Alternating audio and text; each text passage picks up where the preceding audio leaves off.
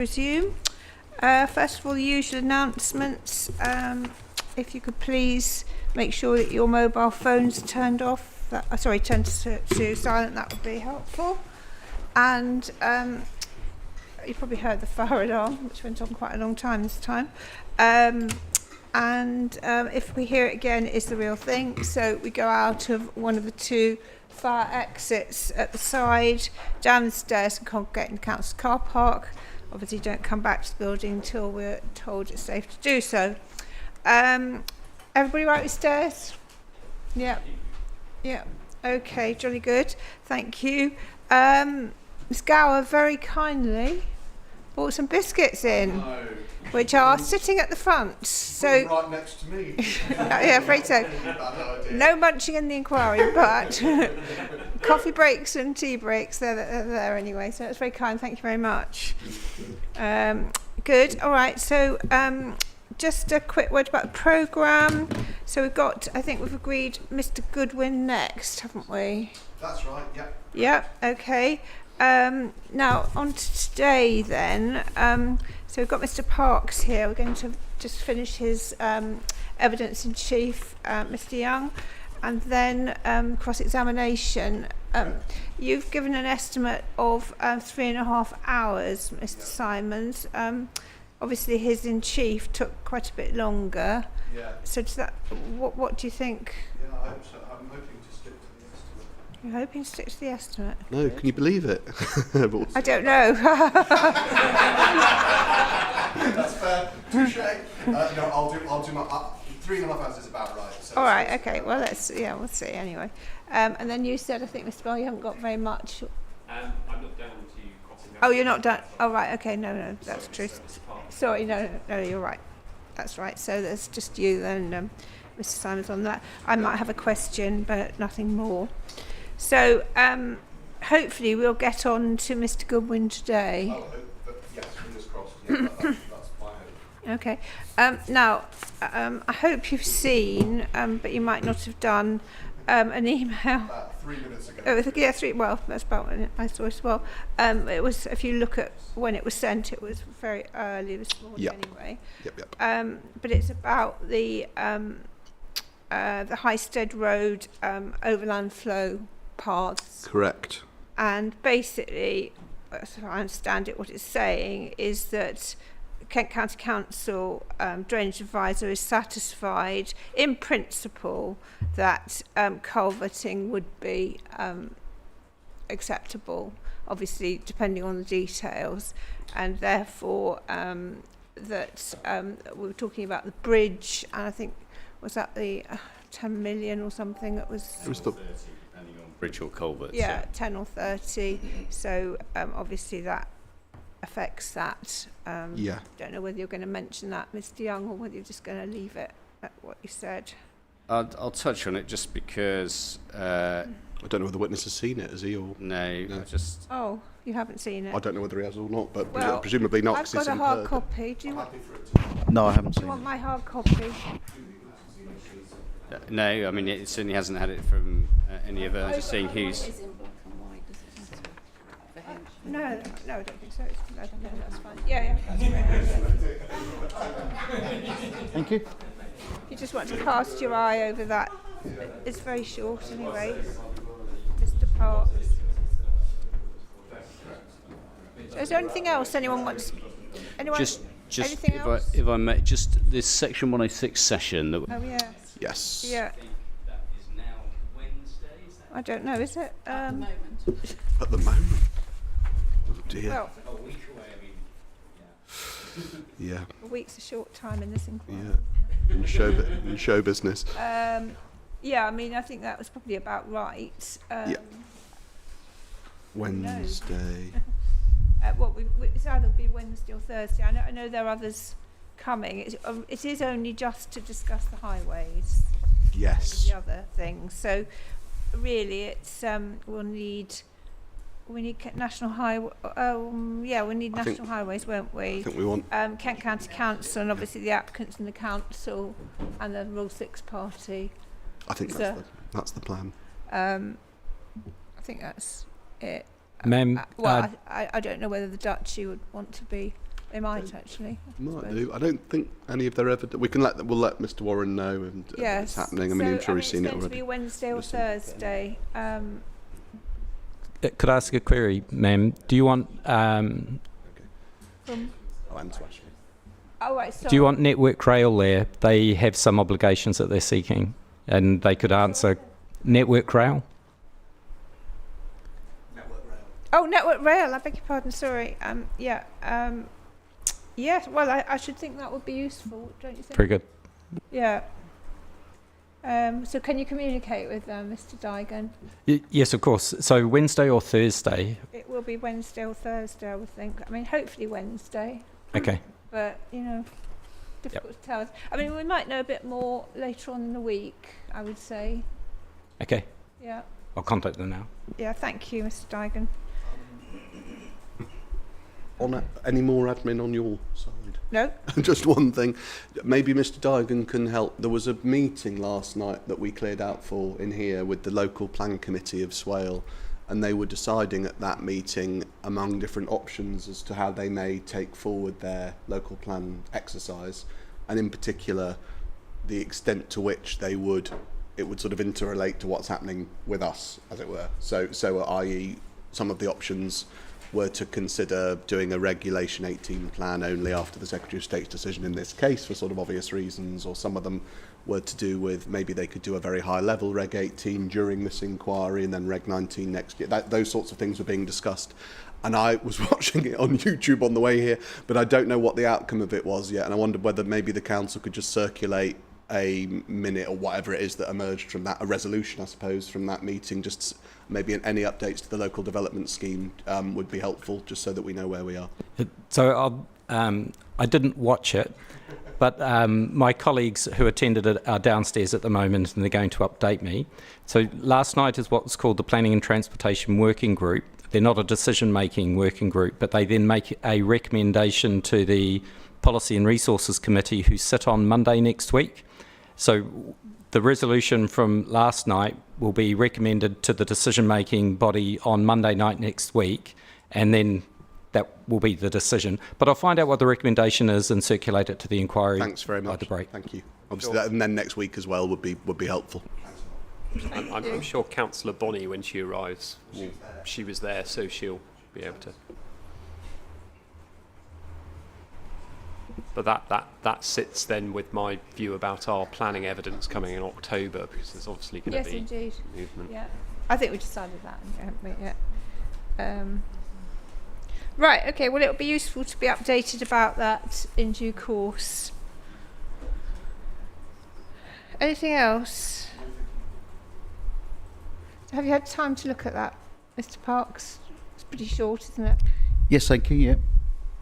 Right. Okay, Mr. Young. Well, would you like to continue? Thank you. Thank you. So we had been through various issues yesterday in terms of the difference. So we were looking at pink and blue.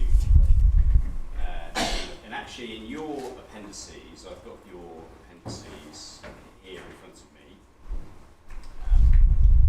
And I'll just check, have you got a document that is sort of spiral bound like that, or stapled at least? It's a cost plan. There's a cost plan, but that's not the only appendix. Oh, well, there's plans as well. Oh, no. Yeah, no, thank you very much. Sorry. Thank you. Yeah, so there are 3 appendices. Maybe it's in Mr. Birchall's appendices. It's actually this witness's appendices, but Attached to Mr. Birchall. No, No. as I said yesterday, the cost plan actually appears, I think it's the same one, appears twice. So this witness has 3 appendices, just to him, not to Mr. Birchall, as Ms. Gibbleton. and then Mr. Birchall has the cost plan, because it's obviously relevant to what he says. Only the first one, the first cost plan. Yeah, there's various revisions, and what we've got in this one is we've got revision B. Which is the current one. Yes. Yes. But what you should have is a document that is. Yeah, but it says Appendix A, Revision B cost plan, Appendix, which is that. But it then says the comparison, which is What I'm after is the comparison, and it sounds like you've got the sheet, but have you not necessarily got the pink Correct. and blue? Yeah, but we were looking at pink and blue. There's Different versions of the pink. pink and blue, yeah. So if I just take you through this document is this witness's appendices. You've obviously got to have it. It doesn't look like you have. Not all of it. Not all of it, no. And so can we just try and sort that first of all? Because there's a clarification in the... Core docs, we could use the, because it's on the core It's on the core docs. I can use those for the moment. 39.7.2. Okay, that's helpful. And the pages of the table that you're after is PDF 26. Right. Let's just. I'm sorry. Could you just give me the core doc? 39.7.2. Which are these appendices as a PDF, and then PDF 26. Just a sec.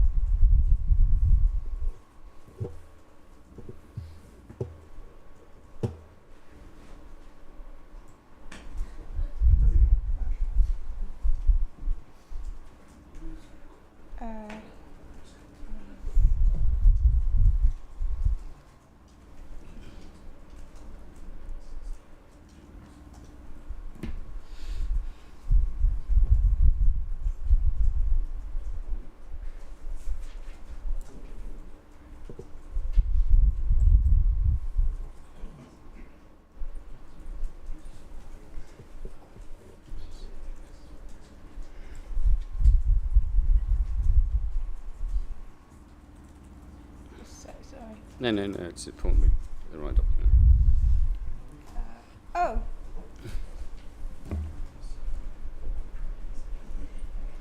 I've got that technical note. That's Mr. Wild's technical note, isn't it? There is a, yeah, so the technical note's appendix C. So if you're at the technical note, it should be just a couple of pages up from there, it should be appendix B. Yeah. I think I've seen that floating around loose. Yeah, do you know what? That's been my problem, which is that I've got lots of loose ones when what I really always want Something actually. is like that, where I've got all Mr. Gearing's appendix rebuttal, and then you end up with loose documents, and you've got no idea where they're from. Well, anyway, yeah, I have seen this, but I didn't know where it belonged, to be quite honest. And obviously, as you said already, Madam, the colour scheme is quite similar to other tables that exist in Yeah, other Mr. places. Goodwin's, I think, Exactly his right, yeah. side-by-side table. Exactly. Yeah, I mean that is deliberate, obviously. Yes, 'cause of course, it- of course, that's not a coincidence. Oh, yeah. It's difficult to work out. Let me just, advantage of this, I can just enlarge it so I can actually read it. Helps. Just a moment.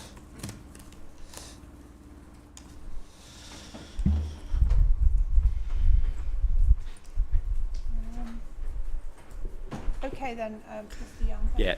this is a helpful. So, do you have that in front of you, please, Mr. Parks? Yes, I do, yeah. Yeah, and what this is doing, if you forgive me for just sort of leading you slightly on this is a taking the version of the pink and blue spreadsheet that was produced by Mr. Bell, and thanks, Mr. Bell, and then you've added more detail. Correct. Yeah. Now, the first thing to note is that I've got 3 pink columns and 2 blue. And the reason we've got that is because what you're doing is showing where you originally were, where Jackson's were, where you moved to, and where they moved to. Is that right? Yes, that's Yeah. correct. So if the inspector wants to know, well, what are the figures I'm considering now, she can, of course, look at the last 2 columns, the blue column and the pink column in each case. Is that right? Yes, that's right. And so are the first two the same as Mr. Bell's? No. The Mr. Bell's final position, I think, is reflected in the blue column of the last 2. Is that right? Okay. But the other 3 columns are the journey to get there, if you like. So correct me if I'm wrong, please. I'm just leading to save time. But correct me if I'm wrong, Mr. Parks. What you're showing there is actually there's been quite significant movement on the part of Jackson's from where they were originally. Is that right? Yes, and Yeah. I think looking at this again, because I haven't looked at this recently, this was at a point in time, and I think Jackson's have increased their prelim costs a bit more again since then. I did just Okay. want to say, just That sounds right. I just because you were just for clarity, the final up-to-date picture is actually reflected in the one that we were looking at. I think you took the witness to yesterday, so the numbers haven't even moved on. This doesn't reflect the final position. So it's a combination of the two, really, yeah, because this was before those updates. Yeah, I'm going to get the sequence right because these are the core numbers, and the inspector will want to know their origin. Yeah, okay. Is it the case that Is it the case that in this table your blue column is correct? It's the pink one that changes, or do both of them change in the final version? The blue column is correct, yeah. Okay. My cost plan, the last revision was Rev B, which is what's been provided in my evidence, and that's still my cost plan.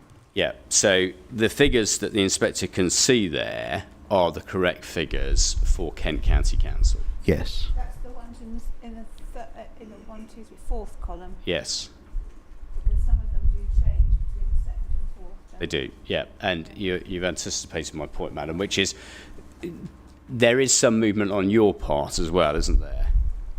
Yes, there was following discussions with Jackson's and Quinn's. Yeah. So we can see there's movement on both sides, and Jackson's have moved in a variety of different ways to their figures. You've moved in respect of some of yours, not all, though. For example, if we look at road restraint system, so that's the 4th one down,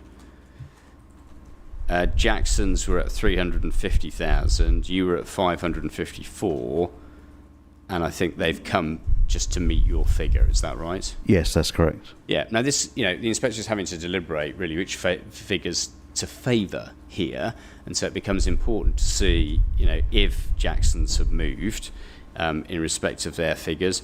Let's have a look, please, at drainage and service ducts. They originally had that in for 161,000, is that right? Yes, that's right. And now they're, drainage ducts, madam. Drainage and service ducts, sorry. 5th one down. They were originally at 161,000, is that right? Yes, that's right. Okay, they are now at 1.9 something million, is that right? Yes, that's right. Okay, now, in terms of magnitude of change, how significant a change is that? Huge.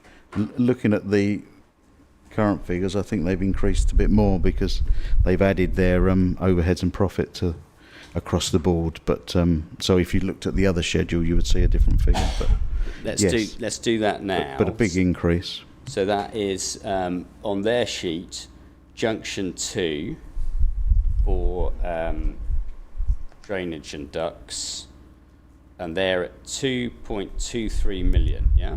2.203, yes. 203, sorry, yeah. Okay. So that's from the other pink and blue sheet, which you were looking at yesterday. Yeah, I had it separately, but yes, it is. It's part of Mr. Goodwin's. I think it's been produced by Mr. Bell. I can give you a number for it. This is the appendices within appendices thing. It's produced, just as I think Mr. Young just said, it's attached to Mr. Bell's cost report, which is itself appended to Mr. Gearing's second proof. So it's so if you find Mr. Gearing,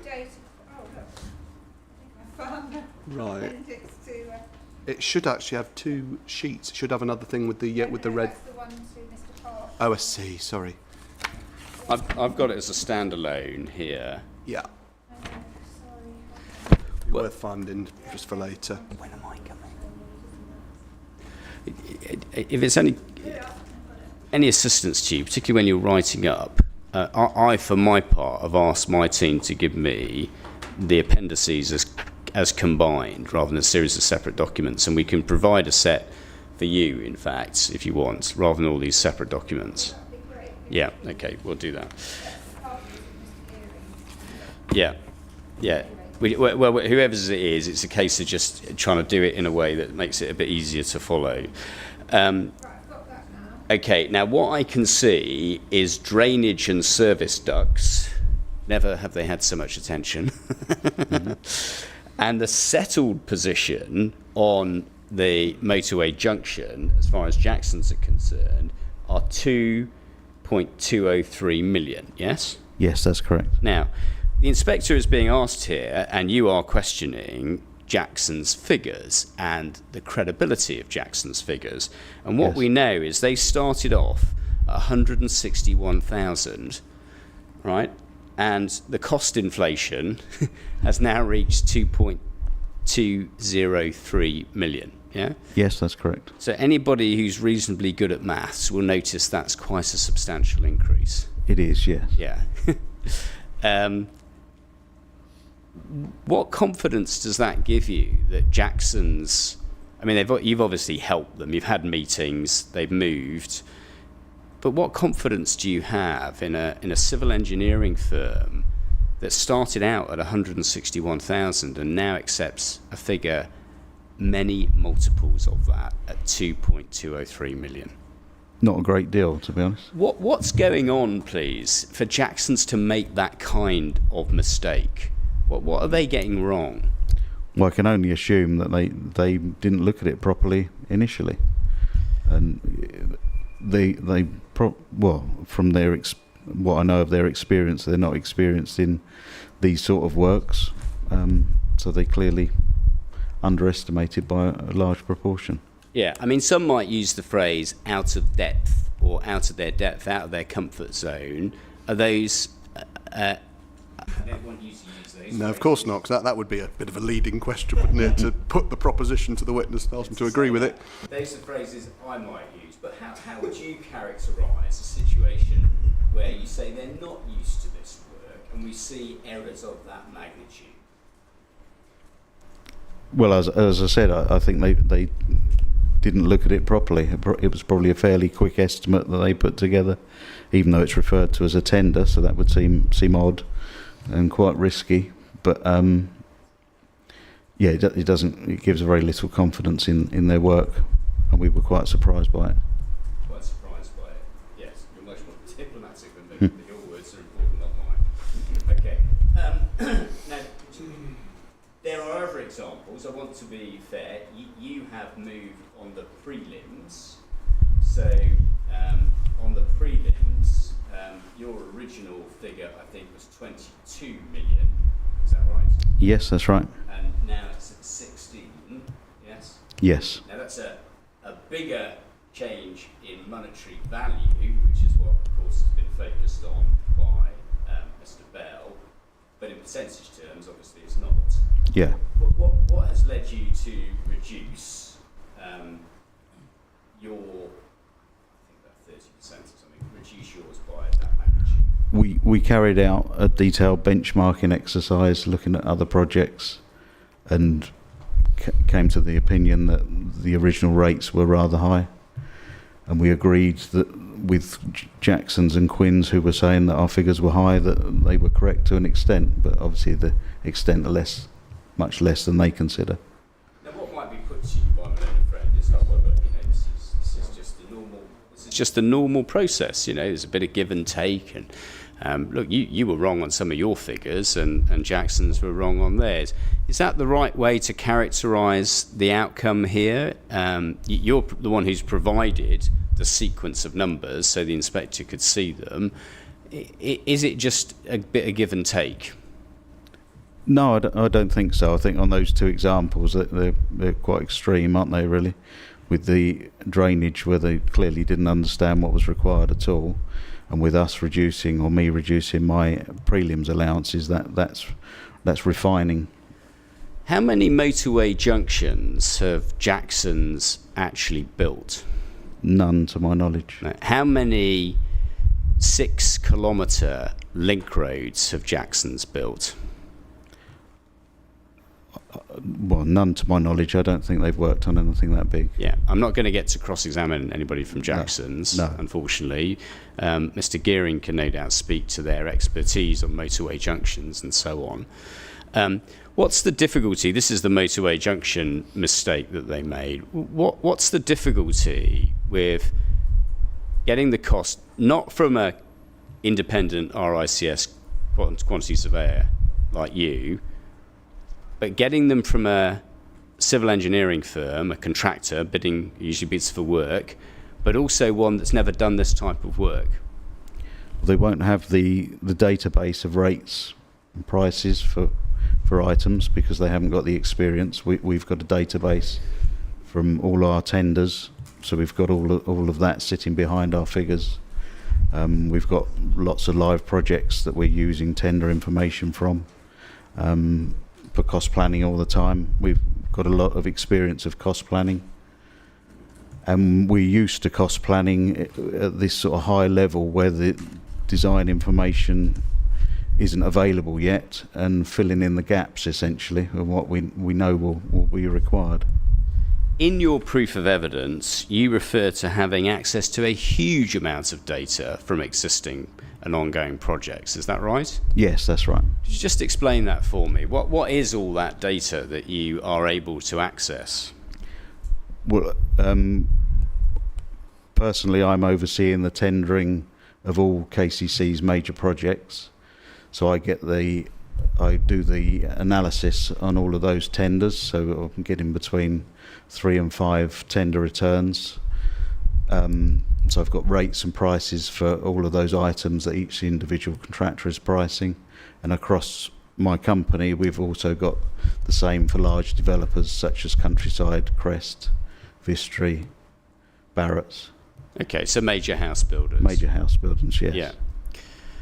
And we utilise all of that information in our cost planning. So you have access not just to Kent's figures and how much it all costs and the latest pricing, you've got it in relation to all of those companies as well? Yes, yeah. Yeah. Will Jackson's have that scale of data available to them? No, they will only have what they've previously tendered for schemes. So where if I've been involved in a scheme that they've tendered on and I've got all 3 prices, they'll only have their own, of course. Okay, if we go back to this pink and blue chart in your Appendix B,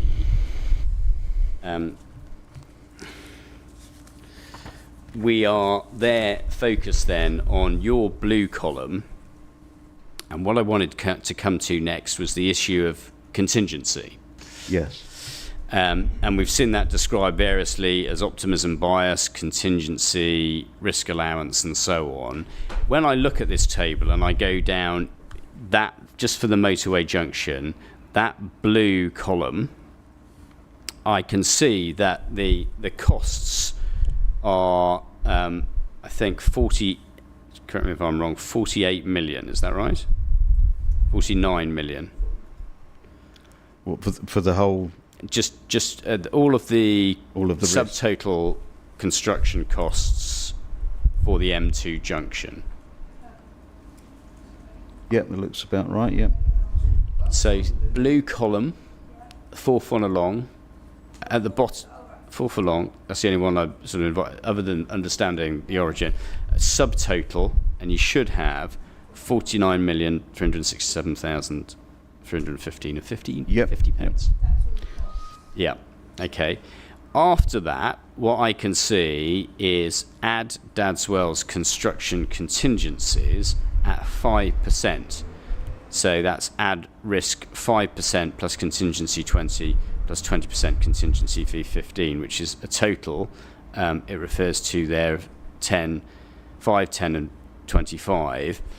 Now the figure that's there against that is showing 4.6. Is that 4.6? 4.9. Okay. Now that looks remarkably like 10% to me. Yes. Yeah. So my Rev A cost plan had 5% in on this line, hence the 5% dash 10%, and Rev B had 10%. Yeah. Okay. So let's just take it in stages. Against this version, it says at 5/10, and it's got 25 below. Okay. And when I go across to that line, I can see 4.9, which is obviously 10%. And then we've got below that construction costs with contingency, and the figure is 54 million. So that can only be plus 10%, can't it? Yes. Yeah. So it isn't a case of adding 5 and 20 and 15. It's 10%, yeah? Yes. Okay. We see lower down that we've got risk allowance at 10/15, and then optimism bias scope risk at 23/10.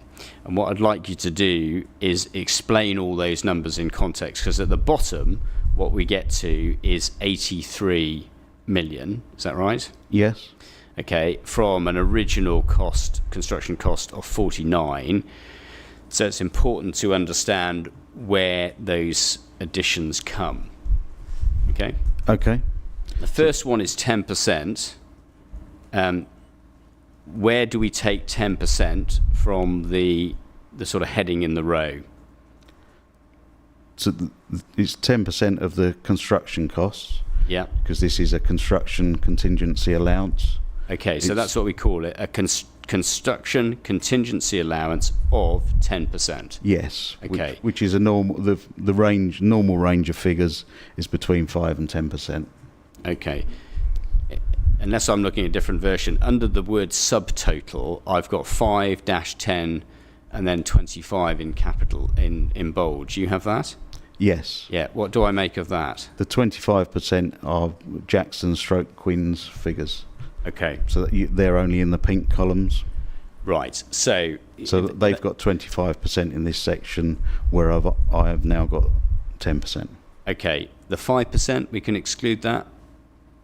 Yeah, the 5% was in the Rev A of my cost one, superseded. Now I understand. So each Okay. of those figures where there's a dash, they're the two scenarios. Yeah, What- it's all why did you- reasonably Why clear. did you increase it from 5 to 10? Following discussions, we reviewed the risks generally across the board. Okay, so what that's saying is there's a row, I hope this makes sense, madam, a row where it's either 5 or 10%, and that's because your original figure in blue in column 2, do you have that, madam? Yeah. Is very obviously 5%, yes? Yes, correct. Yeah, you're being as transparent about how you arrived at Yes, this. yeah. And then the figure in the 4th column is obviously 10%, yes? Yes, correct. 25% only applies in the row below, because that is Jackson's approach to. Yes, yeah. And we're going to come on to it, but they apply in effect a single figure. Is that right? Yes. Yeah, that's why they've got their 25. So their 25% on their it's not the latest figures, but 32 million is the 8 million that we see in column 5, but we've got to update that because their latest figure is, if I'm understanding this correctly, 7.599 million. 7.599 plus 1.899, yes. is the 37. Getting that from Mr. Bell. Yeah, so it's worth just opening that. It is a bit easier to understand, I think, on that table, this bit, if it helps, just because you can see quite clearly who's actually applying what. Would be helpful just to have one table with all the final positions on it. That's what the bell table is. It's a table with all the final. It doesn't give you the evolution that this table does, but it gives you the final. I see. Gives you everything set out in final.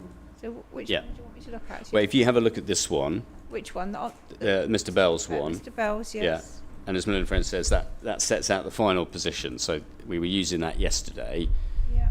but Appendix B obviously helps with the evolution, and this witness is explaining he did use 5, and then he's gone to 10, and hence your, if I may say so, very pertinent question, which is why the change? But it just takes Trying to time. understand. It just takes time to Yeah. get there. All right. Okay, so if we look at Mr. Bell's version, we've got Jackson's applying 2 figures, a 5% risk and then a 20% contingency, which is where your 25 comes from. Is that right? Yes, that's correct. Okay. Now, to make sure that we're comparing apples with apples, you've got a construction contingency of 10, and they've got a contingency, not a construction contingency, of 20. What are they doing at this stage that leads them to apply a higher figure than you? Well, I imagine it's because they haven't applied any risk figures to any of the below-the-line costs of the professional fees, statutory fees, that sort of thing, because they wouldn't normally be pricing those sort of things. Jackson's will just price the construction work, and then Mr. Bell has taken that and put it into a side-by-side comparison, adding the other items, but risk hasn't been added to those. No. So Jackson's wouldn't be advising anybody on professional fees. No.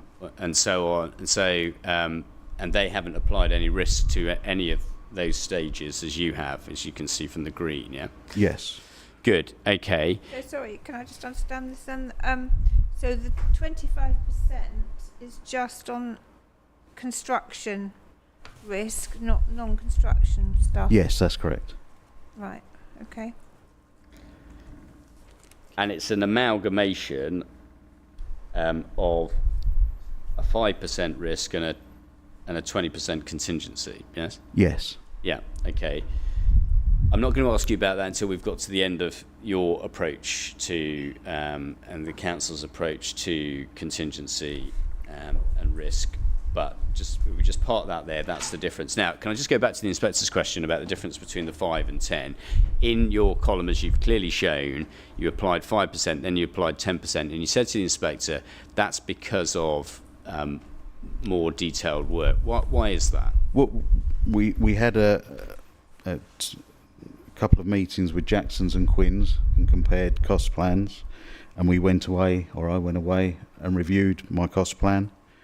Reviewed the designs again and honed my work, and decided at that stage that particular contingency allowance should be higher. And I suppose the based question on the is, information provided. Yeah, I suppose the question is sort of why, if you've got information, you reviewed it in more detail, what is it that led you to say, I think there's a greater risk here? As we discussed yesterday, it was becoming more aware of the things that aren't shown on the design and thinking about those further. Yeah. Because this contingency is for items that would occur during the construction phase. Okay, so the list of things that you provided yesterday, I think they're included in your evidence as well, in the cost plan of things that are not included. Is that right? Yeah, well, this is a construction risk contingency, so this is for risks that occur whilst the works are being constructed. Yeah. So give us an example of what can happen. What sort of risk can happen? We've got this is a motorway junction. On this example, what might happen that was not seen? Well, it might be that ground investigations have taken place at various points, and and they wouldn't be that close together. So when coming to excavate and construct the slip roads, for example, you find that the ground in between two boreholes is not suitable. There could be a soft spot, there could be all sorts of issues, so the ground isn't as expected. And the risk of that would depend on the contract, who pays for that. Yeah. Have we seen borehole results? No. No. Have you asked at any stage for ground investigation information? Yes, I did ask if anything was available. And has that been provided? No. No, because we assume it hasn't been done. Because they say it's not. too early, we can't do it, it's too expensive, it can't be afforded. Okay, all right. If we then go down, that explains those figures there. And then if we stick with Mr. Bell's version then, construction cost with contingency, I'm still with the junction. Yes. That's simply the addition of the subtotal, the construction works, and then the risks dealt with, the contingencies dealt with above, yeah? Yes. And unsurprisingly, of course, at that stage, Jackson's figure, or Mr. Bell's figures, I should say, are higher, yes? Yes. He's applied a greater percentage.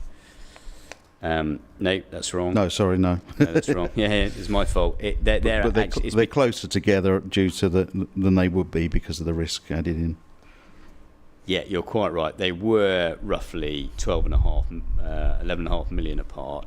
That reduces to something close to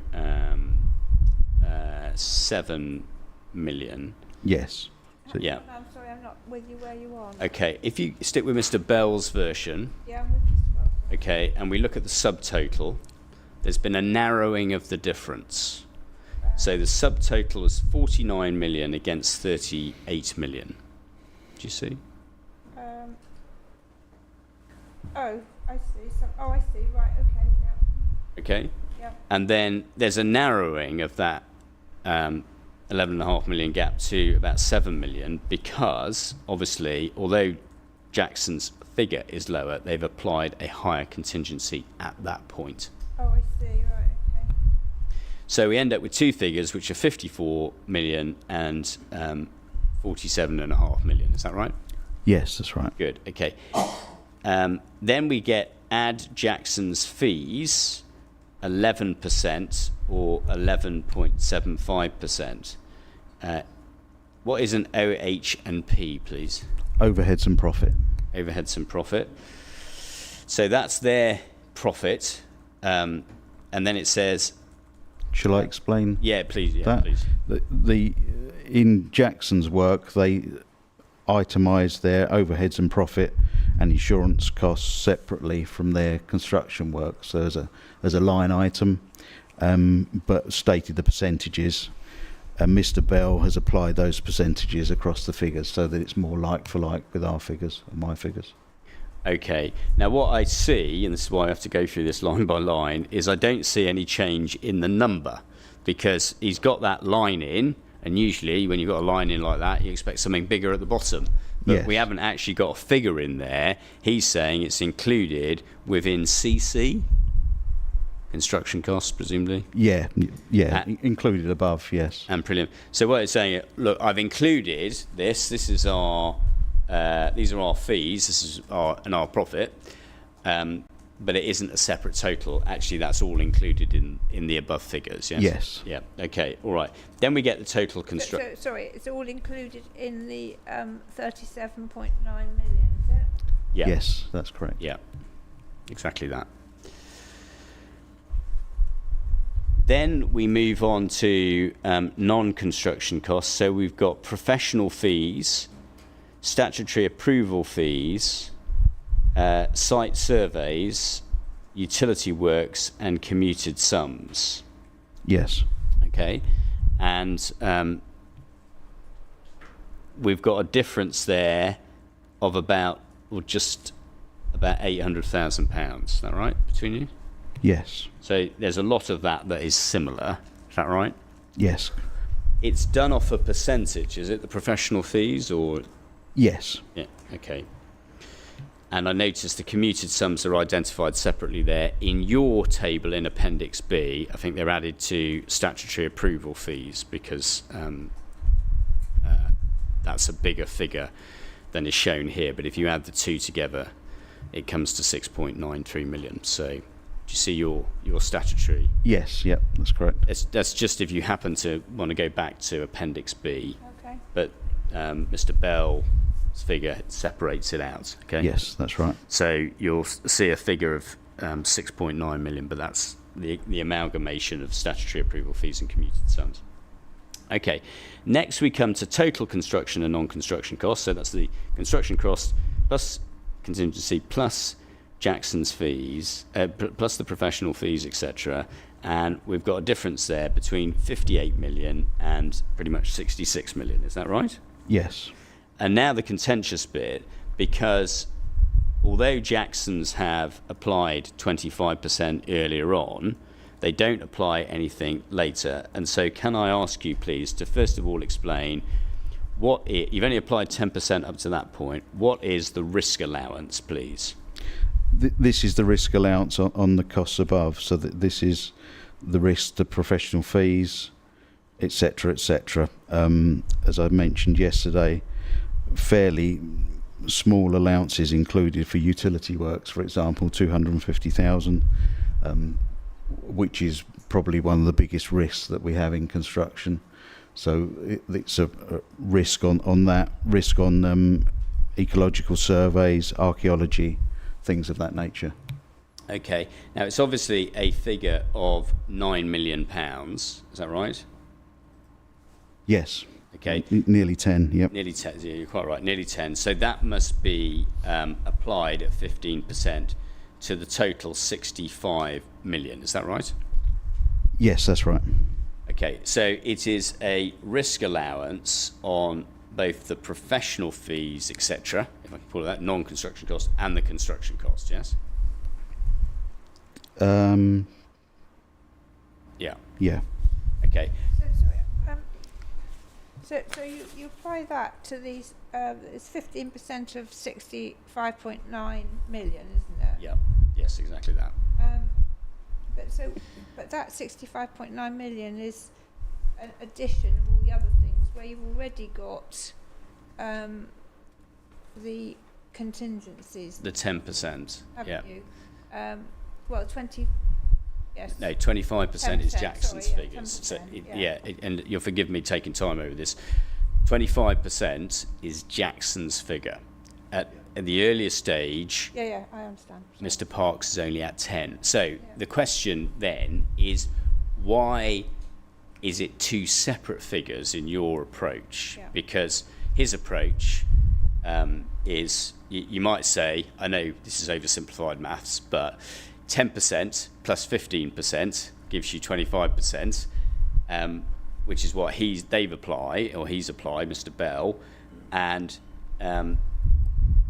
your figure, which is 10% plus 15%, also gives you 25%. So the only difference appears to be that you've applied contingency or risk allowance to the additional items like the utility works, for example. Is that right? Yes, that's right. Because Yes. you're both effectively applying 25%, aren't you? Yes, yeah, just in a different manner. Different way. And Why do you think this is appropriate? I think this is appropriate because those particular items are all very risky. They're some of the things I mentioned yesterday, so the utility works, site surveys, ecological works, archaeological works carry a high risk, and we have very little information on those at present. Yeah. And Jackson's, to be fair, don't price that work when they're tendering. That's not their area, is it? No. So That would be for us these to figures price. are coming from somewhere else. Yes. We'll find out when we get to Mr. Gearing, I suppose. Okay. So it's important to understand the difference then. The difference to that point is just what you apply effectively the 25% to. You've separated it out, and Jackson's have done it all just to construction costs. Then we get the scheme totals, and obviously it opens up a bit now because of their lower construction costs, their different approach to contingency, and their slightly lower utilities, site survey, etc. They are now at 58 million, and you are close to 76 million, yes? Yes, that's correct. Okay. And then the final element is the risk allowance that you've applied, okay, which is 23% optimism bias. Well, it was optimism bias originally, and then changed to scope risk in Rev B. Yeah, when we and you've made refined it. that clear. Yes. He hasn't put that, No. even though it's clear on your figures, but we'll forgive him for that. Yes. I'm sure he means to record that accurately. Just so we can understand this difference between... So he has put it. What do you mean he hasn't put it? Which bit? He hasn't used the words optimum bias. optimum bias, and he hasn't used scope risk. Yes, he has. Yeah, no, the title. No forgiveness required. I think. Yeah, Rev A required 23%, yeah. Well, what is the difference anyway? Yeah, anyway, this is Yeah. what we wanted to explore. Yeah.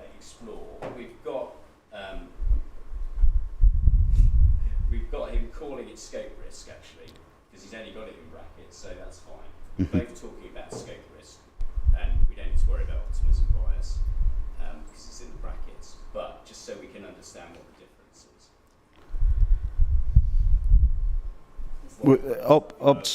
So microphone. What are these terms? What are they doing? What are they attempting to do? Why was optimism bias used originally, and both parties agree not to use it now, or less so? Optimism bias is something that's used in business cases generally for public procurement.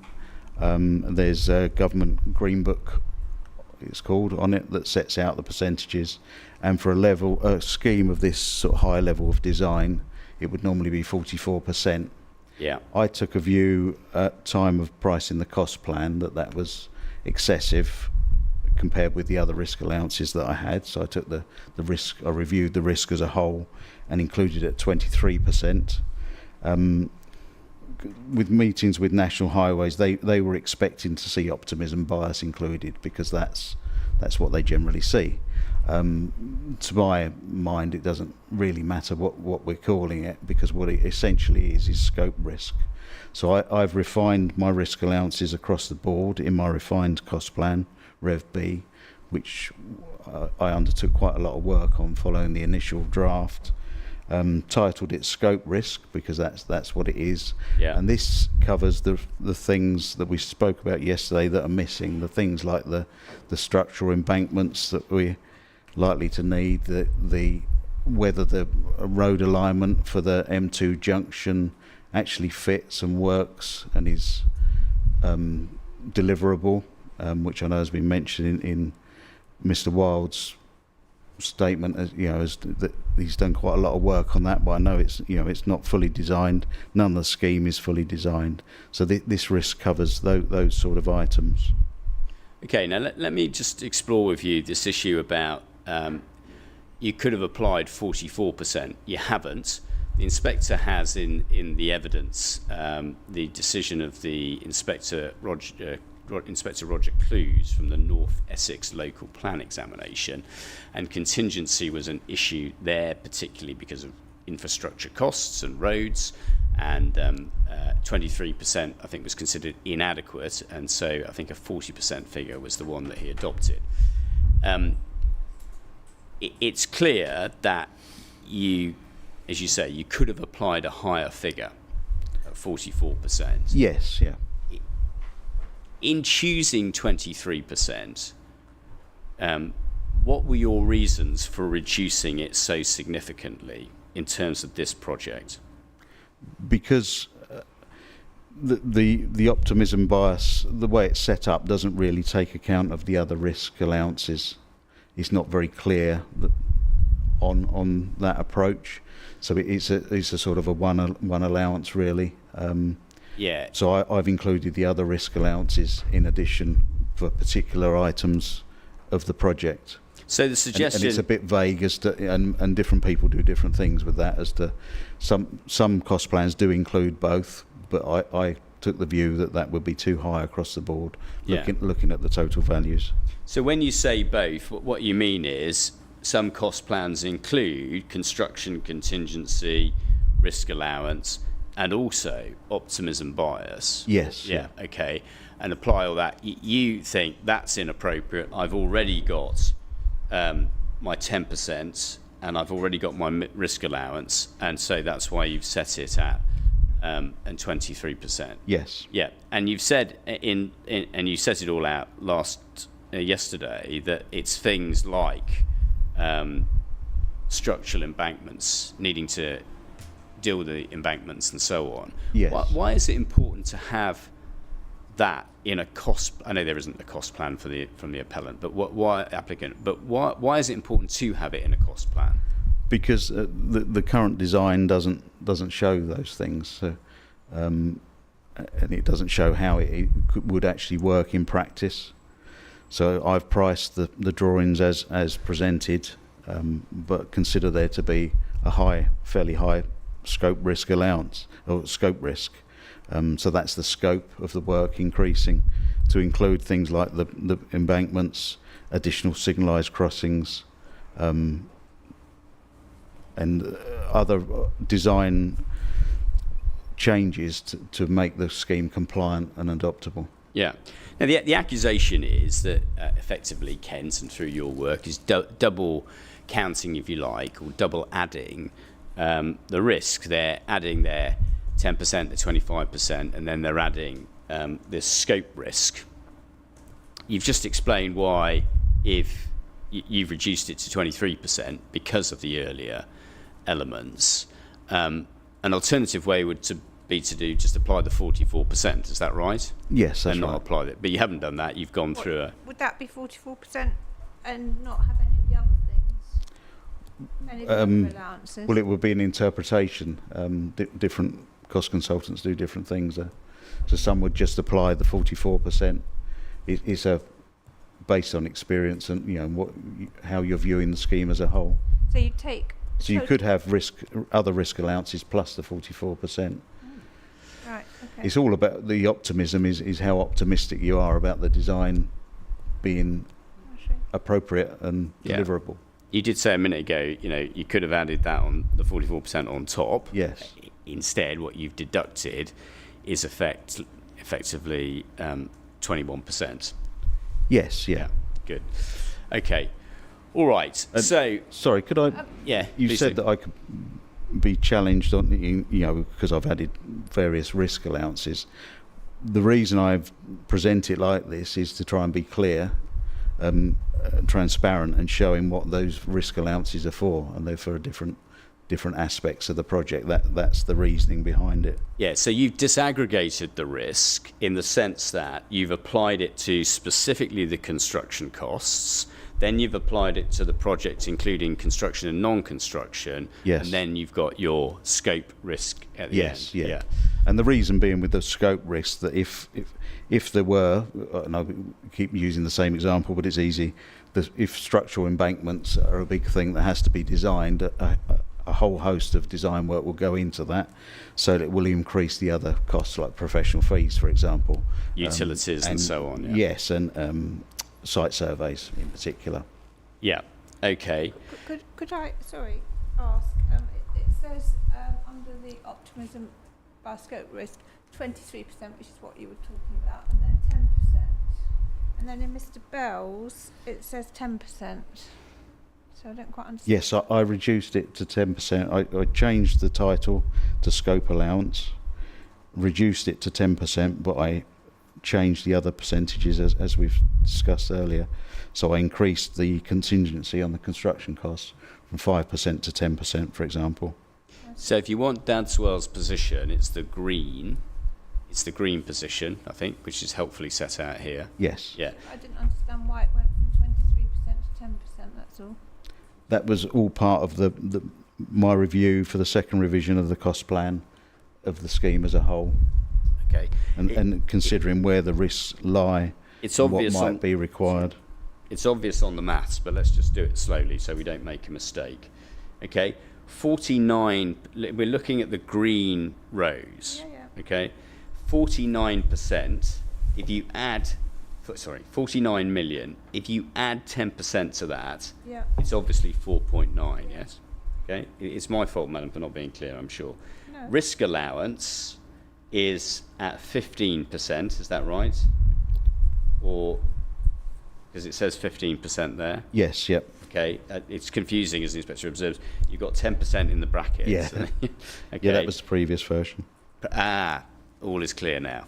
So the 23% came from the previous version. Yes. On the scope allowance, and it's now down to 10. Yes. That's Okay. right. So 15% of 65.9 million is the 9.89 million. Yes. Yes.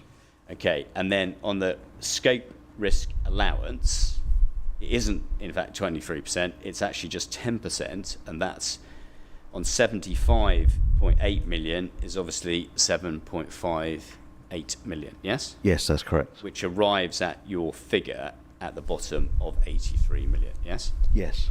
Okay, so the only difference, I slightly simplify it because of the stage, but the only difference then is the additional scope allowance of 10%.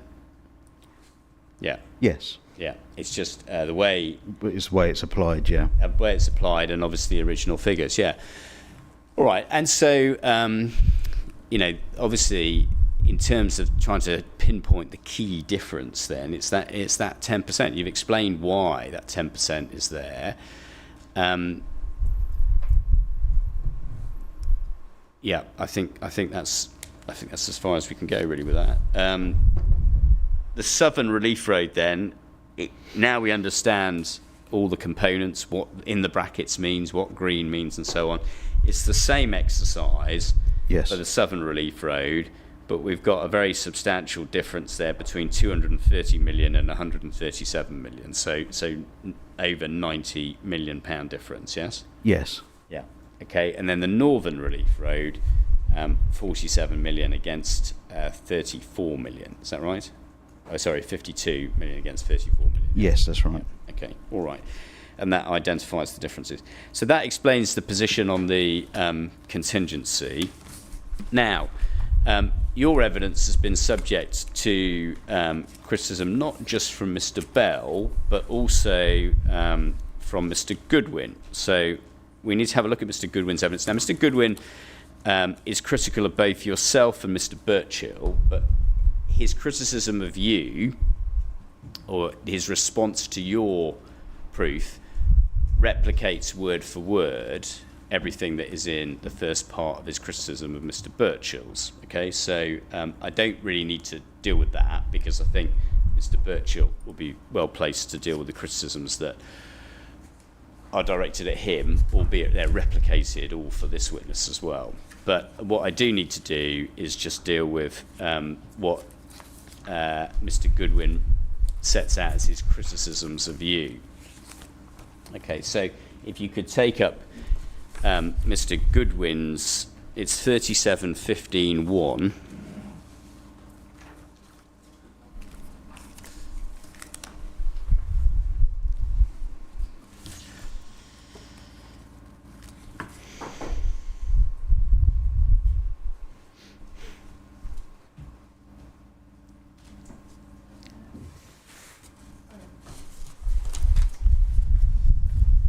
And just to navigate this, madam, when you turn to the introduction,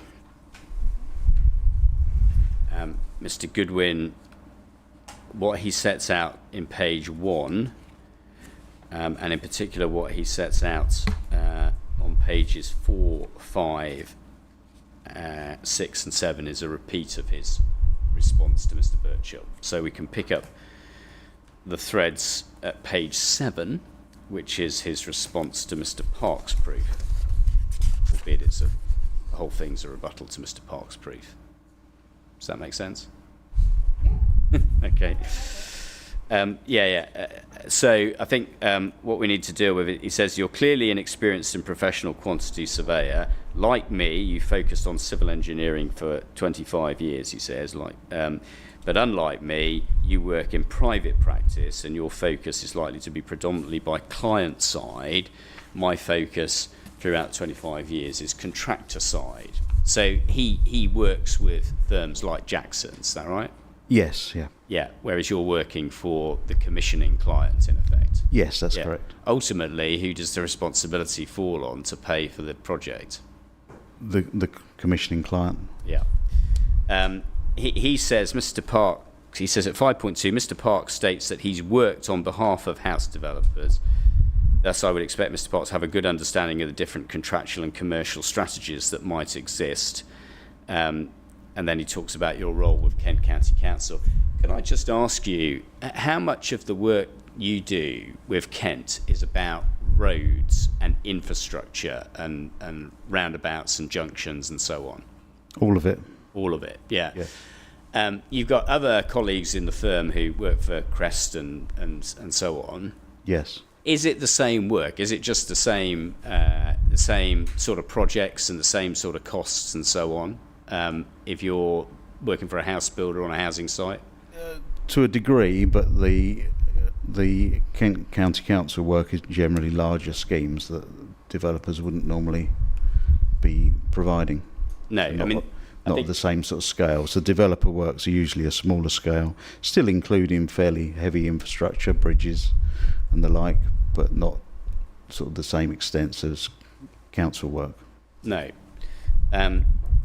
Because he's keen to emphasise this point, but the position is that we're dealing about road costs here, and what is the mainstay of your work? Road costs. Yeah. Okay.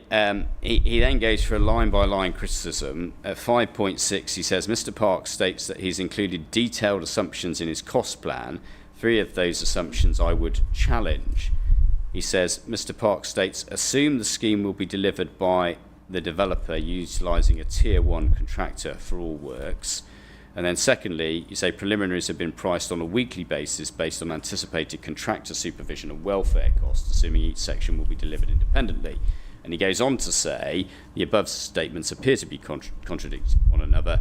On the one hand, a Tier 1 contractor is needed as the project is too costly and large, whereas the other hand, the assumption is that the project will be split into sections and delivered independently. Now, at the start of your cost plan, if we just take that up, you set out all the assumptions, and the assumptions begin on page 2. Yes. And on page 2, you say, assume the scheme will be delivered by the developer utilising a Tier 1 contractor for all the works, yes? Yes. So, just so I'm clear, your cost plan assumes a single contractor, is that right? Yes. Yeah. Split into 3 phases. Yeah. Now, you've explained in your proof of evidence that National Highways will require, for the motorway junction, a Tier 1 contractor, is that right? In my experience, yes. Yeah, okay, in your experience, and you deal with roads. As I understand it, Jackson's, although Mr. Gearing has described them as Tier 1 in an email, I think, to Mr. Finch, you don't consider Jackson's to be a Tier 1 contractor? No. No. I think somebody else suggests they're a 1.5, and you say you've not heard that phrase before. It's not a term I've heard before, no. No. 1.5. That might be Mr. Goodwin, I think. Yes, I think so. Yeah, he's 1.5. Presumably there's 2.5 and a 3.5. I don't know. Maybe, yeah. Maybe. I'm only aware of 3 tiers. Yeah, not a term that you've commonly heard. No. No, or ever, in fact. Yes, that's correct. Never heard it. No. Okay. All right, but Jackson's aren't a Tier 1, so No. in your experience, they won't be doing the motorway junction, but No. we're told that they would be suitable for the Southern Relief Road, as I understand it. What happens to costs if we've got a Tier 1 contractor doing the motorway junction and we've got Jackson's doing the Southern Relief Road? I don't think it would make a huge difference because you would have then 2 contractors, so you'd have 2 lots of management essentially. So you'd have more teams. Yeah. You'd already have, because it's such a large scheme, you would have a lot of people working on this, and they would be in separate teams. But you would have an overall managing structure if it was 1 contractor, and if there were 2 contractors, you would have 2. So you would be doubling up. Yeah. And I would think that would even things out. Okay, your point about even things out, because you started that by saying it wouldn't make much difference, but just to unpack what you've said there, 2 contractors duplicating costs. Yes. Is that right? Adding correct. to the cost. Yes, that's right. Yeah. The point I think has been made. Well, if we use Jackson's, who do some of our other work, to build this Southern Relief Road, they'll do it cheaper than a Tier 1 because they haven't got the overheads and so on. Yeah. Yes. Yeah.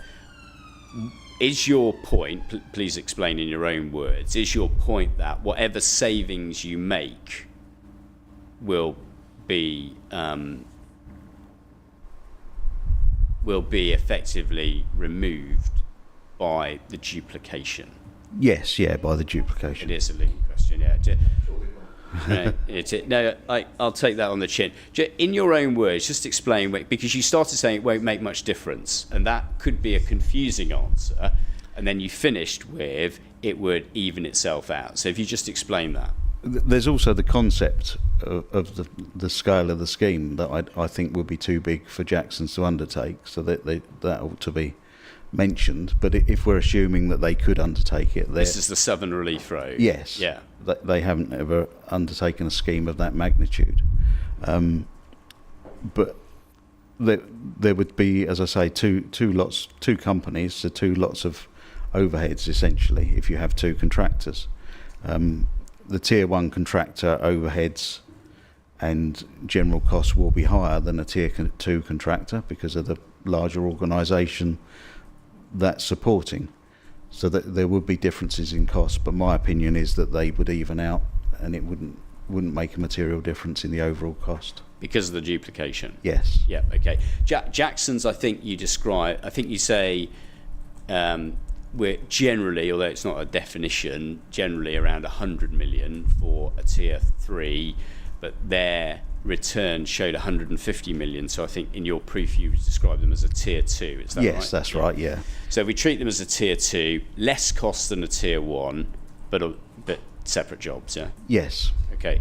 Just on the point though about Jackson's doing the Southern Relief Road, obviously it's Kent County Council's. It's Kent County Council's road. It's going to be Kent County Council's responsibility. What concerns would you have in advising your client about Jackson's undertaking the Southern Relief Road, which on your figures are hundreds of millions of pounds? Well, part of the need for a large organisation is cash flow, because the methods of payment for construction works are that you carry out a month's work, you agree a valuation with the client's quantity surveyor and project manager, and then you get 21 to 28 days before you're paid for that. So you've got to finance a scheme during that time. So in my opinion, that's why generally large schemes are undertaken by large contractors. Yeah, and let's have a look at what the experience of Jackson's has been. Can you open up your proof, please, and have a look at section 3, page 9.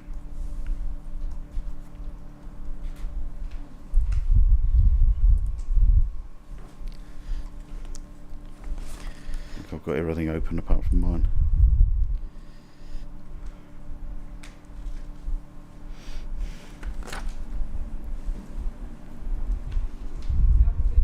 Oh, we're nearly finished, yeah.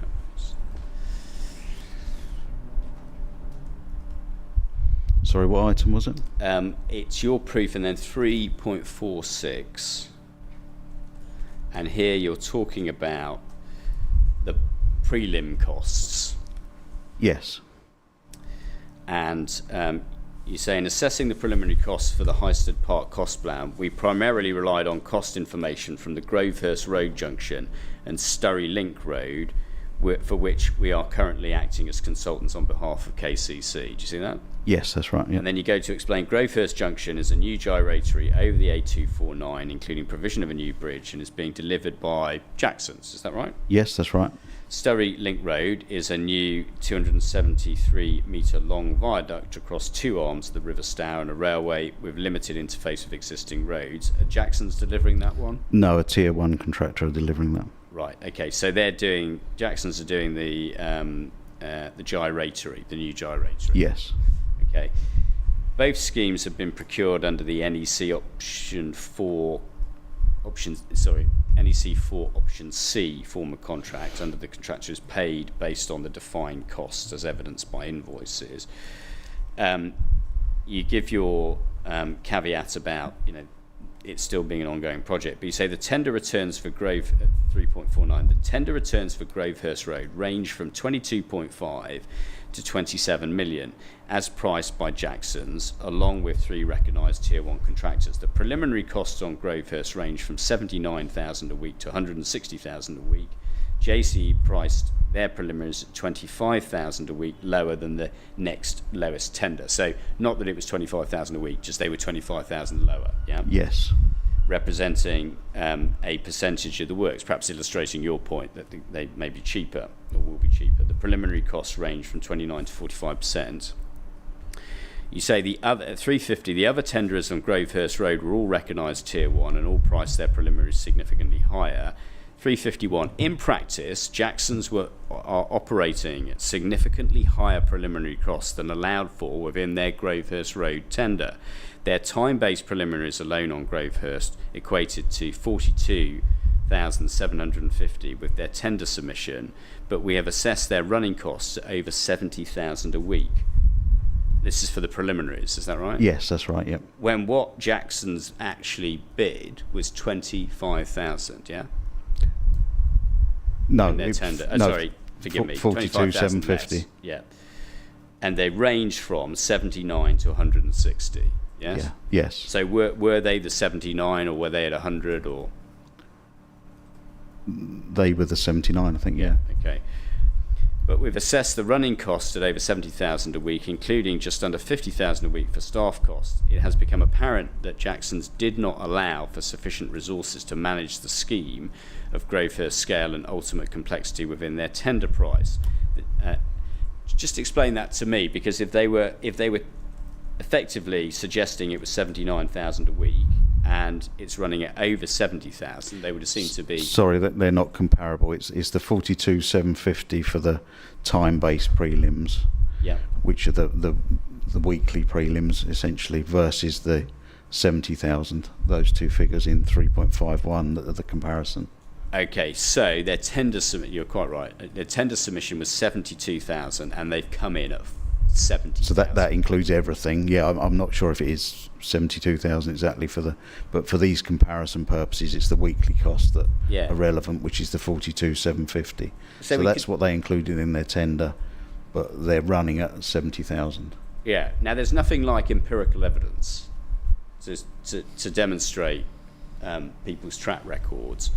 Jackson's, as you say, didn't allow for sufficient resources to manage a scheme of Grovehurst scale. How does the Southern Relief Road and the motorway junction compare in scale to the Grovehurst scheme? Well, the motorway junctions, from my figures, about twice as big in construction costs, and the Southern Relief Road is 7 times. Okay, so 7 times and 3 times combined, if they're going to do the whole thing, which I think is the criticism being made, then we can see the scale of it. And your point is, even Grovehurst, it appeared, the scale and the complexity, they didn't accurately assess it. Is that right? Yes, in my opinion, yeah. Okay. All right. I don't want to deal with all of the. There's other comments, and the inspector will have read all that. I think the suggestion is that Grovehurst ran over, and therefore it's different. But is there any certainty about, realistically, how long the motorway junction and the Southern Relief Road are going to take? Is there, can we rule out the possibility that will not run over? No, we can't. Yeah. But I've based my preliminary costs on analysis of tender costs, so they're not for where these schemes have gone. They're for comparing with tender costs. I know there's been mention of my costs would be high if I've used the costs of where it's ended up in huge delays, but that isn't the case. I've used tender costs. Yeah. And benchmarked against those. 5.8. Mr. Goodwin says it would be helpful to understand whether the BOQ or activity schedule used as the basis of his cost plan, yours, is a reference to works under the NEC contract. So he's sort of cross-examining you by post. I presume so if ADC are working for KCC on their major highways improvement schemes. Can you answer his question? Yes, that's correct. Yeah, that is correct. And then he says, 510, I disagree with Mr. Park's 3.9. In my experience, a contractor's cost plan is likely to be robust and reasonably accurate. What does the example of Grovehurst Road demonstrate, please? That suggests that isn't the case. No. Okay, I disagree with Mr. Park's reasoning at 310. Having worked with and for many contractors, they are more than capable of outline budget cost analysis exercise and not simply used to price detailed design information. And then he says, as far as I'm aware, Jacksons were aware of the limitations of their cost analysis pricing, and I'm advised their remit was not to win the work and be awarded the contract, and would not be expected this to be the case. I mean, we know Jacksons work for Quinns. We know that they... Sorry. Oh, they I don't? know whether you said it a few times. They don't work for Kent. Okay, forgive me. Deliver roads for Kent. That's their job. It's my fault. It's Mr. Goodwin who clarifies his position. He knows Jacksons. Oh, he does. Yeah, sorry, that's my fault. Sorry. Yeah.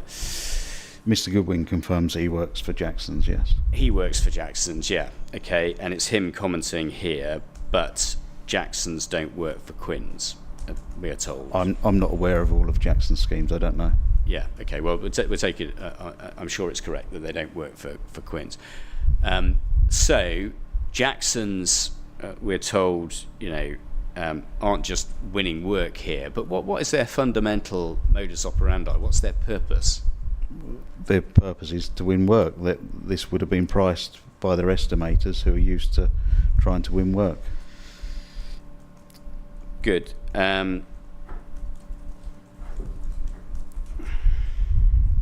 He criticised it at 514. He says that his paragraph 3.12, Mr. Park states it's inevitable in all major construction contracts that changes will become necessary as the works progress. Whilst some change is inevitable, I'd emphasise and add that some projects are far worse than others, and some well-designed, planned projects have very little change. The choice of contract, allocation of the risk, the complexity of the works, and so on, deal with the change. Here, you've described the amount of information we've had, and I think in your appendices you actually include the document from Charles Associates, the technical note, which was the design clarifications. Is that right? Yes, that's right. It included things like on the borrow pits, it said at 3.1.2, this could be achieved, this is the earthworks, across the site through use of borrow pits. Yes. Mr. Wiles' notes. It's it's Charles and Associates. Yeah. Is he Charles and Associates? Yes, he is, yeah. JW on it. I think that's Yeah. Mr. Wiles. So they didn't say it would, but they said it could. It could Yes. use borrow pits, and says there's lots of open space in parkland to carry out these excavations. Right. So just so I'm clear then, with the information that you've got, how does this compare with a detailed planning application for the road? It's a lot more high level than a detailed application. And what does that speak to in terms of risk and contingency and scope? That there is much more risk as the design is developed and those risks are designed out. If the applicants had chosen to submit a planning application for the road, a detailed application, would it be possible, or what would be the position in terms of the level of information and knowledge and ability to cost it? There'd be much more information, costs will be more certain, and risk could be reduced. Good. Okay.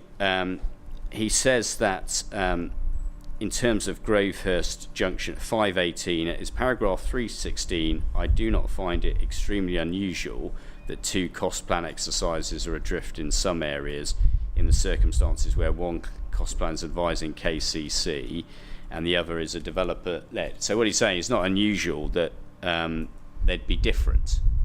First of all, have we got a cost plan from the developer? No, we haven't. No. We've got some estimates from...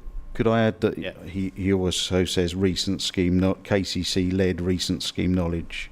Yeah. I've got knowledge of much more than KCC schemes. Yeah, just explain that, please. Well, my firm works for many housing developers, so that we've got a database that includes KCC rates and prices and those from large developers. Yeah, and then I think one of his main criticisms, because I'm conscious of the time, but one of his, I can't go through all of this, but one of his main criticisms which he also levels at Mr. Birchall, is, look, if you go down the NEC, he says, I'm an expert in NEC. He says, I think the majority of construction contracts use NEC, but if you go down the NEC route, it's prelims heavy, I think is what he describes it as. It says and staff heavy. It's got too many people involved. And then he says you've got to have all these meetings, and he says, I think in Grovehurst Road, they had to have 3 programmers working on the project to keep up with the supply of information. Why would it be important to have that approach to preliminaries and approach to staff, and to have that ongoing programming exercise? Well, the idea behind the NEC, as I mentioned yesterday, is that you sort out problems as they arise as a team and try to minimise the cost effects. But the example given at Grovehurst, where there are 3 programmers, is quite pertinent, because the reason, in my opinion, is because there are lots of design issues, lots of things missing from the design, utilities not identified, etc. So these things have arisen, and lots of changes have arisen through a poor design. And who was the contractor? Jackson's are the contractor. They didn't design it, so the design issues aren't their fault. Okay, so the designer missed things out. The contractors are having to deal with that. Yes. And what are the programmers doing? This is all new to many of us, but what are the programmers doing when they're trying to deal with the problems from the designer and the contractors trying to deal with the problems? They, well, in that particular instance, for changes, they will be looking at the effect of a change on the programme. Yeah, they'd have a look at the programme and what. So a change is made, something happens, and they would forecast what that's going to do to the overall programme. Yeah, Mr. Gearing likes to ask my team questions all the way through, and yes, he's busy doing it with Mr. Finch now. Yeah, I mean, he may be doing is saying, well, who was the designer of Grovehurst? Was it the Kent County Council? Were they the designers of the project? No, they're not designers, no. No, I don't know what Mr. Gearing's asking Mr. Finch about during cross-examination. But yeah, I mean, when you think of programmers, we think of people sat at computers, programming computers. Just explain that role, because this is part of the difference, isn't it? About having people on a big job like the Southern Relief Road, like the motorway junction, trying to get the right information and deal with it and deal with the problems as they emerge. So what does the programmer actually do? Well, all construction projects have a programme, and the programme is the sequence of events in which the project is going to be built. And the contractor would draw that up as part of their tender, the initial programme, and they would estimate how long the whole project is going to take and the sequence in which they've been undertaken.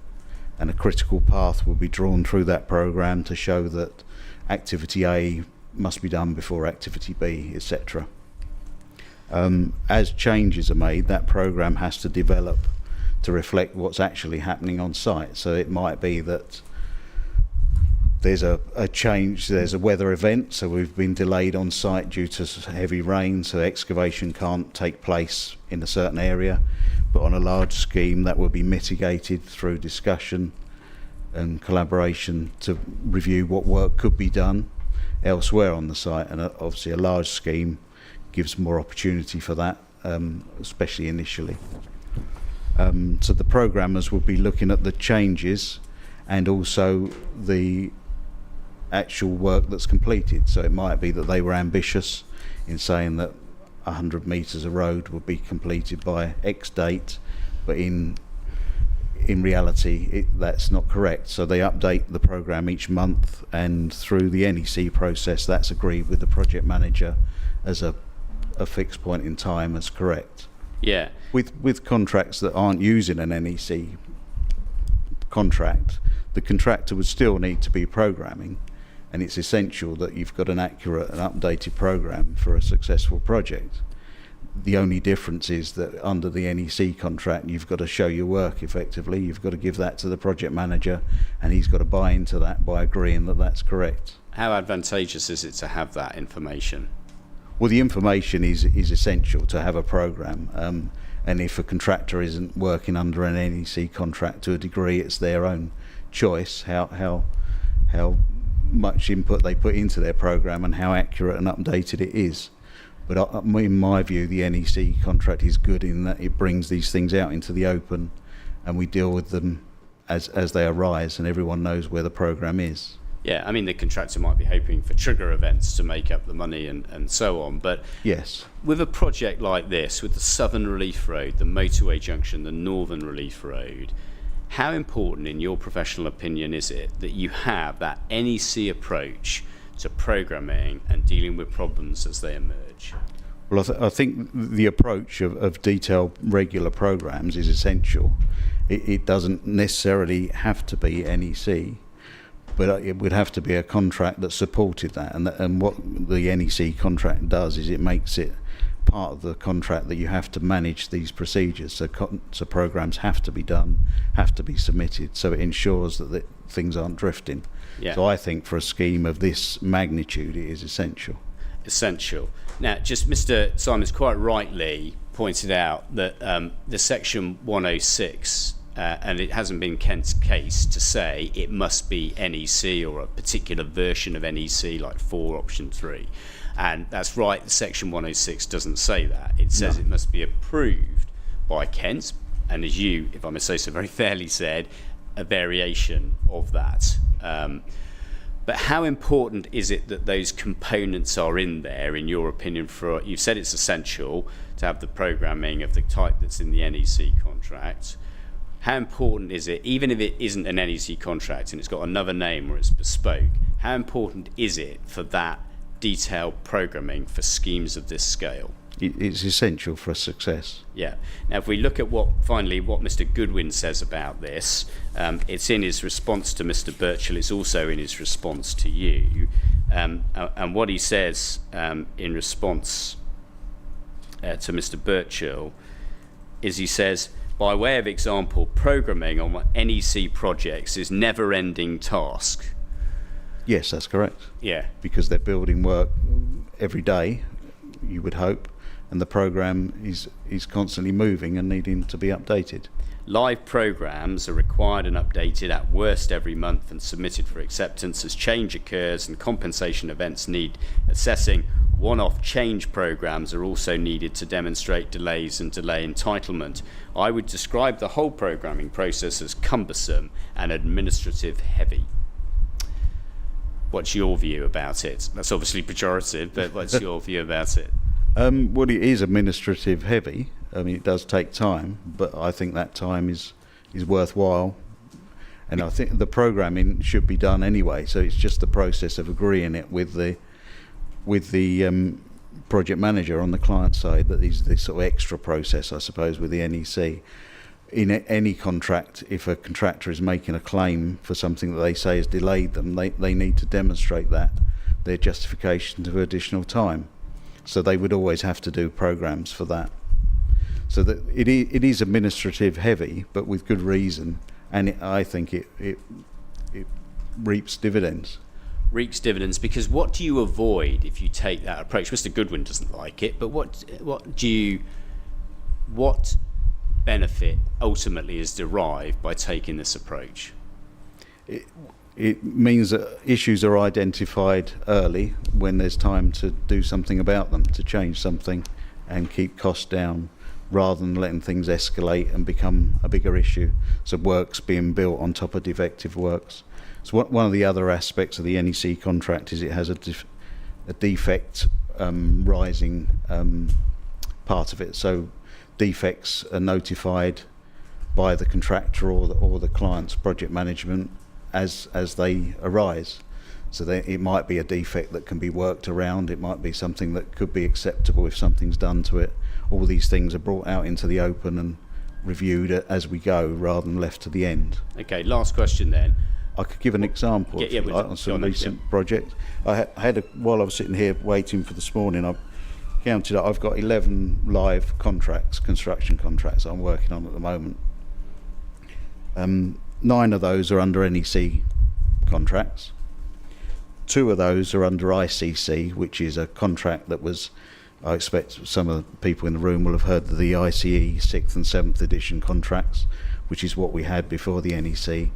The ICE stopped supporting their contract, and another body essentially took over their contract, and it was a very similar contract, so a bit more basic than the NEC, but has some principles. But my point is, the 2 projects that I've got using that contract are historic in that I've been working on them for many years, and before I took over the role overseeing KCC's framework, and there are still issues now, and there are defects that we're still dealing with 3 years after completion. And just give me an example of one of those defects. What can go wrong, and that you might, if you deal with it at source, if you deal with it when it arises, you might be able to deal with it. But just give an example of what can go wrong. One of them is crack into the approaches to a bridge.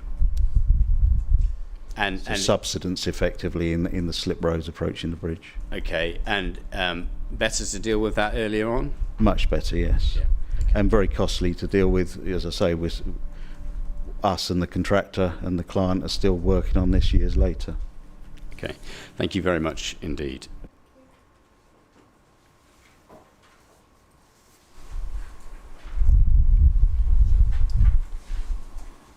What do you want to, I mean, Great. okay. Well, it's just 6 minutes past 11, after all. Yeah, we will certainly have a break until, well,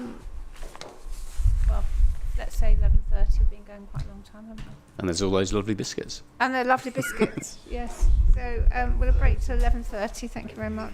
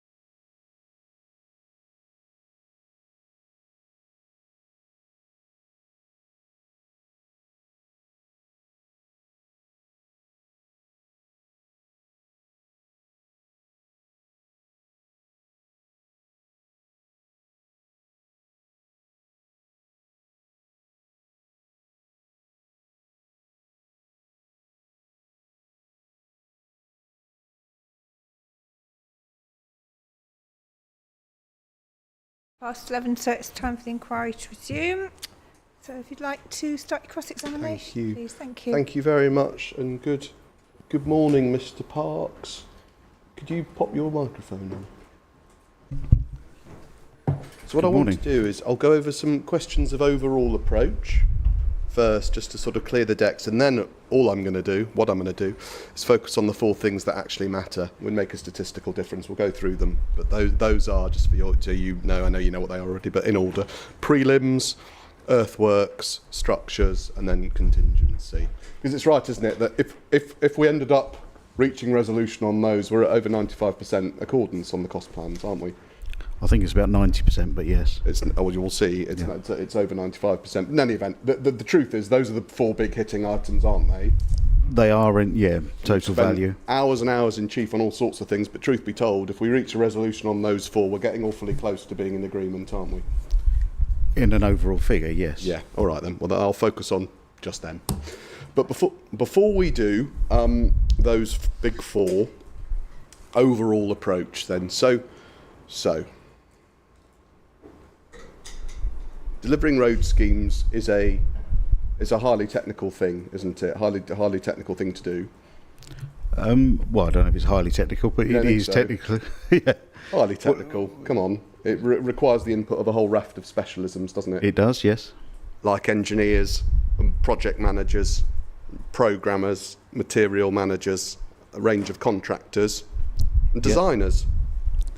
Right? Yep, that's right. And you, Mr. Parks, it's not a criticism, obviously, but it's just a fact. You are none of those things. You're not an engineer, are you? No. Not a project manager? I have undertaken the role of project manager, yes. I'm not doing that at the moment. You're not a programmer? No, I'm not, no. You're not a road designer, obviously. No. You're not a contractor. You're not a materials manager. No. You're coming at this whole thing from the perspective of your specialism, which is as a quantity surveyor. That's correct. And you don't refer to any engineering input that you've had in your evidence to assist you in deriving your proof? No. So you've come at this without any input from any engineers, any project managers, programmers, contractors, road designers, as it were. It's just you as a quantity surveyor. Yes, using my experience. Using your experience, but you're not no experience actually engineering how a road's going to come forward. That's the point. No, but I've witnessed plenty of roads being built. Yeah. Okay. So there's only one set of costs before the inspector that have any input from engineers. Well, we've priced engineers' drawings. Yeah. No, I'm another go at differentiate that. Answering. There's two sets of costs. We'll go into them, and in fact, on analysis, they come together quite a lot, other than the big risk contingency at the end. But if the inspector's looking to try and sort of compare apples with apples or oranges or whatever, one of the costs has been produced by an engineering firm that builds roads for a living, including all the big ones that KCC are doing, project manages them, programs them, engineers them, and delivers them. That's on one side, and on the other side, she's got you, a quantity surveyor who's taken no input at all from any engineers. Yes, other than pricing the information given by engineers. Okay. Or provided by engineers. Site specific. Is that what you said? Did you have site specific, as in for this case? Did you go out to an engineer and show them and say, look, what do you think? No, the drawings that I was provided with were provided by an engineer, weren't they? Yeah, they were provided by us. Yes. So other than us, other than ourselves, you've received absolutely no input yourself from any engineers. No. That explains some of the differences. That wouldn't be normal to do so. I wonder why there might be other differences too. You showed us yesterday the plans that you were given, the basis upon which you did your exercise that you went through with Mr. Young. You know, there was the A3 ones that he handed around. Yes. I don't need to look at them, but you explained that. That was what you were given, and you were told by Kent, to cut a long story short, you'd have cost this, please. That was what was said. In essence, yeah. In a nutshell. Okay. And you were given a 3D model. Yes. You were given part of a 3D model. Part of a 3D model. You were given a and just for the inspectors, this is just a side note. The inspector asked yesterday whether or not the 3D model is basically that thing that was put onto Google Maps that form the basis of the answer to that is yes, that's what it is. But do you know how to interrogate these 3D models that you were sent? Is that within your professional competence? I don't do that personally, no. No. Who does it? One of our senior surveyors is Right. proficient with the software to interrogate it. So when you Well, say a couple of them are. Sorry, there's constant interruptions. Just if you, and I'm guilty of it as well. Not at all. No. It's all on me. No, please answer. I didn't mean to cut you off. So someone else looked at the model for you. Is that right? Yes, One of my senior surveyors, yes, and said there were gaps in it. Did he? Did you ask? Do we know what sort of gaps? Because yesterday when you mentioned it was the first time that we've ever heard. I mean, the model was supplied back in February, March time, and here we are in mid-July, and we're being told there are gaps. And if I say to you, well, what gaps? You don't know. Not off the top of my head. No, it was raised in one of the meetings that we had with Quinns and Jacksons. Not off the top of your head. This No. is a planning.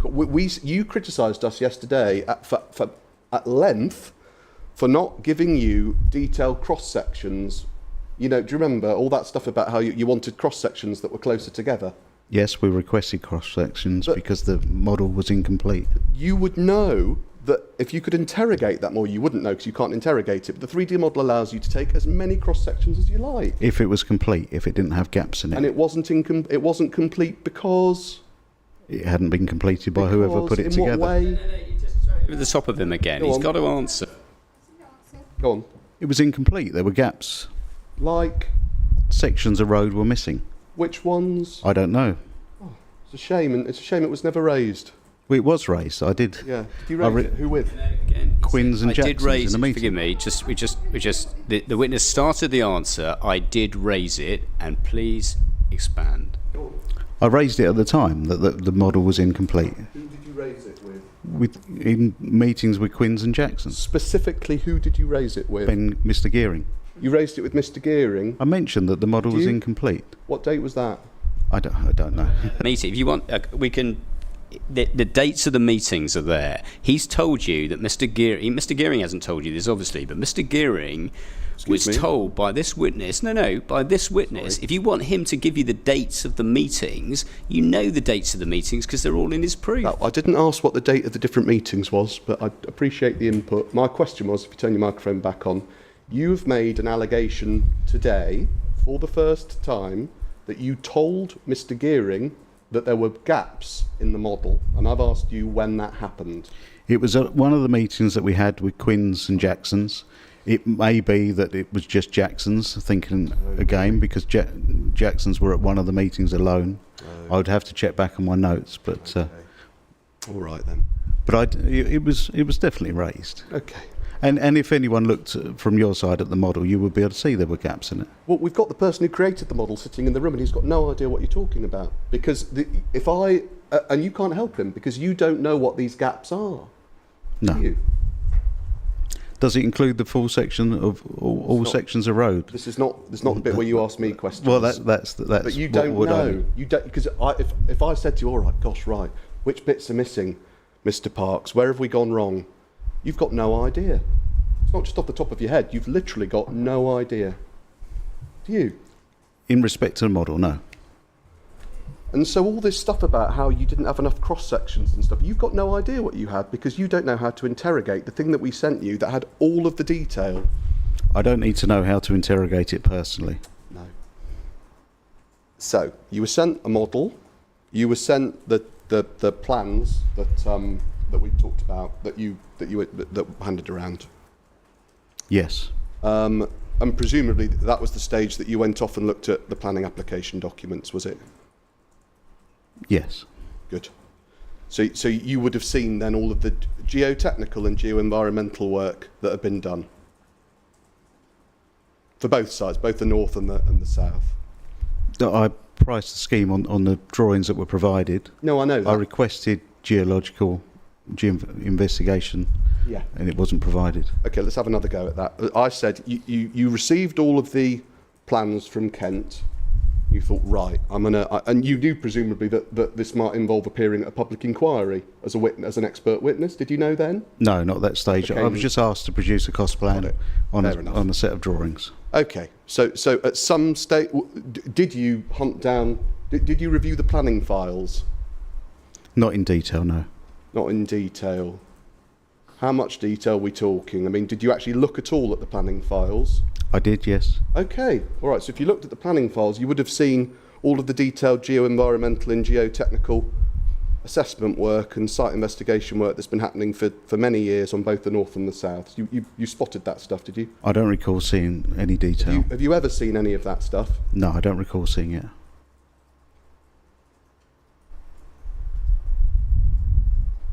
Don't you think, Mr. Parks, before you spend hours of your examination in chief criticising an applicant for not having done things, like not knowing what's under the soil, not doing boreholes, not examining the nature of the subsoil, all the rest of it, wouldn't it be worth at least checking, just at least checking to see whether or not that stuff has already been done and indeed is on the planning files, been there for ages? I requested information and was told that that was what was available. One more go. Do you know there's a core documents website for this inquiry, right? Are you aware of that? I am, yes. Are you aware that there's... I wasn't aware when I was producing the cost plan. I produced the cost plan in isolation. In isolation of what? Of any of those documents. Yeah, I provided Right. on the drawings the information that I've been provided. So just to be clear then, so the inspector understands where you're coming from versus where we are coming from. Your cost plan was done in isolation of, which is to say without having read or even known about, I suppose, from what you've said, any of the geo-environmental or technical assessment work that has been done on either site, north or south. Yes, I don't recall seeing that.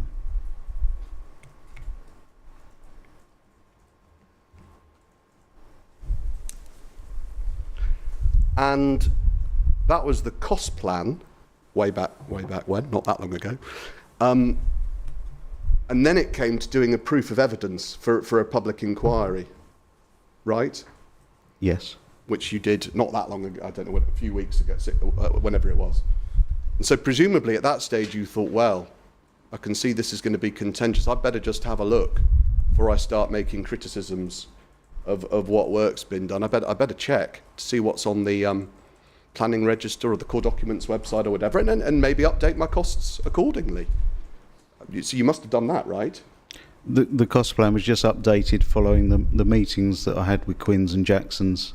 Yeah. Their costs provided on that basis. And No, that's not what I mean. Sorry to interrupt. No, that's not what I mean. I know all of that. What I'm asking you about is your engagement with all the geotechnical investigations that have happened.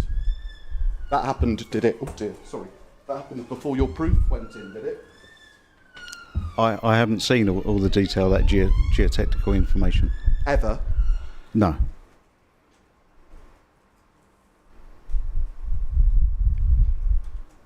Right.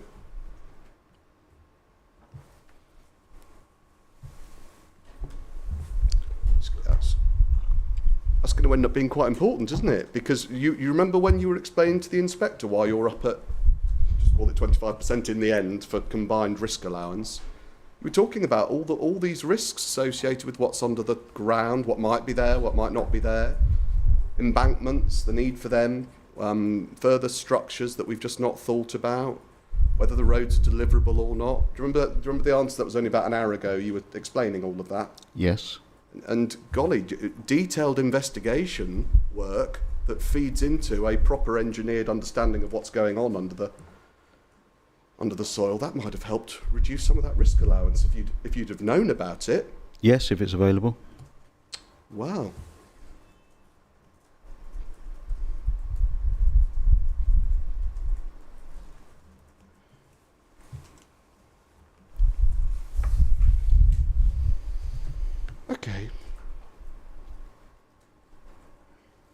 Okay.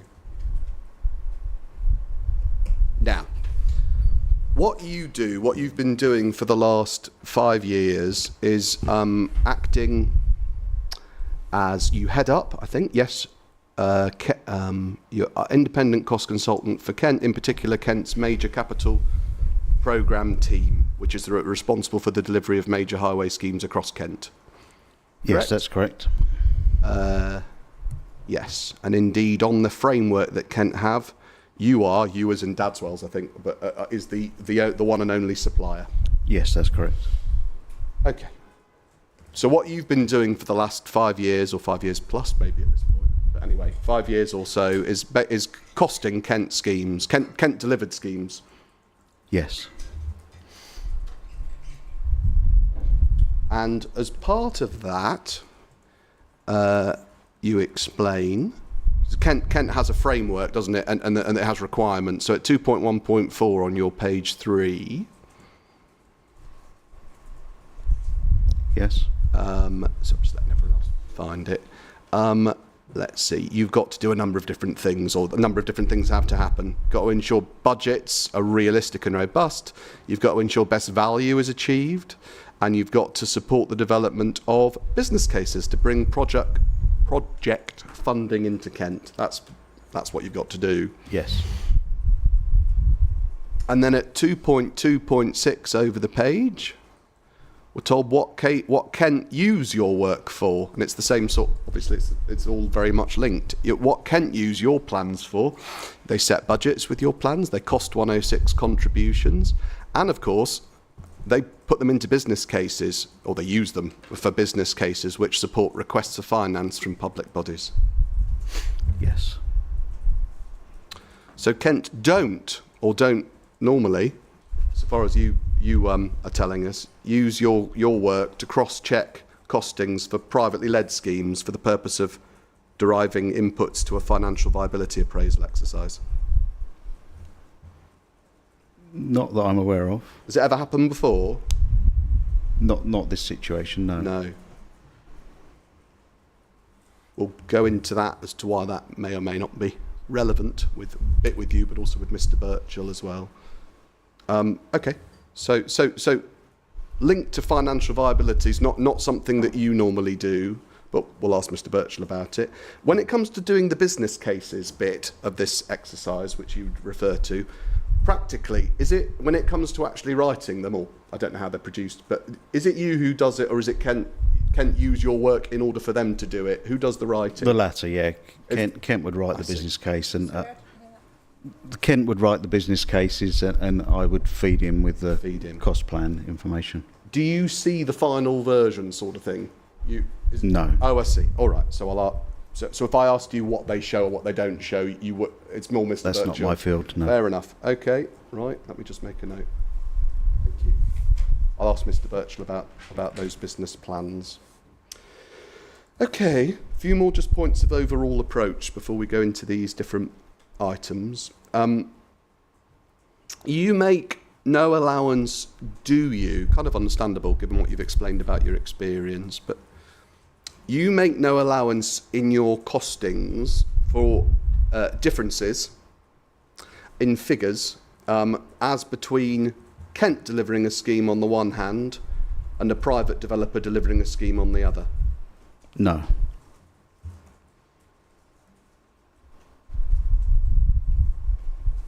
And so, this is obviously another important point of difference between us, just to crystallise it for the inspector.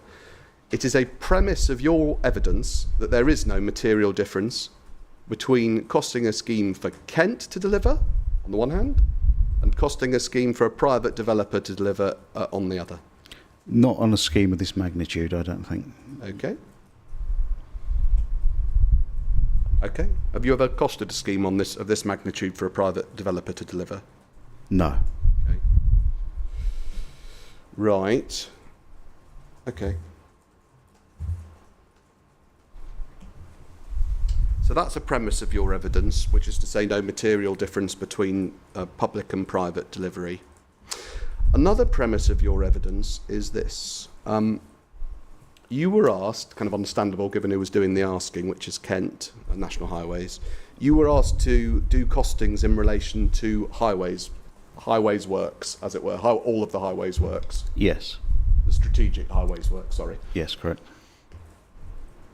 So there's no allowance in any of your work to the inspector to recognise or reflect that this isn't just a highways scheme. The highways in this case are being delivered as part of a much wider mixed-use development. No, it was just to price the highway scheme. So,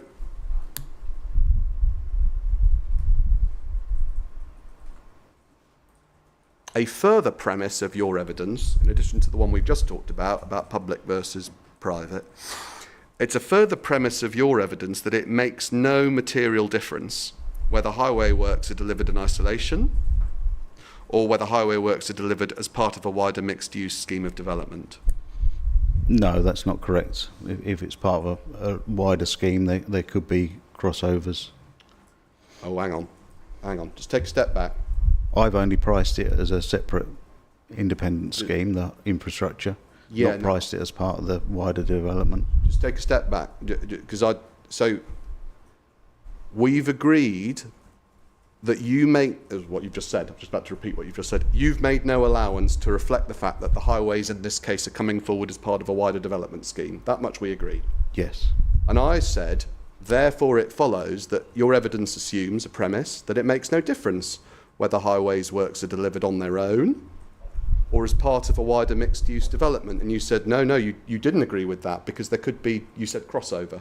Yes. So have you considered the ability for crossover to occur in this case? No, I've only priced the infrastructure as a separate exercise. And so... Can you just explain a bit more what you mean by crossover, please? Well, there could be, for example, a large spine road that's part of the scheme could be delivered alongside one of these aspects of work, and there could be some savings achieved there, perhaps. But these are already large packages of work, so I would have thought that was fairly limited. But there could also be, if there were cut and fill exercises going on the wider site at the same time, there could be crossover there. There could be crossover for the cut and fill, could there? Possibly, yes. When you're saying crossover, just to put it into another language, as it were, you mean reductions. You mean from the perspective of the highways works, you're talking about things being less expensive, not more. Possibly, yeah, possible reductions. Yeah. Depends what they are. Depends what they are. But either way, whatever they may or may not be, you've not considered them at all. No. Even though you know that in reality, this is not just a road scheme, it's part of a much wider mixed-use development where crossovers, as you call them, or reductions, are possible. Yeah, I've made it clear with the exercise that I've undertaken, which is to price the highways. But the inspector's not just considering highways, though, is she? She's considering a much, much wider scheme. It's not a criticism of you, but isn't it important to make clear that, in fact, you're not pricing the thing that's being brought forward? Because the thing that's being brought forward allows for crossovers that you've not even considered. I've priced the drawings as presented, the design as presented. Right. Right, okay. And made it clear what I've priced. Yeah, okay.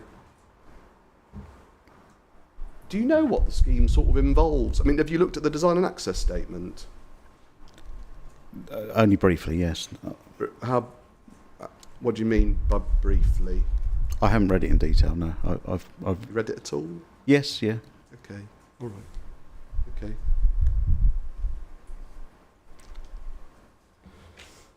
Okay.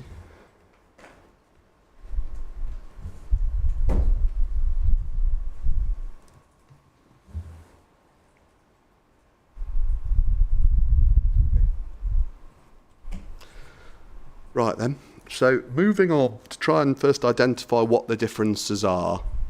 I think we may have touched now on why there are some of these differences anyway that have emerged between us all, but as to what they are quantitatively, just to set the table for the inspector, you say in your proof at 3.29. So sorry, 3.29.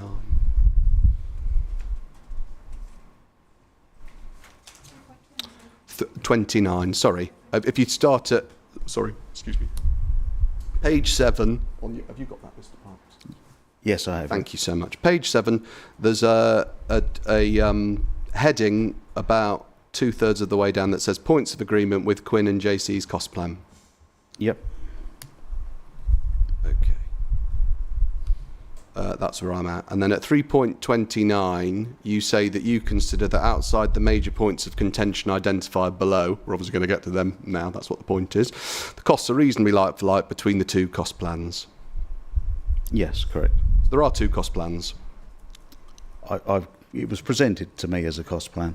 There's two. There's yours and there's JCE's, and you refer to it repeatedly throughout your proof of evidence that there are two cost plans, not just one. Yes, yeah. Yeah. So all this stuff that Mr. Young was asking about yesterday, saying, oh, there's only one cost plan, there's only one cost plan, that's not your view. Your view is there are two cost plans, there's yours and there's JCE's. Isn't it? I mean, that's correct, isn't it? I've considered it as a cost plan. I've compared it with my cost plan. And the reason you've considered it as a cost plan is because it is a... Because I was told it was presented as a cost plan. Yeah. All right then. I mean, it's also mentioned as being a quotation and a tender and an estimate in various places. But I'm going to ask... I've just Don't jump over I've him. He's just compared them saying there. He like said it by was like. presented as a tender, a cost plan. Sorry, I think tender. it's What was the other mentioned thing? Quotation and a tender at one point, and an estimate, I think. Where are they then? Where are those references to it being a quotation?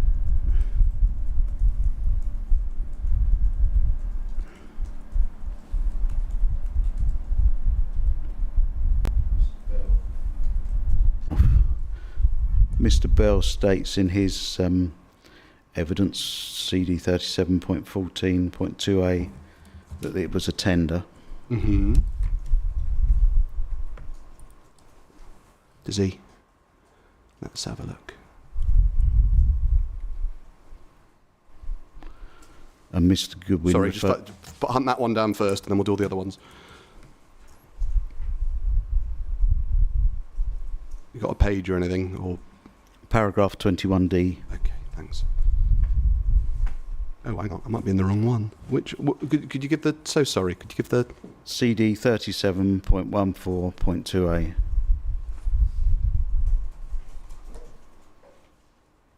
Yeah.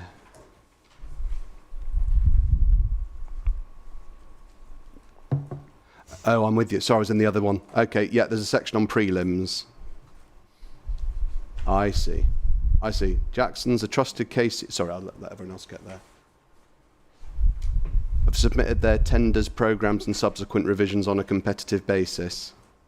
Is that the bit that you mean? Yes. Okay, and what were the other references?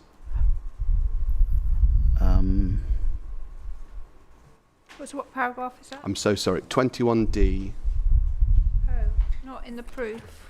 In the costs report, updated quantum. It's not. I'm looking at his updated. Yeah, it's not in the updated one. It's in the first one. They're actually more or less the same, actually. They are pretty similar, but anyway, I'll just give you a reference, madam. It's 21D of core document 37.14.2a.1. Sorry, 37.14. 14.2a.1, where it says Paragraph. 21D.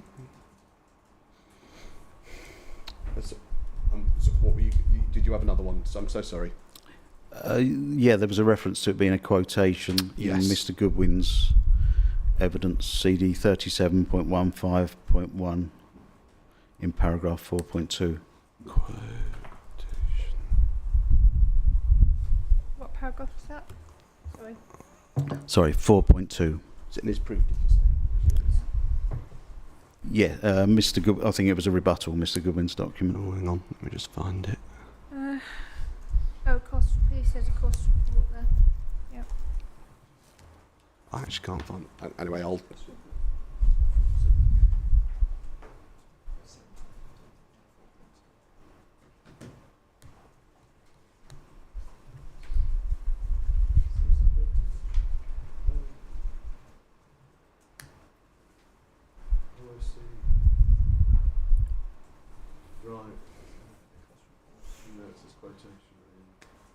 Right. Okay. Thank you.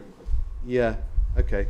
So your view is it, and you've approached this on the basis that, obviously asked Mr. Gearing about what Jackson's were asked to do, but that Jackson's have approached this exercise on the basis of a commercial desire, whatever the right word, commercial driver to win the job? Yes, to a degree. Yes, yeah. I think they're competitive for that reason. Would explain some of the differences in cost. Mm-hmm. Mm-hmm.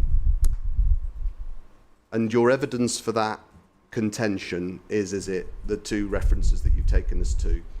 No, the pricing as presented as to why they're lower. Yes. So you look at their lower prices and you think to yourself, how to explain these differences? You think, well, Jacksons are trying to win the work. That's one of the reasons. Yes, one of the reasons, yeah. Did you think there might be other reasons, like Jacksons are actually qualified engineers who have had full regard to the geotechnical, geophysical survey work that's been done and have interrogated the 3D model of the roads? Jacksons have also priced the drawings as presented, and we had discussions with them, and they didn't, when we were discussing the earthworks, they didn't mention any information that they'd utilised that was different, so no. Oh. Right. Your position is that just going back to your proof, so sorry to jump around, in your proof of evidence,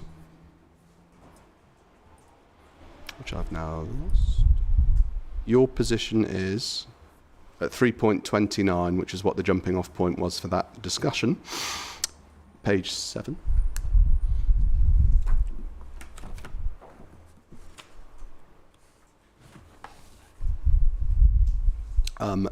Outside the major points of contention, the costs are reasonably like for like between the two cost plans. And the two cost plans, you mean you on the one side and Jackson's on the other, right? Yes. Okay. So I want to try, therefore, and hone in on where the few differences are between you and why they might exist. And just to understand, I know the inspector's done a bit of this with Mr. Young already, but just to do it, some of it again, if we could turn to and just use the Mr. Bell side by side, so the final and most recent one, as it were.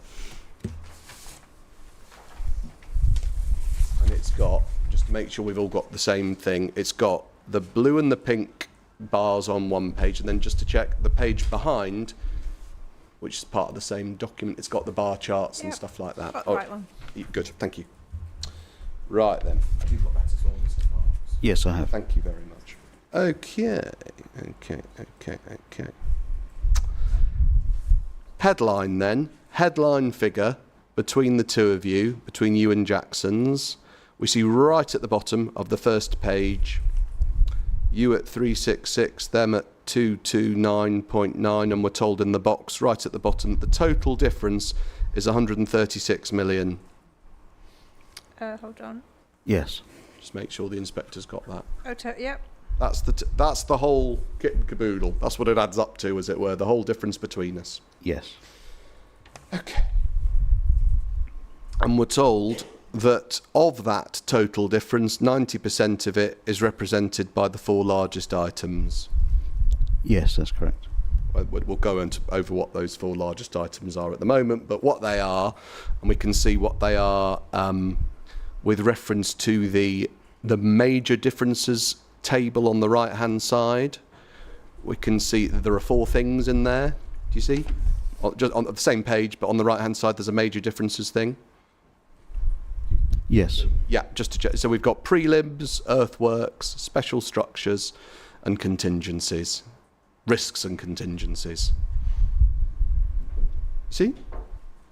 You see where I'm at? Yep. Good. Those four rows of the different numbers, so the inspector can see at a glance what the total difference is, what 90% of that total difference relates to, and then breaking it down across all three schemes as a whole, there's 20.9 million difference for prelims, etc., 16.7 for earthworks, and so on. Yes. Okay. Of course, by far the biggest difference between us, by far the biggest, is the last one that relates to contingencies and risk. Yes. And it's 66 million. Do you see? Sorry, are we talking about just... Oh, are you talking about the whole lot? I'm talking about the whole thing's on the far right hand side, major differences, and this is looked at across all three of the subcomponents. 27 against 30. That's it. So Sorry, yeah. not at all. No. So the by far the biggest difference, if as in looked at across the piece, I should have said, looked at across the piece, looking at prelims, earthwork, structures, and risk. Those are the four differences. 20.9 for prelims as the difference. 16.7 is earthworks. 18.2 is special structures. And then we've got 66.8 is a combo of contingency and risk. Yes, correct. Right. So it is right, isn't it, that by far the biggest delta or difference between us is that 66 or 67, and that's about contingency and risk. Yes. And in fact,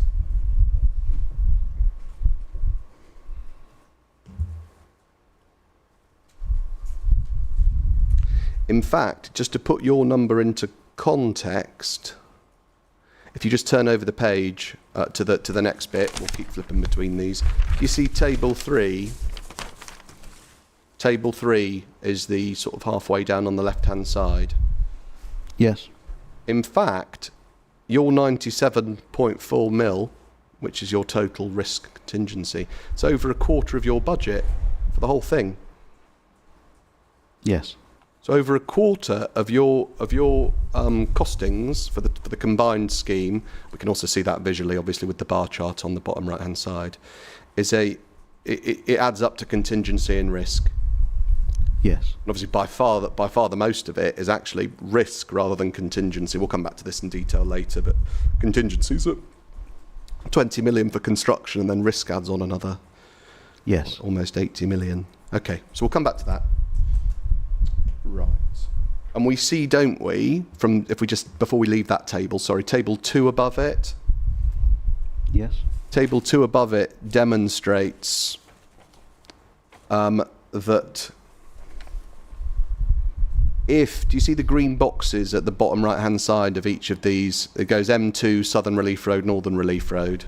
Yes. And what this table demonstrates, to sort of cut a long story short, is that if, and I'm not suggesting, I'm not prejudging the outcome, but this is just a statistical exercise. If the Jackson's costs for prelims, earthworks and structures were accepted for across the piece, putting contingency to one side, but just looking at construction costs as it says, then we're over 95% compliance on the north, the south, and the motorway. Do you see? Yes, I see, yeah. Which is to say that these really are, which is to say contingency, prelims, earthworks, structures, these really are the big ticket items that separate us. Yes. Yeah. Because if you put these to one side, I'm not suggesting you should, but theoretically, if you were to, we're actually coming very close together. Yes, there's still millions of difference, but yeah, very. As a percentage. As a though, percentage. I mean, it's a big job. Yes. And there's no one's got a crystal ball, so we're coming in very, very close to each other, aren't we? Yes. Realistically. Okay. So, let's talk about them. The first one on the list is prelims, and if we just remind ourselves what the numbers are, prelims, the overall difference between us, we can see back on that previous on the blue and purple page, you're at 42.5, Jackson's are at 21.6, the total difference is 20.9. That's the dispute across the piece. Yeah. Yes. Okay.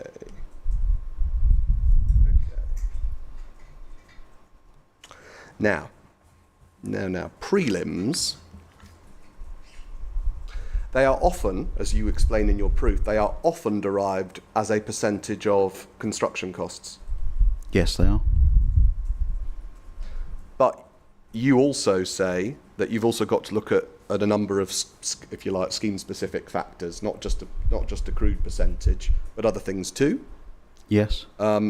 And you explained yesterday in your evidence in that a thing that you've put a lot of weight on, if that's the right way of putting it, but something that your approach has been guided by an approach to programme length. Yes, that's part of it. Yes. Yeah. And you talked yesterday about the difference. I think it was something like 78 weeks against 104 weeks or something. So your programme's much longer. Yes, that's correct. And just so the inspector is able to put your evidence on that into context, you've taken no advice from a professional programmer in order to reduce your time period. No, I haven't, no. You've taken no advice from a professional engineering firm to understand how long this stuff's actually going to take that's proposed through this scheme. No, I haven't. It is a finger held up into the air for you, 104 weeks. No, not quite. I've based it on my experience of other schemes. Other schemes? Which ones? Other Kent schemes that we're working on. Okay, I'm going to come back to this. Is your benchmarking thing that you talk about? Yes. To be fair, you explain in your proof of evidence which ones they are. We'll come back to them. So your number of weeks, as it were, 104 weeks thing. Where is that? Oh, I'm so sorry. I was just going on what he said yesterday in his... No, it's in here. Oh, is it? I'm sorry. I'm sure it is.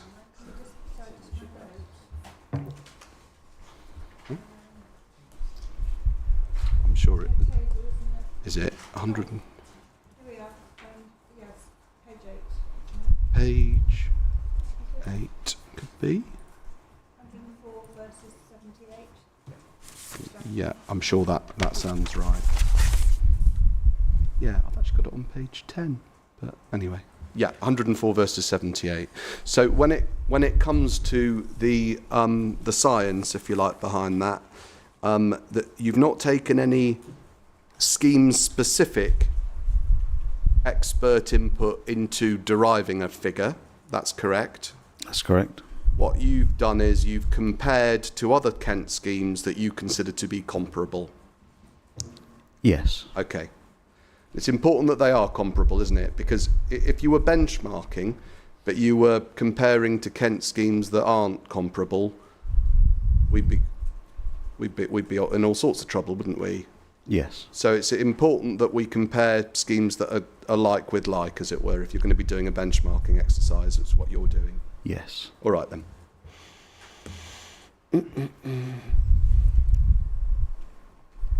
Looking at it for a moment in percentage terms, just for the inspector's note, really, because we, as I say, we'll come back to the comparability. But if you just look at Mr. Gearing's second proof, second rebuttal. Yep. Hang on. Just inspect to find it.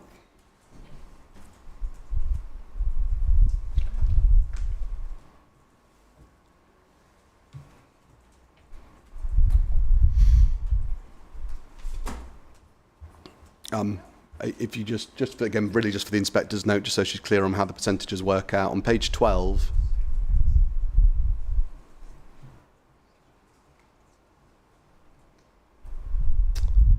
uh, 4.7 starts in providing cost estimates at this early stage. Have you got that?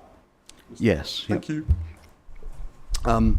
Goes through what JC have thought about when they're doing the prelims, etc., and then it notes what the percentages are. So if prelims are, this is on JCE's approach. Do you see 4 lines from the bottom? 13% in the north, 14% in the south, 18% for the junction. Right? Yes. And that is within, I mean, we'll come on to what you guys say, but that's well within market averages, isn't it, of what you'd expect to see for a privately led scheme? Not in my experience, no. And what's your experience for a highways scheme that's being led by a private percentages developer? are higher. Which ones are you basing that on? Schemes that I and my fellow directors have overseen. Yeah, which ones? I've got a list here somewhere. Okay. Second. In your proof, is it? Sorry? Are you taking us to, is it your... No, this is the sort of the benchmarking general sort of percentages that we've looked at since receiving the rebuttals. You've done some more work on benchmarking, have you? Yes, on the Right. prelims. Oh. Can't find it at the moment. Did this come up in your evidence in chief? Maybe it wasn't thought to be important, but you've done some more benchmarking. Yes, I've looked at other schemes and what percentage the prelims are. You. Okay. Which schemes?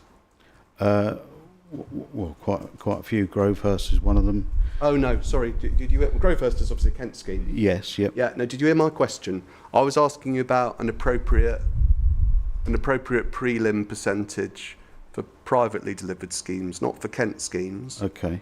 So where are your benchmarks for that? I don't think I've got any in my well, only a small one actually. Sorry? Only a small scheme in my list. So you've got no. Is this right then? You've got, when it comes to trying to reduce, like what a reasonable sort of market average is for prelims as a percentage of construction costs. You've got a load of Kent numbers, public sector numbers, but you've not got any private sector numbers. Or no comparable private sector numbers. Only one, yes. Only one. For what was that one? It's a very small scheme, so it's not really comparable. Okay. So, just before, a couple of minutes ago, when I said to you 13%, 14% and 18%, Mr. Gearing, JC numbers, are perfectly within range of average market prelims for private-led schemes. And you said, oh no, I've done benchmarking. The answer is you've not done any benchmarking that's relevant to private schemes. Certainly, if it was a Kent scheme, that's fine. But this isn't a Kent delivered scheme, right? Yes, I've got one example here. Sorry, I can't find it at the moment. Keep looking. Obviously, you can be re-examined about it. Okay. I did look at one of the examples given in the Mr. Goodwin's evidence of one of Jackson's other schemes. Okay. Which is the Western Bridge Link Road. Which one, sorry? Western Bridge Link Road. Western Bridge. All right. Thank you. I'll ask you about that one. What was the percentage there? 40%. Did you examine any of the specifics in that scheme to examine it? 40?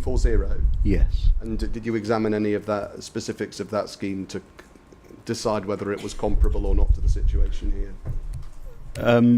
It's not comparable in value, probably, because it's a fairly small scheme.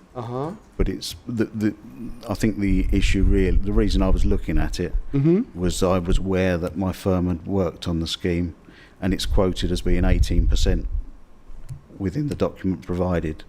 But that, I think, has been derived from a forecast final account rather than a tender sum. Which one is it in the document provided? So I don't want to go down I just thought, I don't know which one you're talking about at the moment. Western Bridge and Link Road. What part of the country? West Sussex. West Sussex. All right, I'll go off and ask about that. Whereabouts in Mr. Goodwin's? Don't know.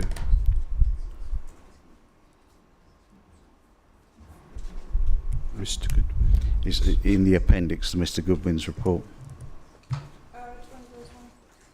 it one of these loose ones? 3.7.15.2, I think. Oh, gold. What's that number again? 3.7.15.2. Thank you. Let's find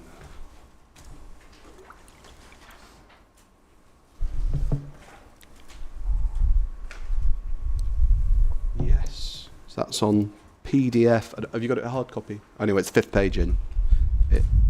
There's something called Western Bridge Link Road. It's actually in the appendix. Yes. It's in the appendices. There's pictures and things of it. Yeah, that's it. That's it. So who's the client for that one then? Homes England. Right. Does that count as a privately delivered scheme then, from your point of view? No, I was referencing it as another scheme outside of KCC. Oh, okay. And I did. No. Sorry, I did say earlier that it was mentioned in the evidence, but the value isn't. It must have been my stated. Sorry, it must have been my lack of clarity, because what I'm asking you for, and I've asked you 3 or 4 times, and I don't think you're misunderstanding the question. I think you know exactly what I'm asking. Do you have any evidence at all to support what you said to me a few minutes ago? What you said to me a few minutes ago is I said to you that the prelim rates that in Mr. Gearing's evidence are perfectly standard for privately delivered schemes, and you've said no repeatedly, and you talked about benchmarking, and it turns out all of them are Kent schemes, and then you said, oh no, there is another one, it's tiny, it turns out a 13.4 million value roundabout, or whatever it is. And it's a public sector scheme delivered under an NEC contract. Right? Yes, it is, yeah. So, Mr. Parks, you don't have any evidence at all, do you, it would seem, of what appropriate prelim rates are for privately delivered road schemes? Not to hand, no. When you've used that phrase, not to hand, or not off the top of your head, or whatever, a couple of times, you do get what's happening here. It's not as if you can go off and find some later. You've either got some or you haven't. I haven't got it in front of me. Right, okay. And I've not got it in front of me, because you've not supplied it. I understand that. All right. Anyway, so back in Mr. Gearing's evidence, if you've got that, so sorry, as proof, we were on page 12. He sets out what the percentages were that I've just read out, hopefully.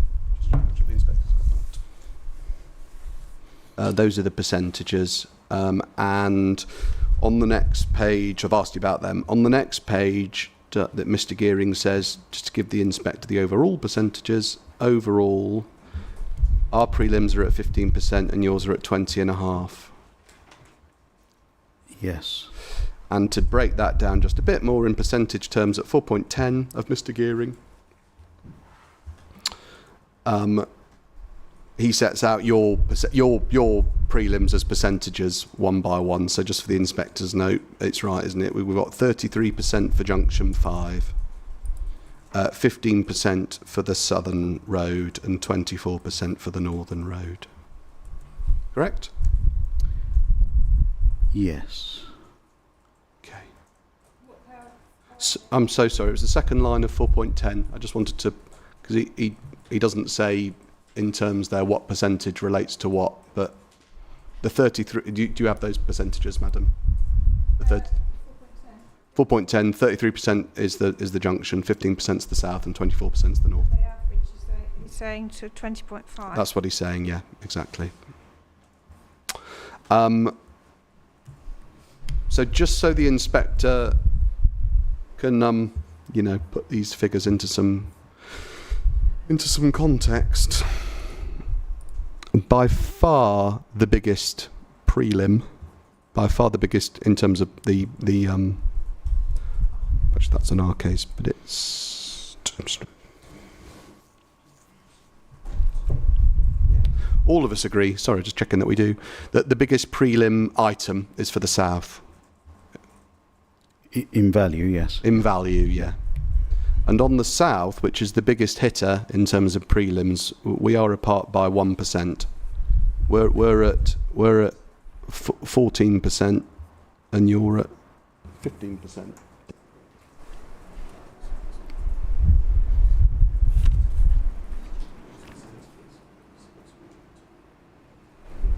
I'm not sure if those percentages have been calculated as a net, so they're taking the prelims off and then a percentage of that, or if it's just a percentage of the total. I think it might be the latter. Right. I'm not sure. Okay. Are you saying that you don't understand how the percentages have been calculated? Is that I what think you're they have saying? been calculated as a percentage of the total, rather than you would normally take the prelims off the total and then calculate the percentage of the balance.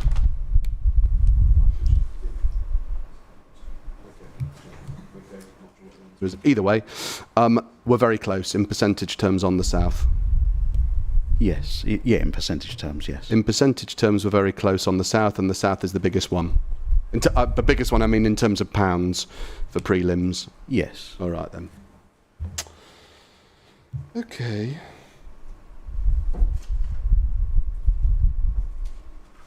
But the differences expand on when it comes to the north and to the most of all to the motorway junction. Yeah? Yes. And the reason that they expand is because of what you explained yesterday and what we've touched on a bit today, your benchmarking exercise, your approach to programming. Yes, yeah. And if we just try and drill down a bit into what that benchmarking exercise actually contains, you explain that, in fact, you primarily rely on 2 schemes. It's your page 9 of your proof.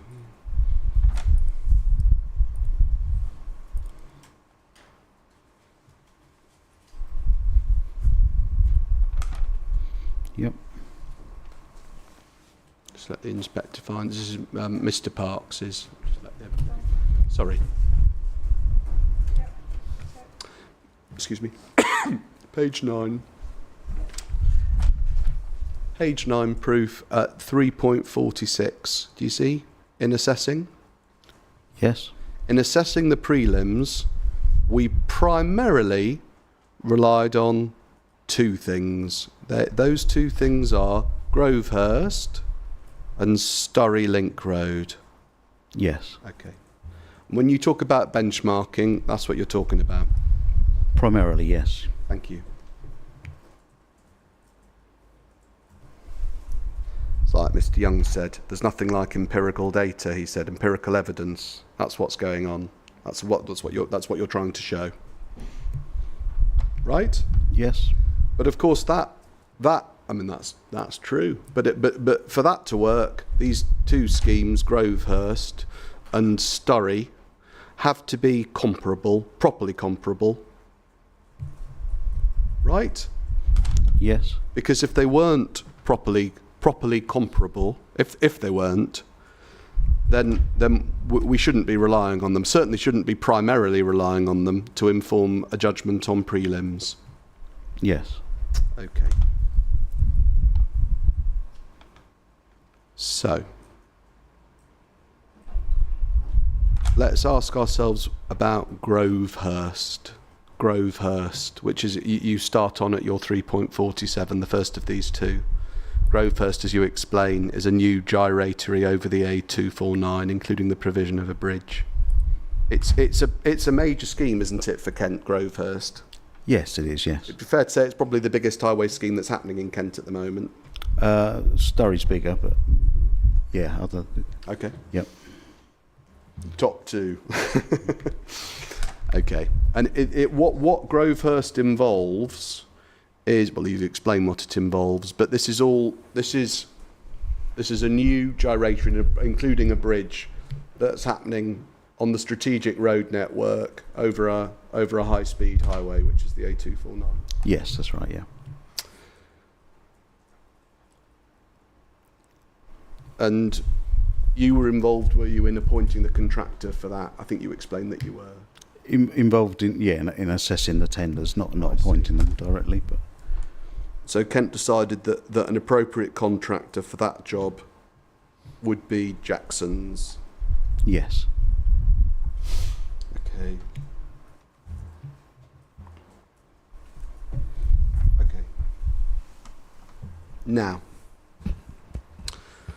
Grovehurst is being delivered, isn't it, under an NEC, under a new engineering contract?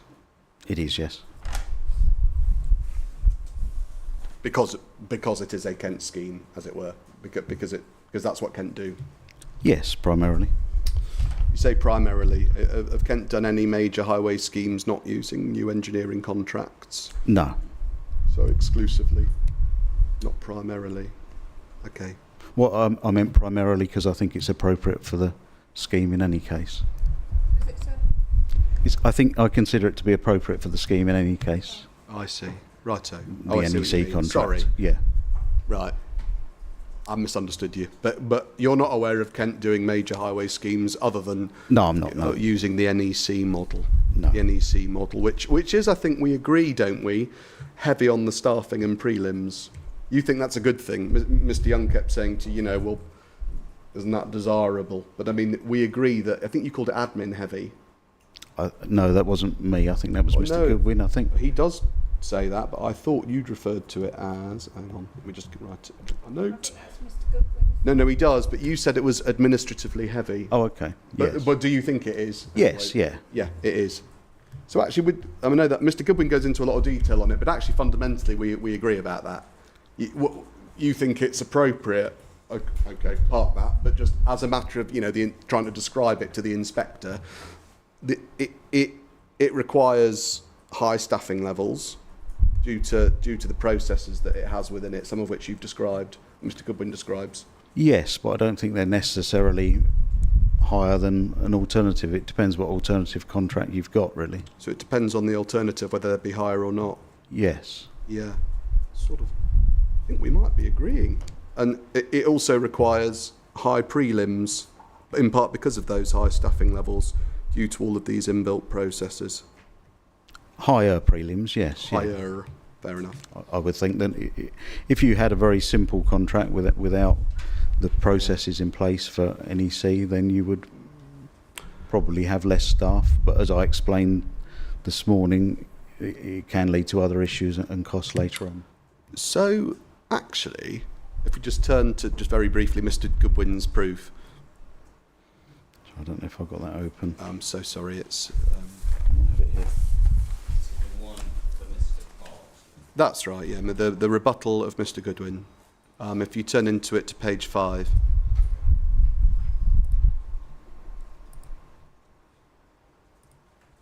You tell me, Mr. Parks, if you've got it.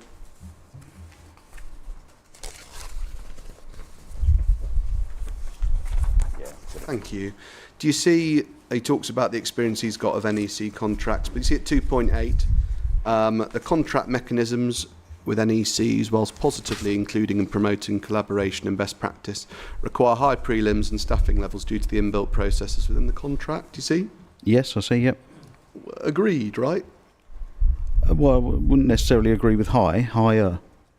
Higher than non-NEC. Yes. So, subject to the word high being higher than if you do something different, we're on the same page. Is that correct? Yes, yeah, but I mean higher doesn't necessarily mean the differences that we've got here. Doesn't necessarily mean... What? We agree, don't we? Sorry. In cost, the difference in cost between the way that I've priced it and the way that Jackson's have priced it. I see. Okay. I think I see. So how much lower would it be then, in your opinion, if it was not non-NEC? How much would prelims go down by? It would depend on the form of contract being used. I'd need to know what the terms were, Right. what the provisions were. So there's scope for it to go down if you don't use an NEC contract? There is scope, yes. Okay. So to that extent, you agree, as it were, with Mr. Goodwin, because that's what he's saying. If you use a non-NEC contract, the prelims you've assumed are too high. We agree on that. Yes. Okay. But you are not in a position, as it were, for reasons you've explained, to give us an estimate as to how low they could go. No, I'd need to know the details. Okay. Well, there we go then. I suppose just sort of pausing there. If the evidence before the inspector was that we're not going to be using an NEC contract, well, we know, well, one thing we know for sure is that your prelims are too high. Your cost plan would need revisiting because it's too high. If I saw the terms of contract and saw what contract it was, I could amend my cost plan to suit. Thank you.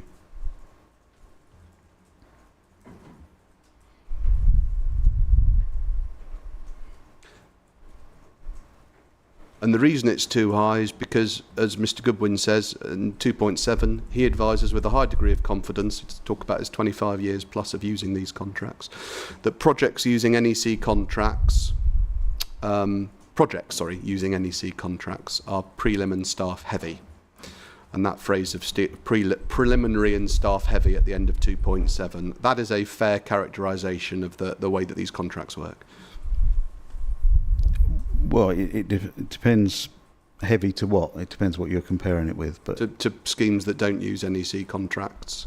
Yeah, as I say, I need to know what those contracts were and what the terms were. But okay. In essence, NEC does have processes in that do take time and require Yeah. staff to manage. So it does seem to be that actually you may not have worded it in exactly the same way, but the thrust of what you're saying is pretty similar to what Mr. Goodwin's saying. I agree in the principle that it could be, there could be lower costs for using a different Okay, contract. thank you. All right.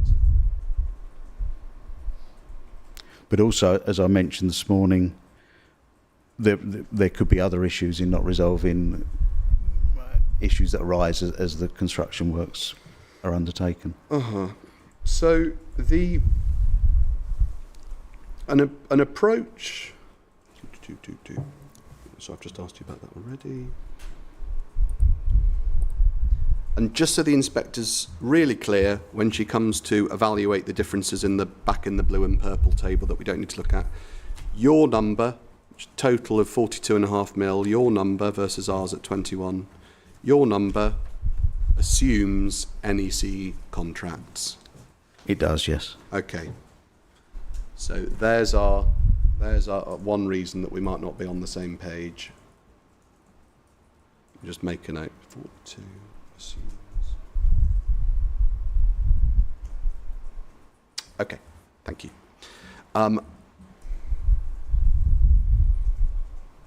Groveshurst, I think I'm pronouncing it right, which is the first of your benchmarks, that uses an NEC contract, doesn't it?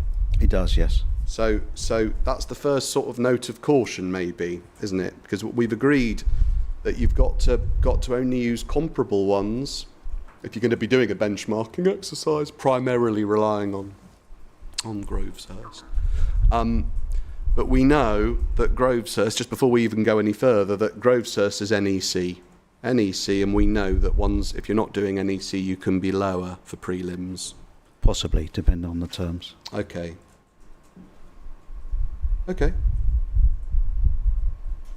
That's the first thing.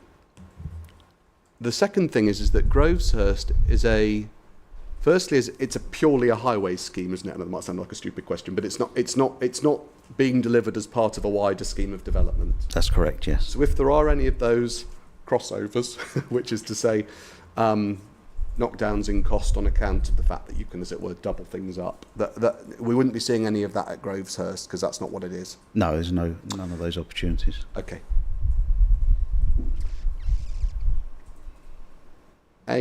Another thing about Groveshurst is that it's obviously in and around the A249. Yes. And it's not far, is it, from the motorway, actually, is it? No. So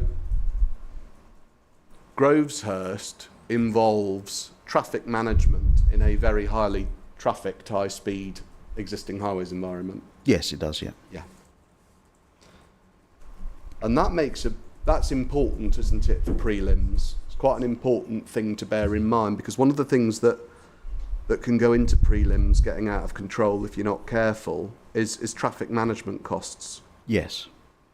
So if, for instance, a scheme were to be, let's say, delayed, this has happened at Groveshurst for reasons we'll maybe touch on, if you're getting delays at somewhere like Groveshurst, then you're potentially traffic management costs when you're dealing with a very busy dual carriageway near a motorway junction. Traffic management costs can be a fortune, can't they? Yes, they can, yeah. And that is reflected in, it's part of prelims. Yes. And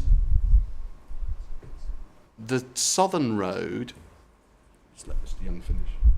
The southern road that goes, well, you know where the southern road is proposed to go, don't you? Mostly through agricultural fields. Yes, a lot of it, yes.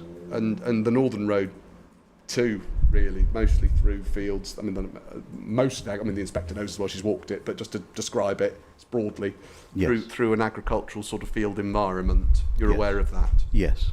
So when it comes to just taking a step back and thinking, right, traffic management, impacts on existing flows of traffic in the event of delays, the southern road's not even remotely comparable to something like Groveshurst, is it? Where a delay means enormous traffic management costs. No, but I've made reductions in my allowances, Oh, good. Okay. But by how much? 50% Okay. traffic management. 15. 50. 50. Great. Good. Okay. Where did you do that? Oh, can you just explain? Oh, how does the maths work? So sorry. 50% from what to what? For the M2 junction, I've included an allowance of £30,000 a week for traffic management. And for the Southern Relief Road, that's half at £15,000 a week. Oh, I see. Okay. And for a shorter period of time as well, actually. So it's not Right. just the 50%. So it's 15 in the south, and what is it in the north? In the north, it's 15,000. I see. But again, for a different duration. For the Southern Relief Road, I've got 156 weeks in total. But traffic management for only 47 of those weeks, and at half the rate. And for the Northern Relief Road, I've got 60 weeks in total. Traffic management for half that duration, 30 weeks, at £15,000 a week. Right. Okay. And that's higher because of the Lower period for the northern, the southern road was 156 weeks down to 47 at 50%, and then the northern relief road, how many weeks was that? 60 down to 60 down to 30. 30. Okay, thank you. Sorry, where are these? In my cost plan on page 7. So if we open that up, have a look at that. So is that in the beginning? Sorry. At the early bit where you set out all your assumptions. Yes, yeah, page 7 of that document. Page 7. It's the construction cost breakdown. Page hold 7. on. Page 7? Basis of cost. Oh, sorry. Yeah. Section 3. Okay. So sorry. Where is it? I'm so sorry. Where do I do Page it? 7. Traffic management. Page Yes, 7. that's right. So, Traffic management. um, You can see the M2 is 104 weeks, so that's on a motorway junction. yeah, 47 and 30. 47 and 30, which isn't the full programme, because if you look, the full programme is 156 weeks, and for Highways North, it's 60 weeks reduced to 30. Right. Super. Okay. Have you got those figures, Inspector, at the top of the... I've got them. So if we just try and sort of understand them, your 104 weeks for the M2 junction, that's an important component of your maths, isn't it? Because that's the way that you're doing it. You're multiplying an assumed programme by a weekly rate. Yes. And so if it turned out that you not received any site-specific input into how long this project's actually going to take, it rather reduces the weight the inspector can attribute to your 3.1 million. Sorry, I don't quite understand that, sorry. You have taken no expert input from a programmer, project manager, engineer, as to how long the motorway junction is going to actually take to construct, have you? No, I haven't. And therefore, when you say, oh, I think it's going to be 104 weeks, given that you've had no expert input into deriving that figure, No, I've just used my experience. your experience that does not relate to actually delivering roads. You cost things. You're not an engineer. No, but I see how long things take. You are not professionally qualified to understand the differences between projects that relate to engineering or road design or programming, because that's not your job. And so when we see a prelims cost that's derived from 104 weeks, and the inspector's right, okay, where's 104 come from? Because on the maths, 104 is really, that's how we get to 3 mil. That we times your weekly rate by 104 weeks. You say it's from your experience, and the truth is, isn't it? It's your experience that relates to the 2 benchmarks primarily that you've put in your proof of evidence. Primarily, yes. Yeah, Primarily. and other schemes, yes. Primarily Groveshurst and Sturry that we're going to come, not at Sturry yet, we're still talking about Groveshurst, right? Yes, primarily for the junction in particular. Yeah. And so that logic depends on what's happened at Groveshurst being comparable to what's happening here, as we have agreed. Doesn't it? Sorry, I didn't follow that. Oh, didn't you? Sorry. That logic, which is to say you saying it's going to be 104 here based on my experience of what happened at Groveshurst, that depends on the cases being comparable. Yes. Now, what's been going on at Groveshurst? Groveshurst is a scheme that has been bedevilled, hasn't it, by a number of delays. Yes. You call them well documented. And just to be clear, I don't think there's any suggestion, certainly by you, that the delays are anything to do with Jackson's, who were the contractors. No, I haven't stated that, no. No.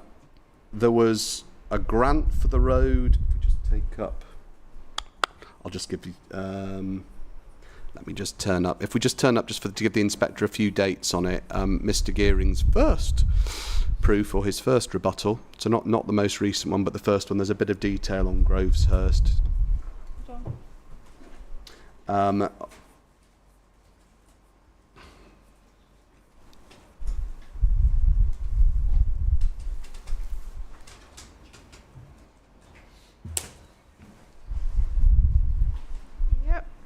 If you turn into page 12 of it. Sorry, what document was that? I'm so sorry. It was. Oh, you're looking online. It's 37.14.1. That's Mr. Gearing's first piece of evidence.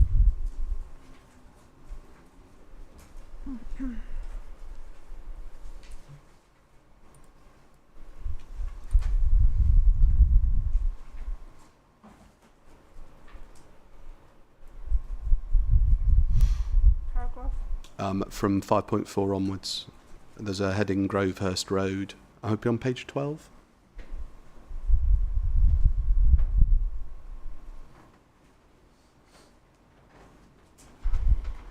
Just wait for you to get there, Mr. Park. Yes, I'm there, yeah. Thank you. Do you have Grovehurst Road halfway down the page?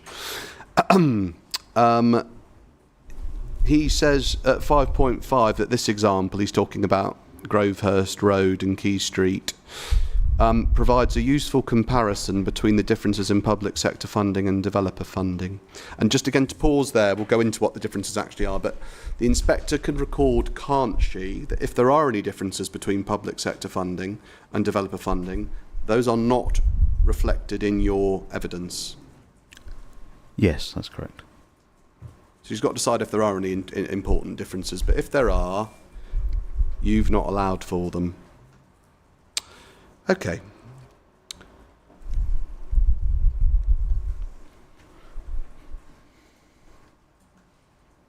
In this instance, as Mr. Gearing explains, a grant was provided to Kent. He calls it a defined grant in March 18 from Homes England of £38.1 million.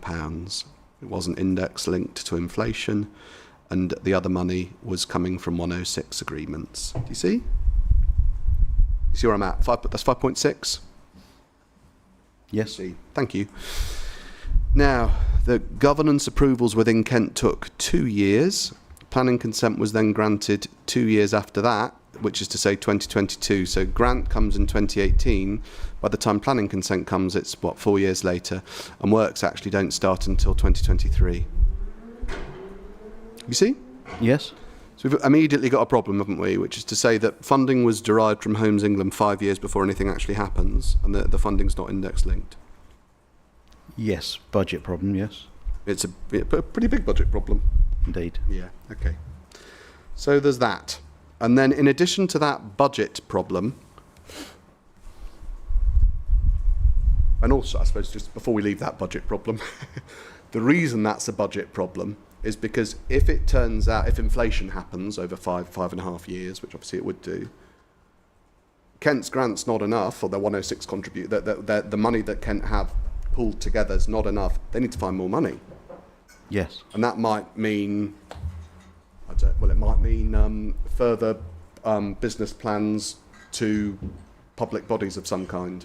Yes, it may, yeah. It might do. Because the problem with, not a problem, it's just a fact, I don't mean a problem, but the thing about doing things through public sector schemes is that even a small overspend can be quite significant, because if it's been budgeted and the money's in from Homes England and that's what we've got, and we go, you know, £100 above that, potentially it's a problem because the money's got to come from somewhere. Yes. Of course, private schemes operate nothing like that at all, do they? Well, they still have an amount of funding and amount of but resources available. I know. They still have an amount of fun. Mistake, that one. Didn't mean to cut you off there, Mr. Parks. Do you turn your mic back on? You were saying... They'd still have an amount of funding and a budget and a funding available, not just endless pots of money. No, but they'd have something else, wouldn't they, that KCC doesn't have? A profit margin. They've got a profit margin, haven't they? They have. And the profit margin itself, in this case on the viability evidence produced by your client, the profit margin goes into the hundreds of millions. The profit margin itself is a buffer, isn't it? Is a contingency to act in the event of overspend. As long as it's sufficient, yes, it could be, yeah. And the existence of a chunky profit puts a private developer delivering a scheme, like a road or whatever, into a completely different category from someone like Kent. Because if a private developer overspends by £1 million, just theoretically, it can come off a profit margin. If Kent overspend by £1 million, they're back to Homes England, or whoever, it was Homes England. We've run out of money. We didn't index this to inflation. We need more. There are different scenarios. Possibly, yeah. It depends on the company and the governance for increasing budgets. It does. And that's why when it comes to your job of producing business plans for Kent schemes, it's really important, isn't it, not to underplay the level of risk and contingency.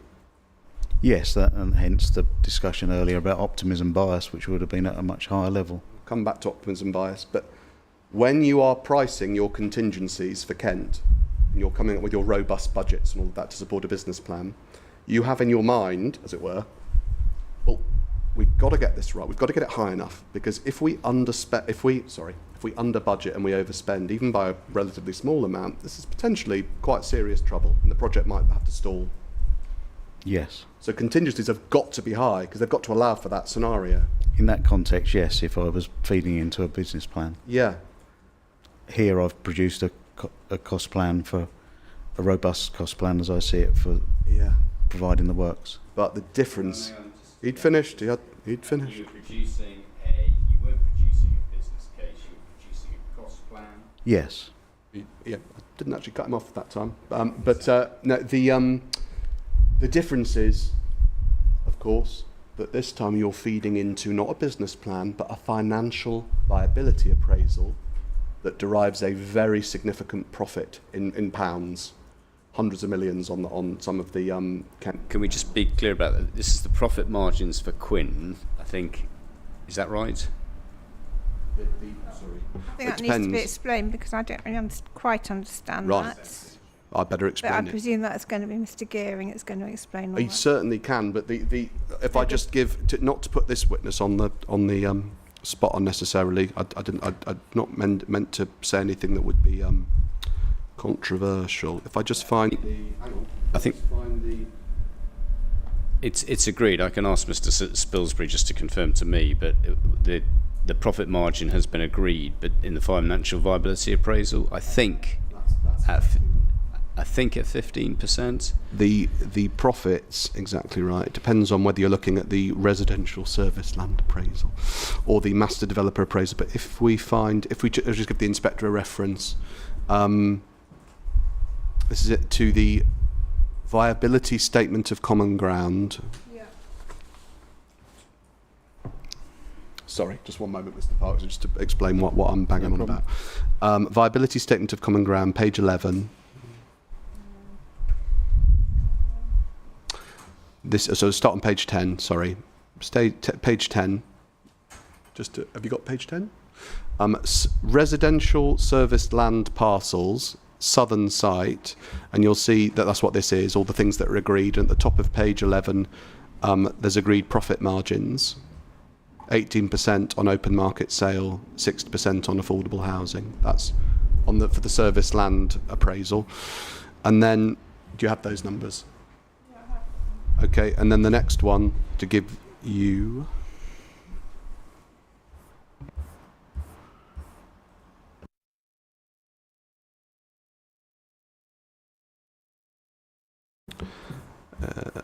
If we go to, let's find it, page 14, we're in the master developer appraisal at this stage, and if we look under areas of contention,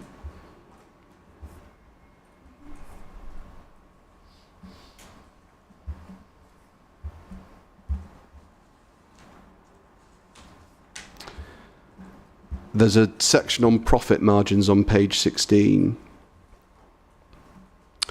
and we see on the right hand side that a 15% profit margin is assumed by Mr. Mitford Slade in his viability appraisal. And on the left hand side we see that the position of Mr. Spilsbury, which is that no margins applied to the cost of unserviced land. So he's assumed no land will be, etc., etc. And he asks at the bottom of all of that for clarification on why this performance measure was deemed the most appropriate. And then, just to round this off,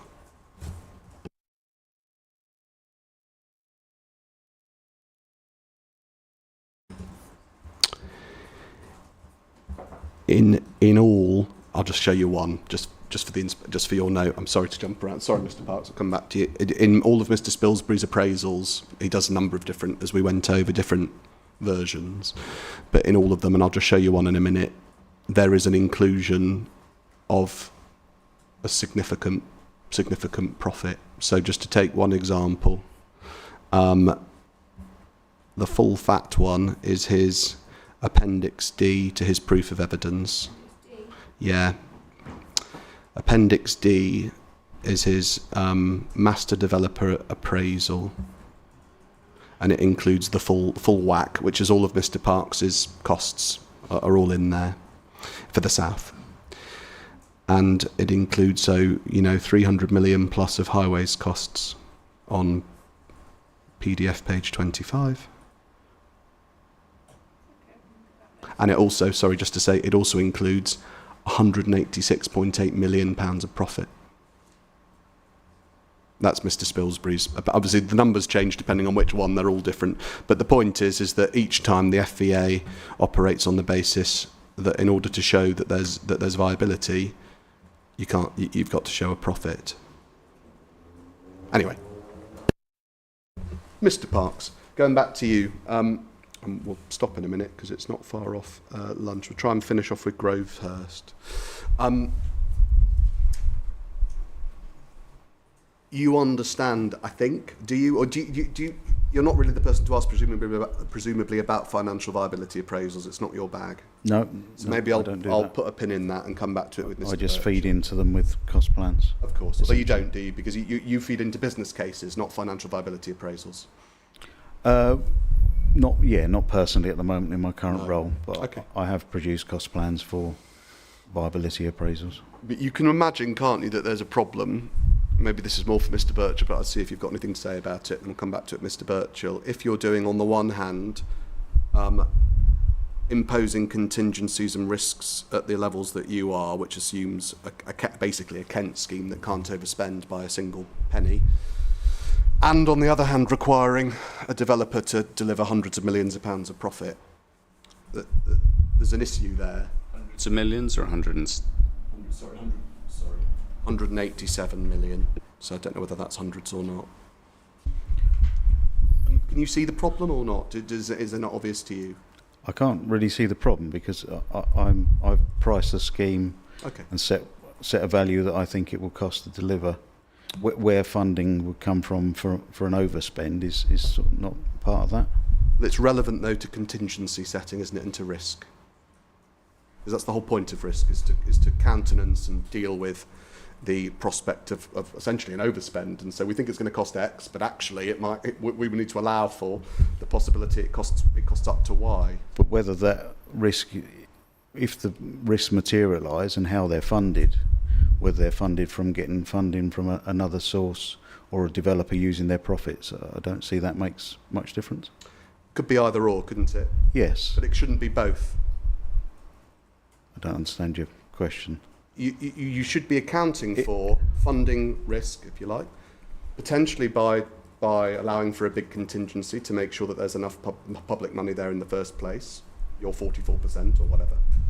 Or you can say, well, developers might fund it through an increased profit margin. But if you layer both of those on top of a scheme at the same time, you've double counted. No, I don't agree. He said an increased profit margin. Developers' increased profit margin. It will be funded through a developer's reduced profit margin. I've priced risk allowances that I think are appropriate, and if they were funded from reducing a developer's profit margin, that's not part of my cost plan, as it would be if it was a scheme that Kent were delivering and they had to get funding from elsewhere. This is really a matter for Mr. Spilsbury. I appreciate we sort of talk Mr. Spilsbury, because you're saying you want to erode the developer's profit, which has been agreed in the statement in common ground. Let me finish. This is a witness dealing with a cost plan. He's identified the risk, he's identified the cost of the road and how it should be budgeted.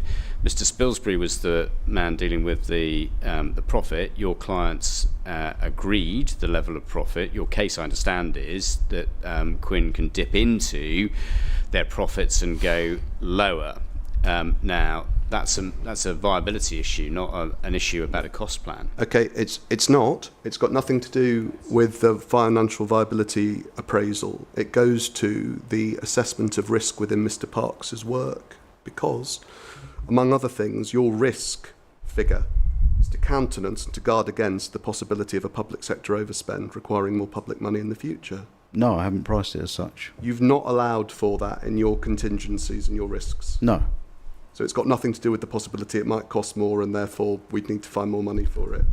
I've priced it in what I think are reasonable risk allowances for delivering this scheme.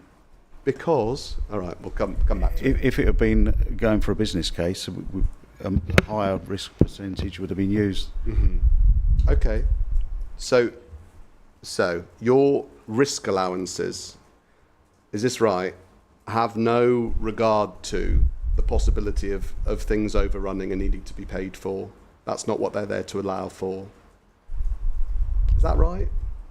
Overrunning, yes, due to issues. Okay. But only to a degree. I mean, let's try and. I appreciate it's past one. I'll just try and finish off on this Groveshurst. So there have been significant delays to what's happened at Groveshurst, as you've said, which there have been, haven't there? Due to things like problems with utilities.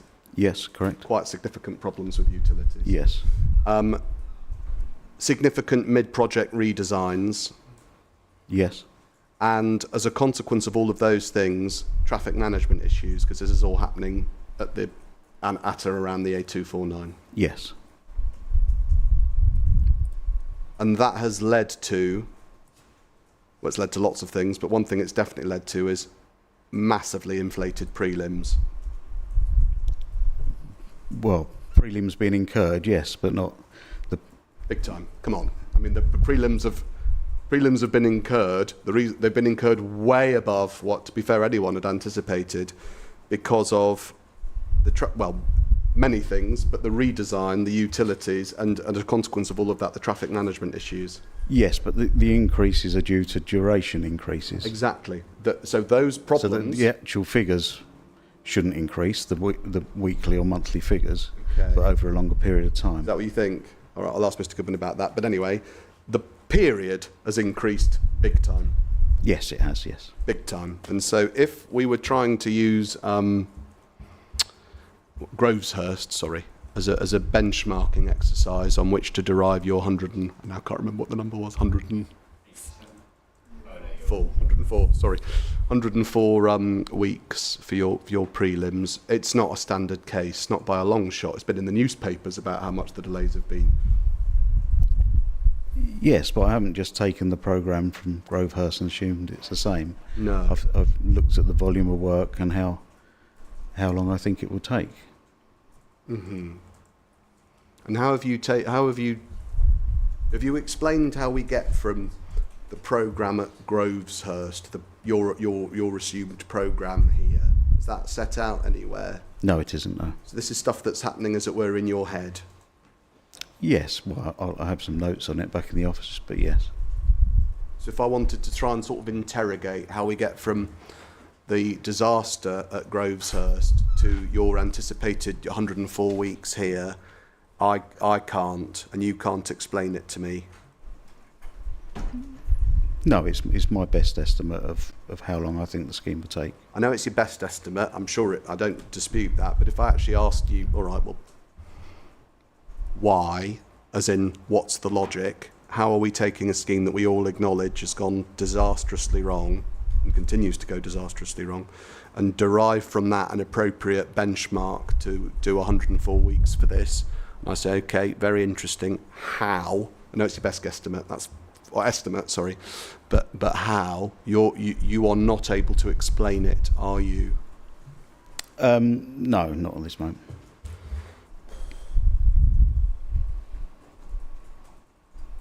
And how can the inspector put any weight on it then? This is, as I said, I mean, I was being a little bit tongue-in-cheek earlier on when I said finger in the air, and you said, no, I've benchmarked it. But then when we actually come to it and we try and drill down into it and say, right, how have you got to your prelims? You give us an example that's a KCC-led scheme based on NEC contracts that's taking forever on the basis of very unusual and litigious, I think, circumstances, but I'm not getting into any of that, obviously, where there have been massive issues right over a dual carriageway. And I say, okay, well, how's it relate to your programme then, your 104? And you say, I can't tell you, quote, at this moment. Well, there are two different things. There's the weekly rate of prelims, and then there's the durations. For sure. And two separate things that obviously form a figure. There are. The duration, I mean, the M2 junction is a bigger piece of work. Clearly, the value of work is more. It's going to take longer to deliver. Okay. So those sort of factors are taken into the duration, along with the weekly figure. I've used Grovehurst as a basis for calculating prelims, and I've also, in my proof of evidence, pointed out why I think that Jackson's figure is low, because what's happening in reality.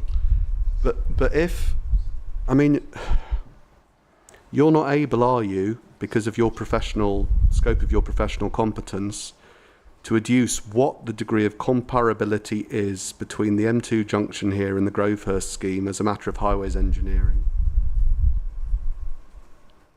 Do you see what I'm saying?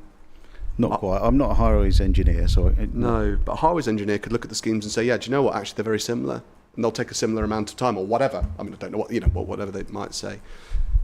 But you can't, you've assumed, I think, without getting any expert advice, comparability between our scheme and this one, when in fact all we know about Grovehurst is that from a period point of view, it is wildly delayed. Yes. Right.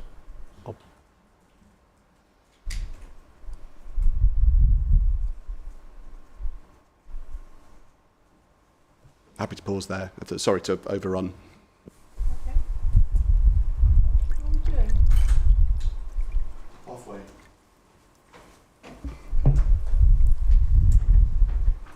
So, we finish this afternoon then with this witness, but probably not Mr. Goodwin. I can't remember what time I started, actually. What do you mean, what time we started? What time I this morning? started? No, what time I started.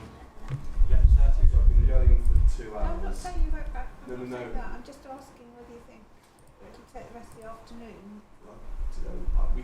We could do. We'll see. We could get Mr. Goodwin in chief for the evening. But anyway, that's. All right. Let's see, shall we? Yeah. Okay, let's adjourn to 2:10. Thank you.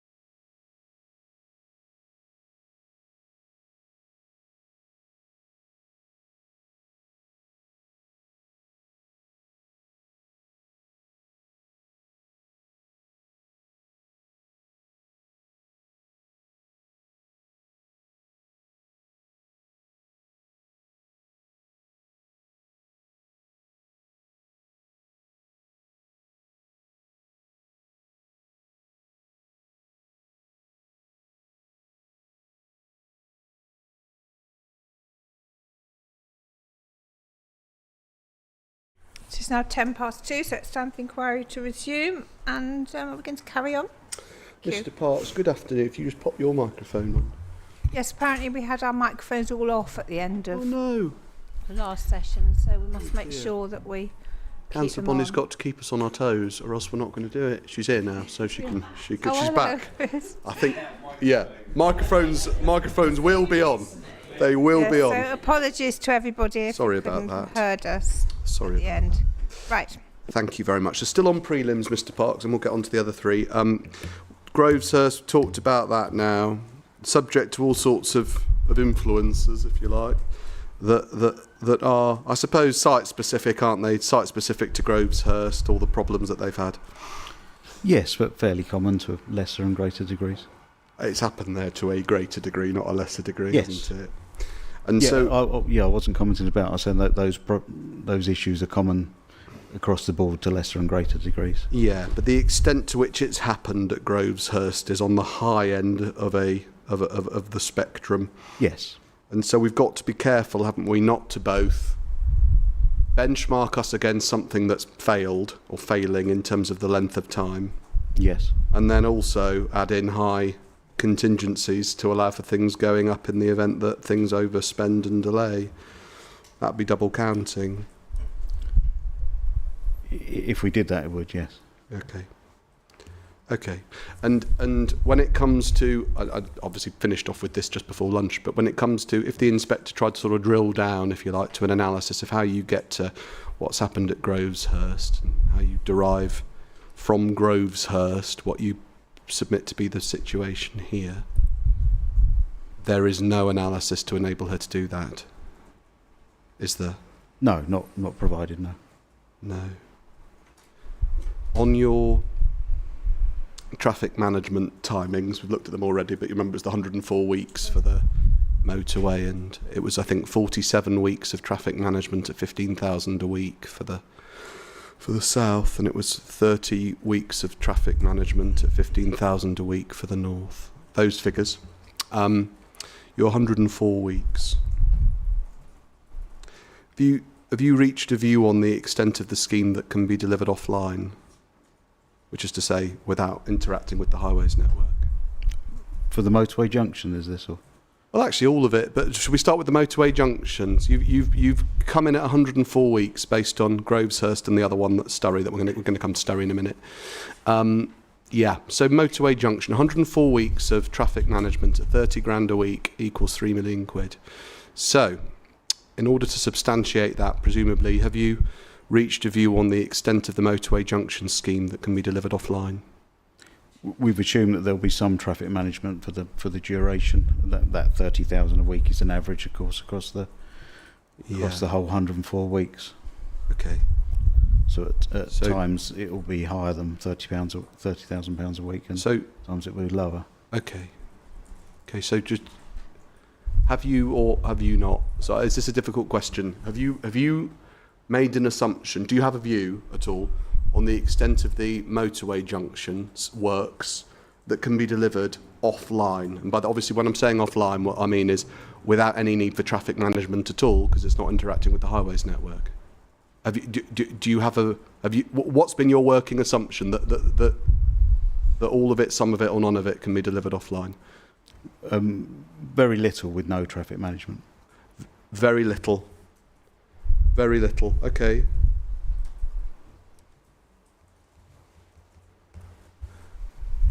Okay. So just pausing there. If it turned out that were wrong, that has a pretty major bearing on, or it could have a major bearing on your prelims. It could do, depending on how many weeks they are and what the costs are. Okay. And if I ask you whether you took any, I think I know the answer because I've asked it, but if you took any engineering advice to assist you with reaching a judgment on how much of the scheme could be delivered offline, the answer is that you didn't take any. No, I didn't know. So what's happening here is that you are assuming, without taking any advice on it from someone who knows how to build a road, that very little of the junction scheme could be delivered offline, and you've costed your prelims accordingly? Yes, as I say, it's a weekly rate and it's an average across the whole period. So, Yeah. so some weeks there might be very little traffic management. Yeah, sure, but you've assumed an average of 30 grand across 104 weeks. Yes. So if it turned out that your weeks were just way off, if that was the situation, then we'd need to have another look at this. If what, sorry? If your number of weeks, if your period of traffic management didn't bear any relationship to the scheme, we'd need to have another look at your prelims. Yes, yeah. Okay.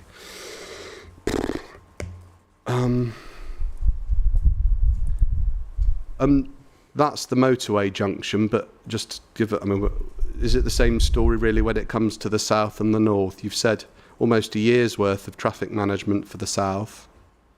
47 weeks, sorry. Yeah? Well, no, it's not the same situation because it's a lot much reduced small. period, isn't it? Sorry, I didn't mean that. Of course, it's smaller. It's a lower number, but that's not what I meant. What I meant is when you were coming up with that number for the purposes of putting it into your prelims analysis, what was the working assumption that you had on the extent of the Southern Relief Road that could be delivered offline? A lot of the works can be delivered offline. Oh, right. How much? A large proportion. Most of it, do you think? Most of it, yeah.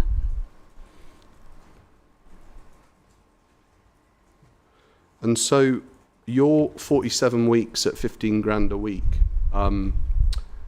what's that actually relate to then? Well, there is some interaction with the highway network because Yeah, which bits are you? Where's the 47 weeks come from? Is what I'm trying to. it's an estimate. Yeah, sure. I assume that bit. It's obviously not. It has to be. All of this is. These are all estimates, aren't they? It is, yes. Yeah, sure. So what's it based on? Based on my experience, looking at the amount of work that is offline, Okay. and assuming that the traffic management will ramp up as the scheme progresses. Okay. But I suppose it's difficult. That if why is it 47 and not 107 or 27? What have you actually based it on? What specifically has produced this 47 number? It's just an estimate. Right. We haven't got any detailed information really to lead to that. Put it another way. Have you taken, I know the answer because I asked you earlier on, but have you taken input from a professional programmer or engineer as to how long it might actually take to deliver the Southern Relief Road? No, I haven't. No. And again, we have. So that's the difference between us, isn't it? Because the Jackson's costs are actually from people whose job it is to program and deliver the construction of new roads. And you have not, when it comes to your numbers, you've taken no input on any of that stuff at all. No, but Jackson's have agreed with our overall contract period. Yeah, but not your prelims and not your traffic management, and that's what I'm asking you about. No.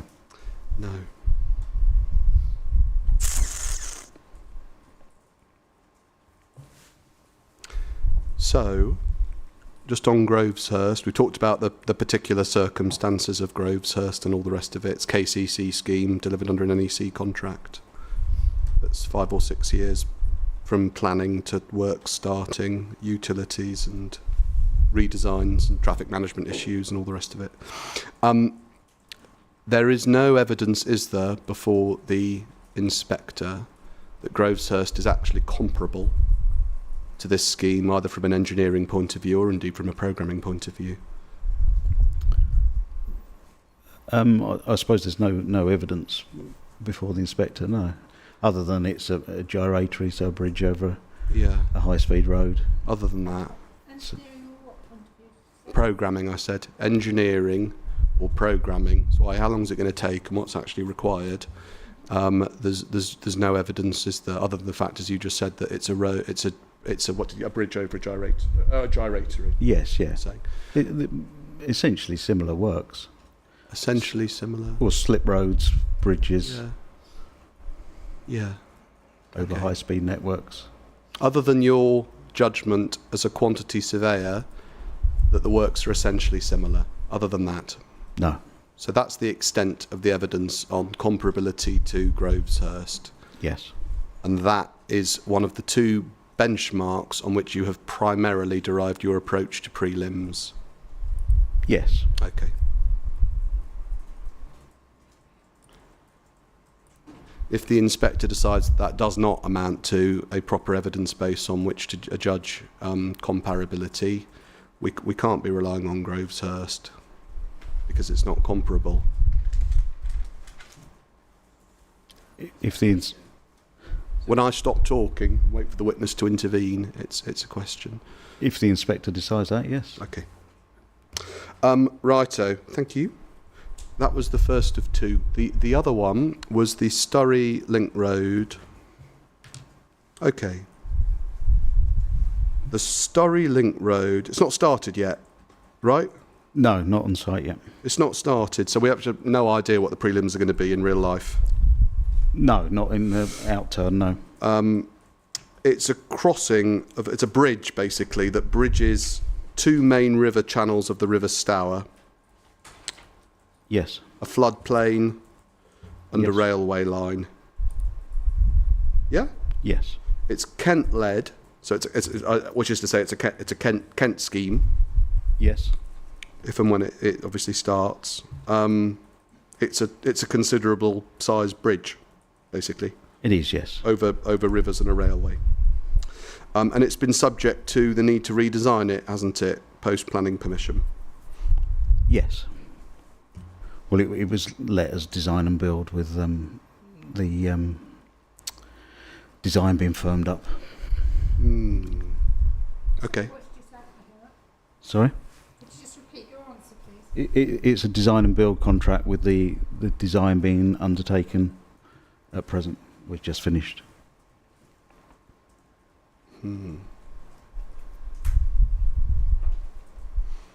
There is no evidence before the inquiry that the Sturry Link Road bridge is comparable to the schemes that are before the inspector. No, other than me saying that I've used it, and because of the structure nature of it, consider it to be appropriate. When you say other than because you've used it, that's sort of my point. You've used it. You accept that the inspector should only put weight on it. I know you've used it, obviously. But the inspector should only put weight on it if it's comparable. Well, if the inspector decides it's Of course. comparable, yes. Of course, no, of course. I've- Decision for her. I've decided it's comparable Yeah, to utilise. and you've not explained why. So you've not taken any engineering advice on its extent of comparability of an enormous bridge over two river channels, a floodplain and a railway line compared to what we're proposing here. No, And you've not taken any programming advice on the extent of comparability between those exercises. no, You've not taken any project management advice on the comparability of the Sturry Link Road scheme to our scheme. no, So there's no expert opinion that you adduce or rely on that actually explains why or how much Sturry Link Road is in fact a comparable highway scheme to the scheme that's before us. other than my own, no. In Yeah, my but you're a field, quantity surveyor. I am. That's the I point. said in my field, yes. But you can't speak. This is the point. You don't. I mean, with respect, I'm not sort of challenging your experience as a QS, but you really don't know without an engineer explaining to you how comparable the schemes actually are to deliver and build, or a program manager telling you how long it's going to take. You don't know how similar the application scheme is to the Sturry bridge. So that's not your job. No, So that's what I mean. That you're primarily relying on two KCC delivered schemes under NEC contracts about which the inspector basically from you knows nothing on the extent of comparability in engineering or programming terms. yes, yeah, I've taken those in my experience, Yeah. made assumptions in a cost plan based on a fairly high level design. Okay. And it is those two schemes, we've explored what you tell us about them, what you don't tell us about them, but it's those two schemes that primarily form the basis for your prelims. Yes. Okay. Right. And as you say, you're quite right, of course, be for the inspector to judge whether that amounts to, comparable benchmarks or whatever. But I suppose neither one of those schemes are they a mixed-use developments. Both of them are pure highway schemes. They are, yes. So you've not, when it comes to considering prelims, compared our scheme to any mixed use, as it were, development schemes that include roads. No, because that wasn't what my task was. My task was to produce a cost plan for the infrastructure on its own. It's an odd way of looking at it, because, of course, you must have known, I'm assuming you knew when you took the gig, that the roads were not proposed in isolation. You did know that, presumably. Well, I know that there's a very large housing development, but I don't know when that's coming online and how that fits in with the roads. You don't know how the houses are proposed to fit in with the roads? Well, the scheme, the earthworks, for example, I don't know if the scheme's going to be levelled from the edge of this road into the housing development. I haven't got that information. But either way, I was tasked with producing a cost plan for the infrastructure works. Yeah, no, but I appreciate what you were tasked with. But isn't the point of a costs plan? I mean, you tell me. I don't know. You're the expert. The point of a cost plan is actually to try and come up with reasonable estimates as to what a scheme's going to cost. Yes, based on a defined set of information. Yeah, and the information that was before us, that's been before us for years, is that these roads are coming forward as part of a wider scheme. Yes, but I wasn't pricing the wider scheme. I was just pricing this infrastructure. I couldn't price anything to do with that without pricing that scheme as well, which I haven't been tasked with doing. So otherwise, I'd just be guessing on the interaction. Oh. So the road costs that you put in your evidence, you're not actually suggesting that they represent the road costs that are going to happen in this particular case, because this particular case isn't what you were asked to cost. This particular case is a mixed-use development. Well, yeah, I don't have the details of that, so I don't know how that would interact. No, I don't know if this would be delivered as standalone packages or if other things will be added to it. So it's a proper sort of apples and oranges problem, isn't it? Because you've got one side on the one hand who are pricing a scheme as part of a holistic, comprehensive mixed-use development. I appreciate that wasn't your instruction, that's not a criticism. And you've got you're basically answering the question you were asked, which is assume roads only, as it were, yes. I'm summarising, cost them and tell us what they would cost if delivered in isolation of anything else. Yes. And my understanding is that Jackson's have done the same. So Mr. Bell has piping in there with his own little bits. Mr. Bell has drawn a comparison, hasn't he? So and it hasn't been raised at any time that they've priced another bit of road or something, another section of road. Right. Do you not think that Jackson's have an understanding of the wider context within which these roads are being proposed? I don't know what their understanding is of the wider development. Fair enough. Well, if you don't know, you don't know.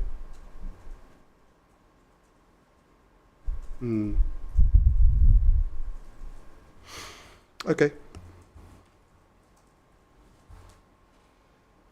Well, that's it on prelims. Thank you very much.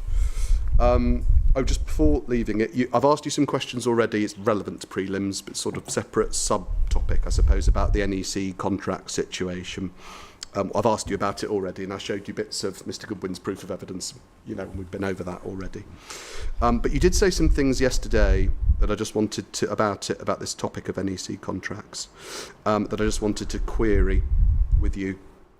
You say that, and it should be said, for the last 5 years or more, you've been doing, I think it'd be fair to say, exclusively projects for Kent. Almost, yeah. Apart from a couple of historic projects, yes. And those almost exclusively projects for Kent have almost exclusively been based on NEC contracts. They have. All the Kent projects have, yes. All the Kent ones. Right then. So, yesterday you said that contractors wouldn't sign up to a bespoke contract.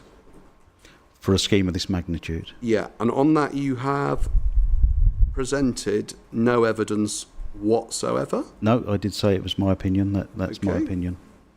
Righto. And it's based on what then? It's based because the reason I asked it in that way is because we know that the major projects that you're costing are all NEC contracts.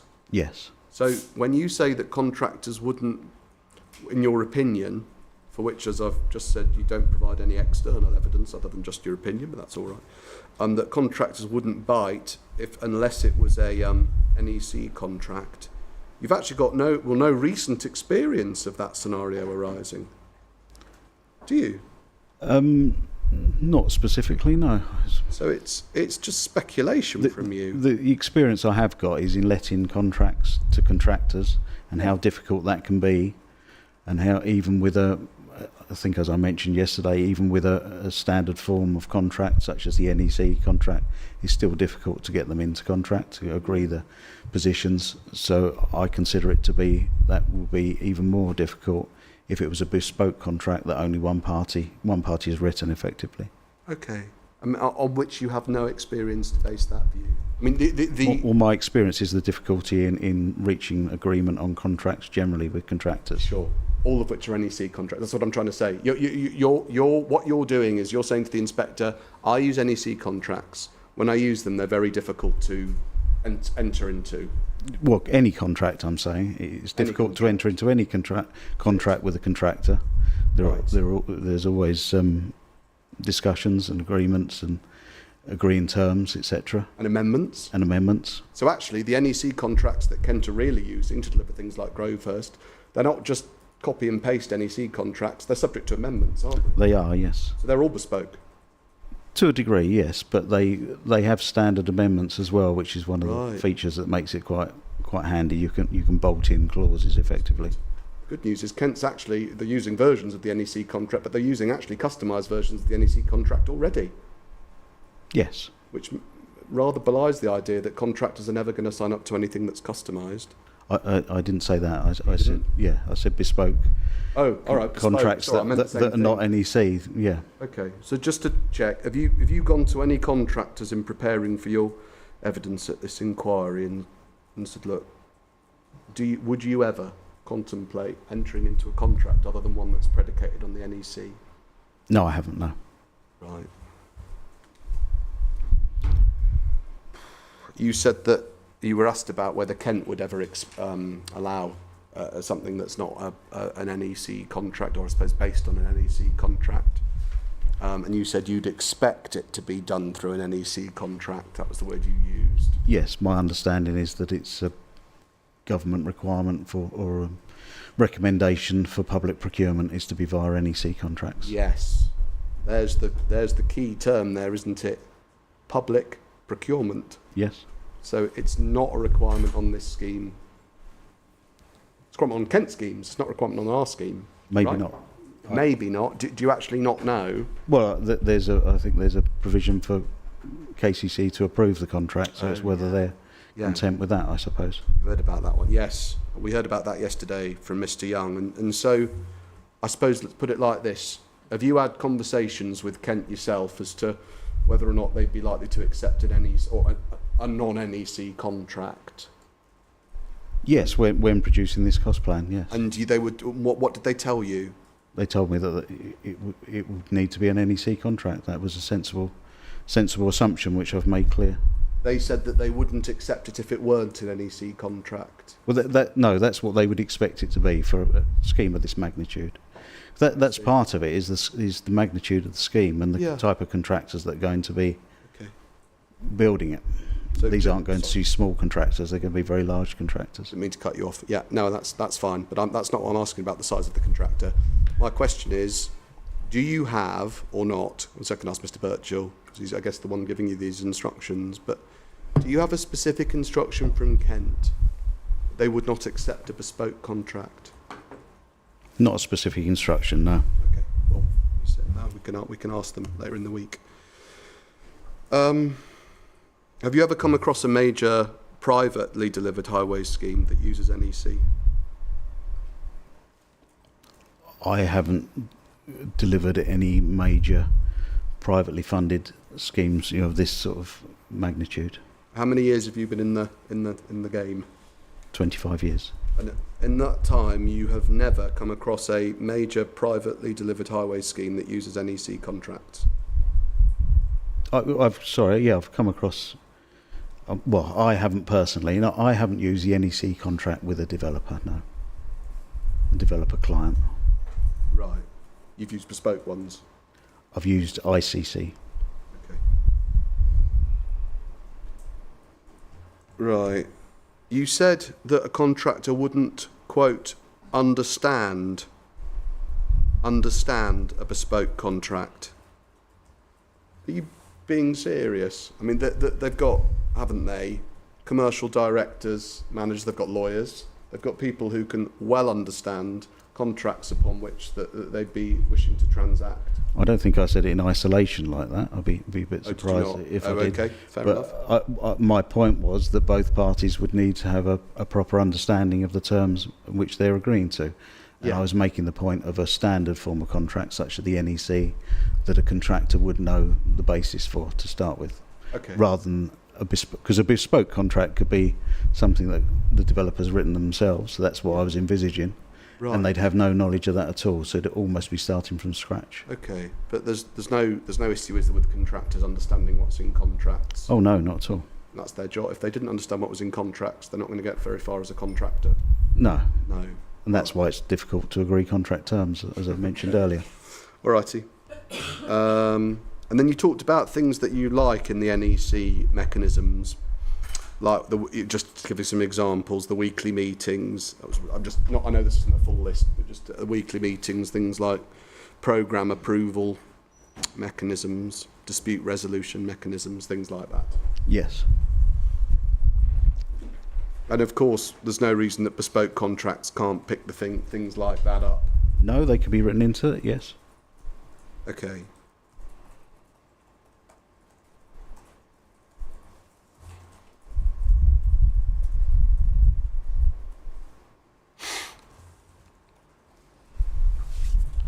There's been criticism from you, I think, certainly from Mr. Young, on Jackson's being involved at all at this stage in the game in terms of providing costings as part of the exercise that you've done back and forth with them. But you recognise, don't you, I would have thought, as an experienced QS, what the value is of early contractor involvement, or ECI? Yes, I do, yes. Can you just tell us why that's so important, ECI, early contractor involvement? For them to share, contractors to share their knowledge of building things, as you've referred to several times. Why is it a good thing? Why is it something that is coming to be recognised and supported? ECI, early contractor involvement. They have the experience of building things, and share that information. Why is that a good thing to have that experience early doors? It helps the designer to design out issues. If there was a particular issue that was very difficult or costly to build, or materials that are difficult to obtain, they can feed into that process and help refine the design And it helps. and de-risk it. Didn't mean to cut you off. Helps to de-risk. Yes. Helps to de-risk. Getting contractors involved early on helps to de-risk a scheme, or can do. Yes, you can do. Yeah. And it can help, therefore, come up with a more accurate cost plan. We can lead to a more accurate cost plan. Yes. Yeah. So getting contractors involved, like Jackson's, who are a contractor, getting contractors like Jackson's, your position is involved early on in the process, can lead to de-risking of a project and can end up deriving a more accurate costs plan. That's your position. Yes, it can. It's a good thing that they were involved here then. Well, I haven't seen any of their input as to construction and buildability and the like. All I've seen is their costing output. Okay. All right. Which I think I say was a bit unusual, but that it's not that unusual for a contractor to provide a cost check. Okay. Right. Thank you.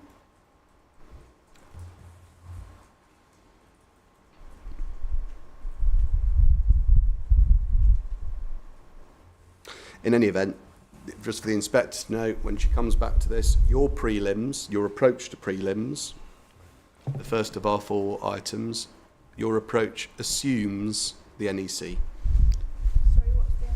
That's the new, sorry, the new, what's it called, the new engineering contract. That's what we've been asking about, the NEC contract. Yes, it does, yes. That is what is assumed by you. Yes. And to be fair, you did say yesterday that you thought an alternative wouldn't be suitable unless it were carefully drafted and clear. Yes. So if an alternative were put before us that were carefully drafted and clear, then that could be absolutely fine to use a non-NEC solution.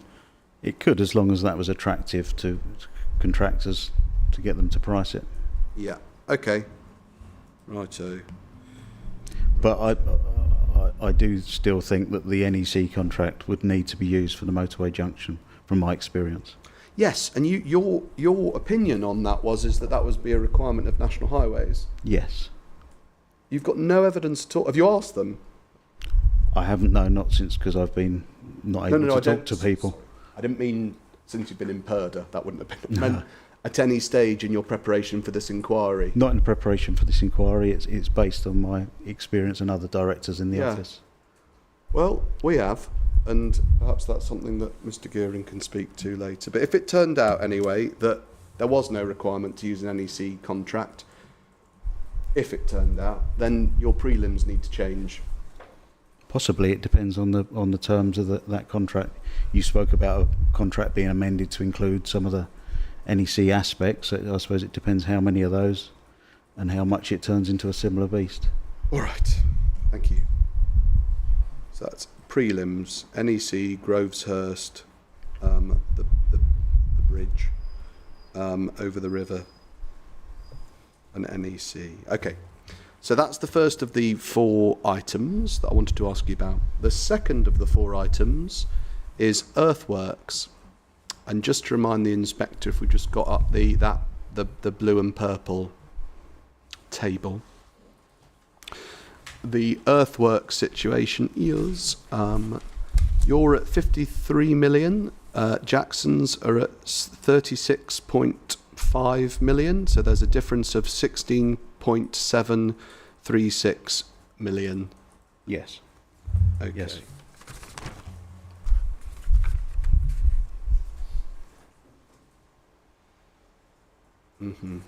Just to take you to a couple of references to try and, as it were, drill down into the extent of these differences. Mr. Wilde's note, which is appended to Mr. Gearing's first rebuttal, it's Mr. Wilde's technical note of June 25, and it's core document 37.14.2C. June 2025, I think. Yeah. Which one have you got? It's called Response to Evidence of L. Birchall. Oh no. Okay, so what's the CD number? It's 37.14.2 capital C.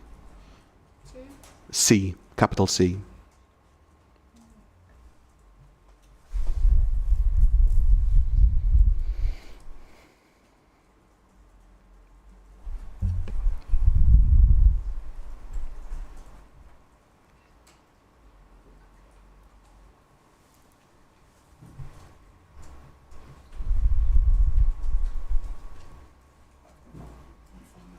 Yes, I have, yeah. Thank you so much.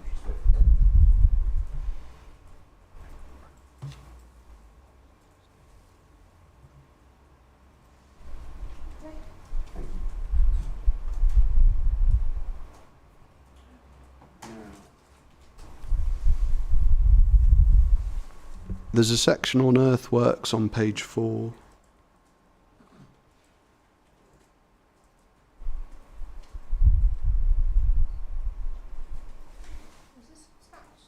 It's attached to Mr.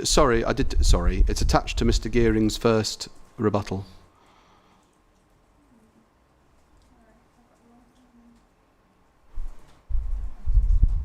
You got that, Mr. Parks? Have you I got have, that as yes. well, madam? It's page 4.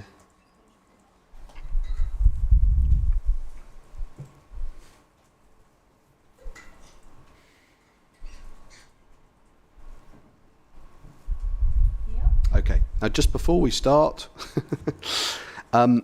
we know, because you've told us several times, that you have costed this road on the basis of it being a road scheme, not a wider comprehensive mixed-use scheme of development, correct? That's correct, yeah.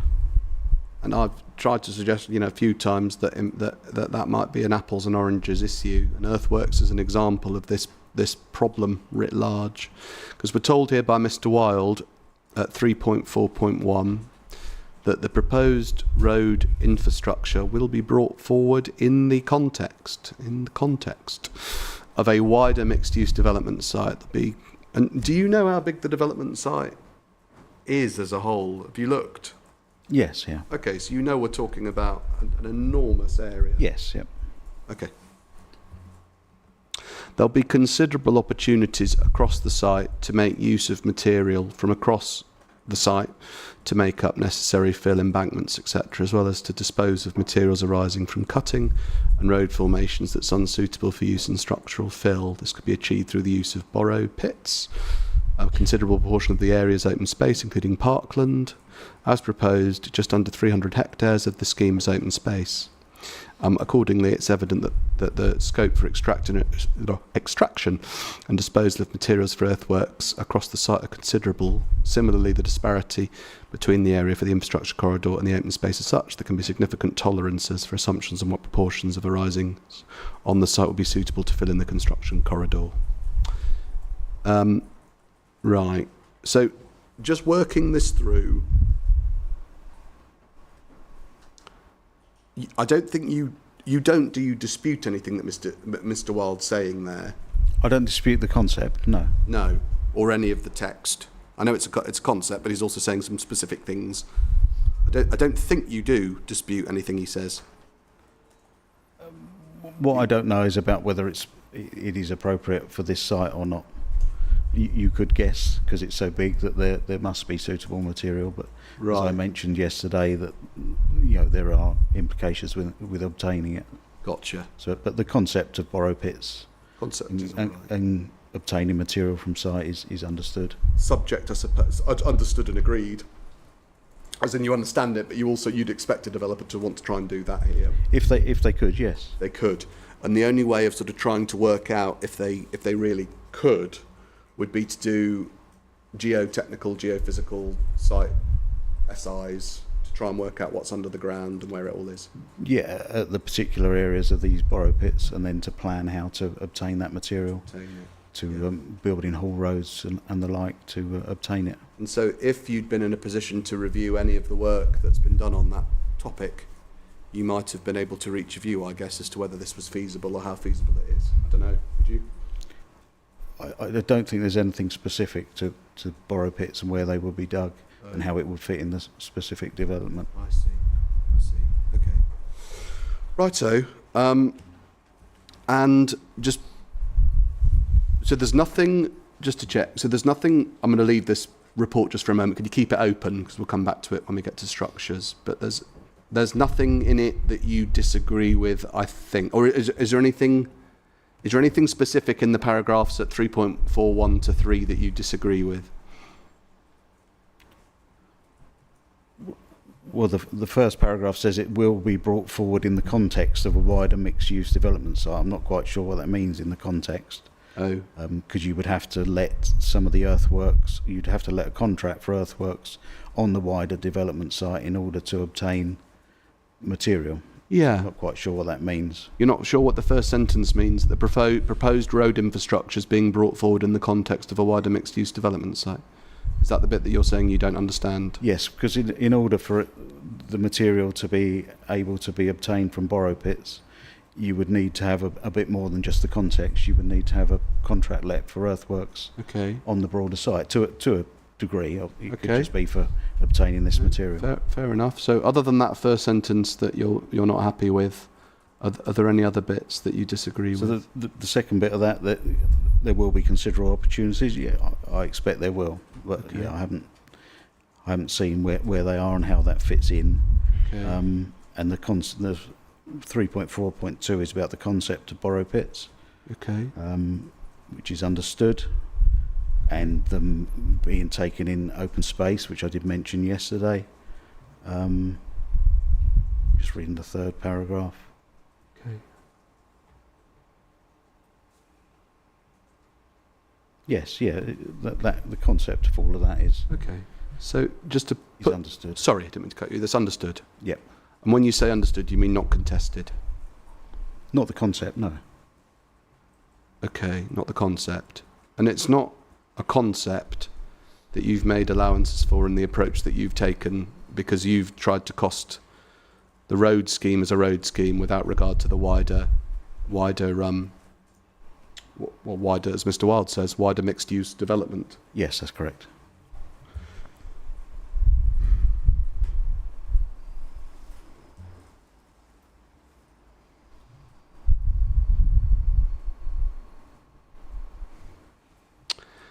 And if we just turn to, hang on, let me just make sure I've got the right bit. If we turn to your proof, page 11.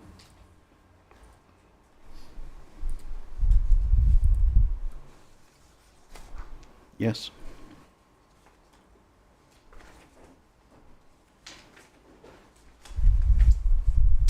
Earthwork strategy. 3.65, the developers suggested there'll be sufficient open space within the wider, which is obviously what we've just been looking at, within the wider development, in which to obtain materials from borrow pits and in which to deposit surplus fill. And then just the inspector can add, can't she, in square brackets.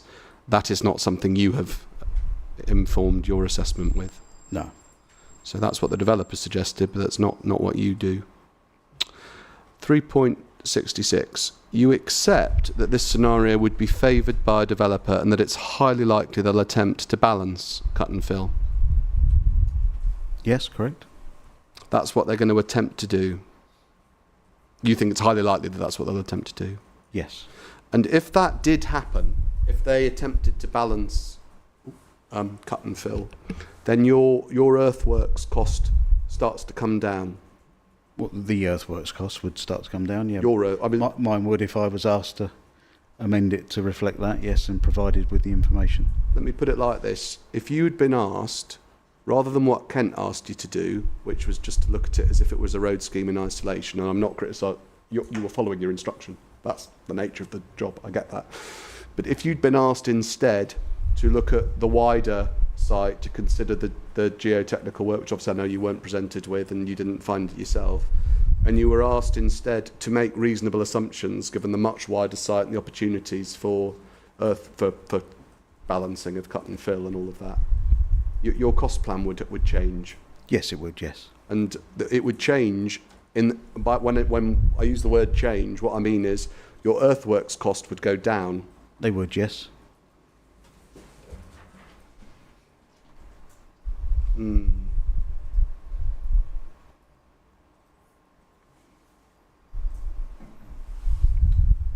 Right. So I guess that question for the inspector really is whether or not she's supposed to... Fair point. A matter for the inspector to decide is whether or not she's dealing with a road scheme in isolation or not. But at 3.72 of your proof, you say...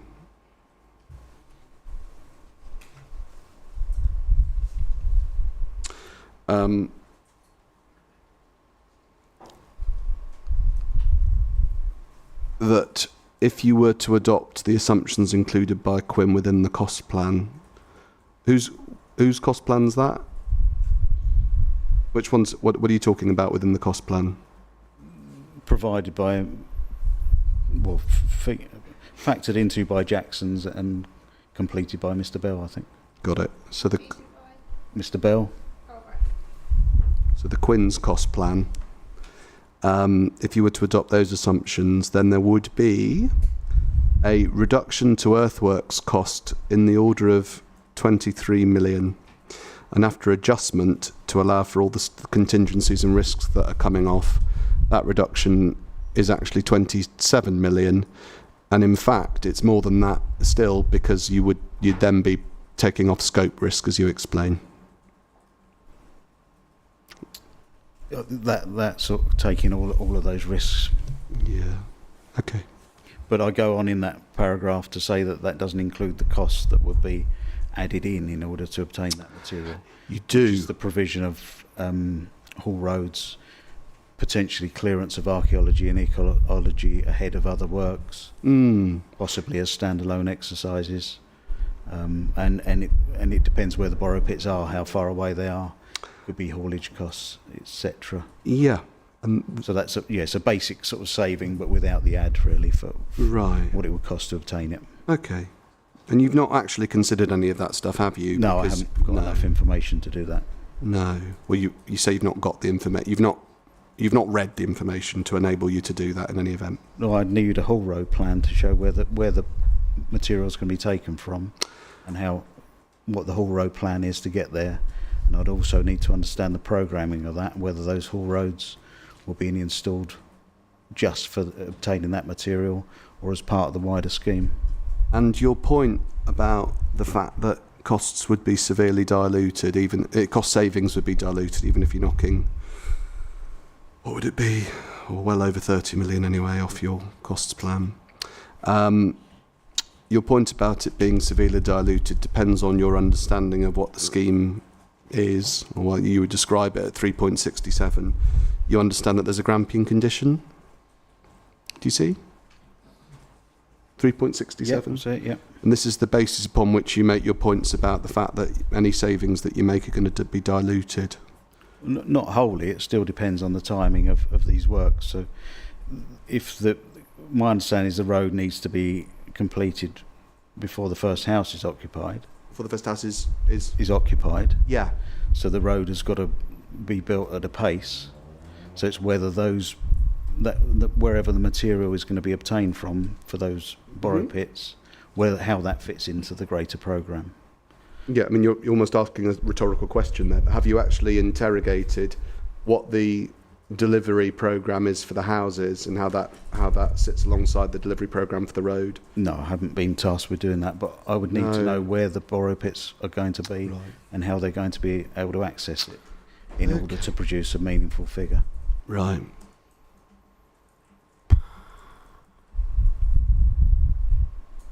Anyway, your number for what it's worth, your number for earthworks assumes no borrow pits, no borrowing, as it were. That's correct. It assumes, as it were, a theoretical highways only approach. That's correct. Yes. Okay. So that's that.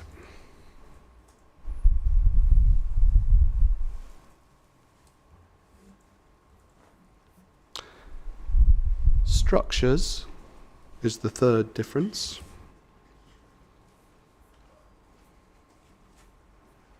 Or the third major difference. The difference on structures is just reminding ourselves on the purple and blue table. The difference on structures is you're at 51.8 million and Jackson's are at 33.58 million. Yes, that's correct. Being a difference of overall 18.249 million. Yes. Okay. And that's the difference. Albeit in reality, if we just turn up your proof again at 3.78 on page 13. Yes. 3.78 on analysis, in reality, you'd anticipate, say 3 lines down. Yes. Well, I'll just read it all out. You've received a developer's estimate for a culverted solution. Yeah. You note these costs include granular material, etc., etc. Whilst I consider their estimates to be low, so you don't like the 11 million, I would anticipate costs to be lower than the 30 million in your cost plan for the bridge solution if a culverted solution was found to be acceptable to all parties, but this seems to be unlikely at present, as noted above. Yes, that's what I said. Yep. Obviously, I understand that's changed now. Yeah. So, just calling it straight. Obviously, you know, it's not a criticism because you've only. Well, I suppose is it a criticism? Did you actually take instructions from anybody at Kent before you wrote that sentence? No, I wrote this of my own accord. No. What I mean is that you say if a culverted solution was found to be acceptable to all parties, and all parties include your client, Yes. and you're saying that it's unlikely that a culverted solution, and this bit you're saying unlikely that's going to be the situation. That's my experience. Yeah, that was based on my experience. But did you ask anybody? You say to your client, it's like, well, look, they're suggesting a solution. It's going to save 20 odd £million of cost. Then all the contingencies on top. We better check. Might that be acceptable to you guys? And then they say, oh, well, maybe or not or whatever. You've just said, well, no, I don't think so. I've priced the cost plan based upon the drawings provided. Yeah. And an alternative was put forward for a culverted solution. Mm-hmm. There's no detail as to how that would actually be constructed, and I don't consider there's enough to price the difference. So, I've produced the cost plan independently, so I didn't. I'm not suggesting my opinions. I'm not suggesting you should have. You should have used numbers that were fed to you by someone. What I'm suggesting is that before you give evidence that Kent aren't going to or unlikely to approve something, you might want to check. But in any event, we agree, don't we, that your cost allowance for structures is too high now. You may have not known that when you wrote your proof. Whether you should have known it, different question. Put that to one side. It's too high. It's likely to be too high, but I haven't seen how this culverted solution will actually be built. So at the moment, as presented, it's a large bank of culverts side by side, with no information as to how they would interact, what foundation they would have. So it's essentially still a bridge, and I would need more information in order to price it. But I expect it would be cheaper than the bridge. But I haven't got enough information to estimate how much cheaper. Is it the situation, therefore, that you accept the numbers too high, but you don't feel in a position to give the inspector what the correct number, or as I say correct, as in the best number, for the purposes of our exercise today, yes, what the best number actually is? Okay, so when it comes to structures, the true cost plan needs to, your figures in the cost plan, they do need to come down, but you're just not clear at the moment as to exactly by how much. Yeah, I would need more information as to how that structure is built. You'd think you'd need basically a sort of detailed road design. Not a detailed road design. Or detailed design for the culvert. But some parameters for that culvert, as to what the foundation is and how they interact with each other. Okay. Righto. Now, as you've explained, your approach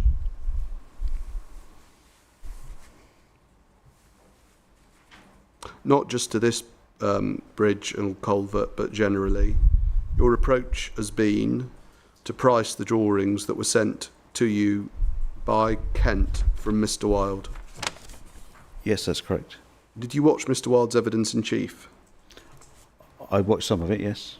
Did you watch the bit where he explained that the scheme that you were sent is concept and illustrative in its design, as well as worst case from a design point of view? Yes. Did you watch the bit where he said that he had adopted onerous design standards in order to demonstrate engineering deliverability? Watch that bit? Yep.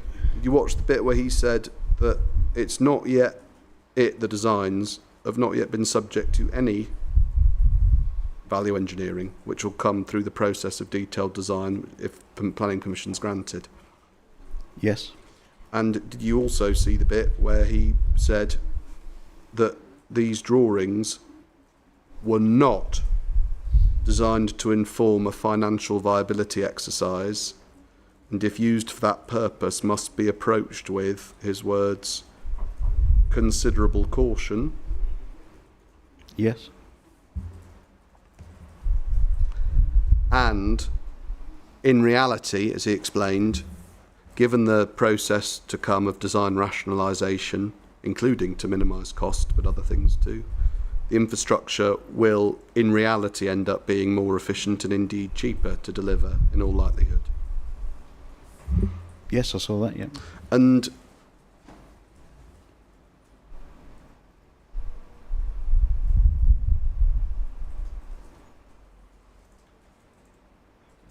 that's his position as a qualified highways engineer, indeed the designer of the road, right? Yeah. Which means that you're not in any position, are you, to gainsay that or to challenge it? In fact, I would imagine you'd accept what he said. Well, other than in his rebuttal, he said that the modelling is not strictly worst case. The modelling. Yeah. I wasn't asking you about modelling. Well, I think he's talking about the traffic modelling, etc. So the levels of the road and the curves of the road, for want of a better word. Is it your position? Do you? All right, let's have a look at which bit you're talking about, so that I don't ask you questions about it. Let's have a look at Mr. Wild's. I think you mean, do you? The thing that we were looking at just a minute ago. Hopefully, we've still got it out. It was the thing that is response to evidence of L. Birchill, KCC. Is it 37.21.1? That's where this reference comes Oh, from. right. We'll do my one first, and then we'll do your one. Okay. Both from Mr. Wild, both talking about this. What was your one, sorry? 37.21.1. 37.2. Right, okay, we'll start with my note, which hopefully you've still got out. Have you? 37.14.2c. That's the one. So if you start with that one. Yep. And turning it to page 3.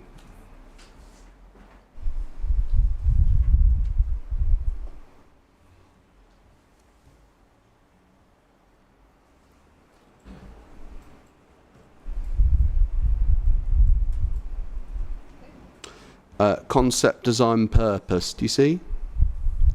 Halfway down, 3.2. Yes. 3.2.2, as the name suggests, the design package is concept in nature, has not been prepared for determination within these planning applications. The drawings remain illustrative. As a result, drawings of this detail are not necessarily required for an outline-only planning application determination, but were developed and included in the package for the following key reasons: to demonstrate deliverability, noting the reliance of the TA, particularly relevant for motorway junction. Number 2, to inform the environmental impact assessment, etc., etc. The proposals have remained worst case, discussed further below. This applies most notably to the areas of highway beyond that associated with the motorway junction, which I think might actually be the point you were just making.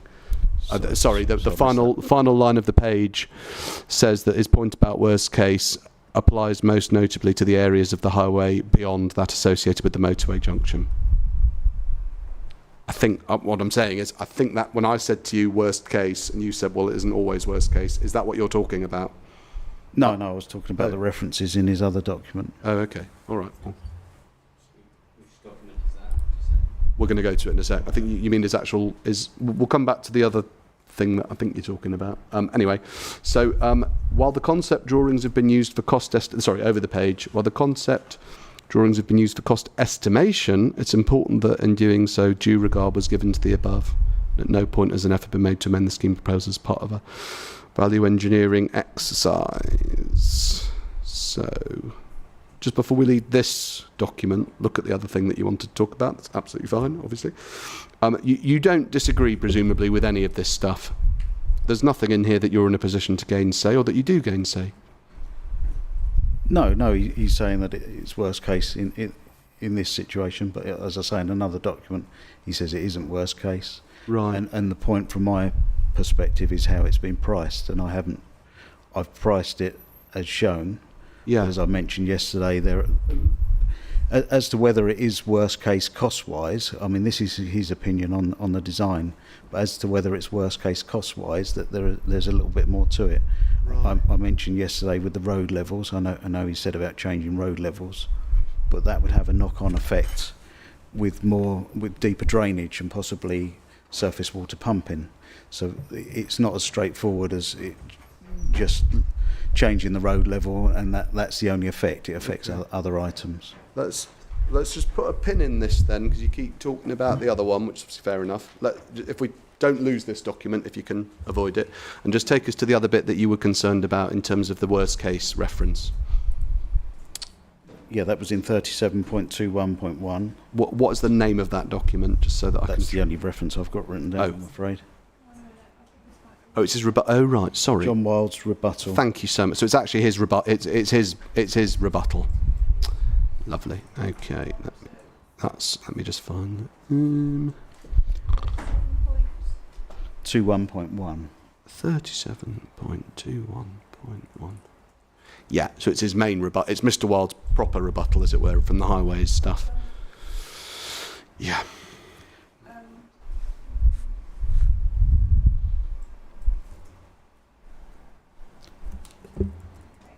Lovely. And where in that? Paragraph 2.59. 2.59. Right. And is it that bit, 3 lines from the bottom? Is I that haven't got it open, I've just got my reference sorry. open. I'll find it. Yeah.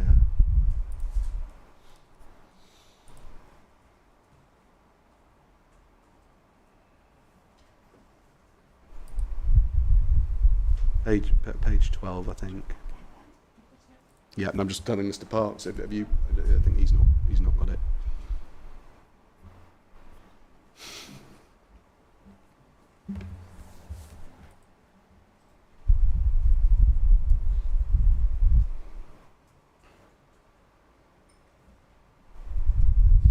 So which was it? Sorry, paragraph 2.5.9. That's what he's saying, and I think the word "worst" is 3 lines from the bottom.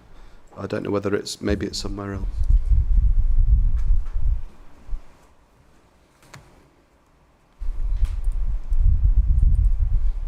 It's about scenarios, isn't it? Forecast scenarios. Doesn't on the face of it look like it's got anything to do with this, but obviously Maybe I've written my reference down wrong. could have been.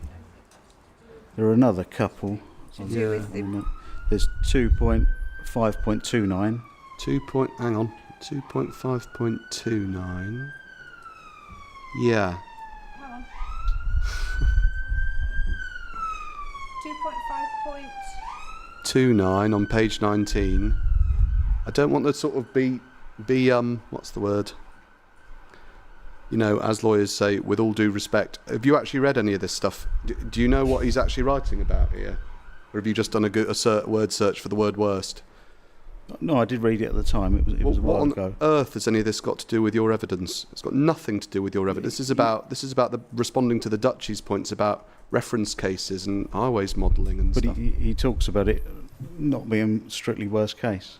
But what's the it? What's the it in your sentence? Do you know? The design as a whole. That's not what he's talking about, Mr. Parks, and you'd know that if you'd actually. I mean, have you read this? Have you read it cover to cover? No, I haven't read it. Have you glanced? Have you glanced through it? Yes, I have, yeah. It's a glance. It's a glance where you've tried to find the word worst, and you've turned out the examples that you've found have absolutely not a thing to do with what I'm asking you about. Come on. You accept, I think you accept all of the things that were in Mr. Wilde's, other than the bit that... just going back to it, sorry.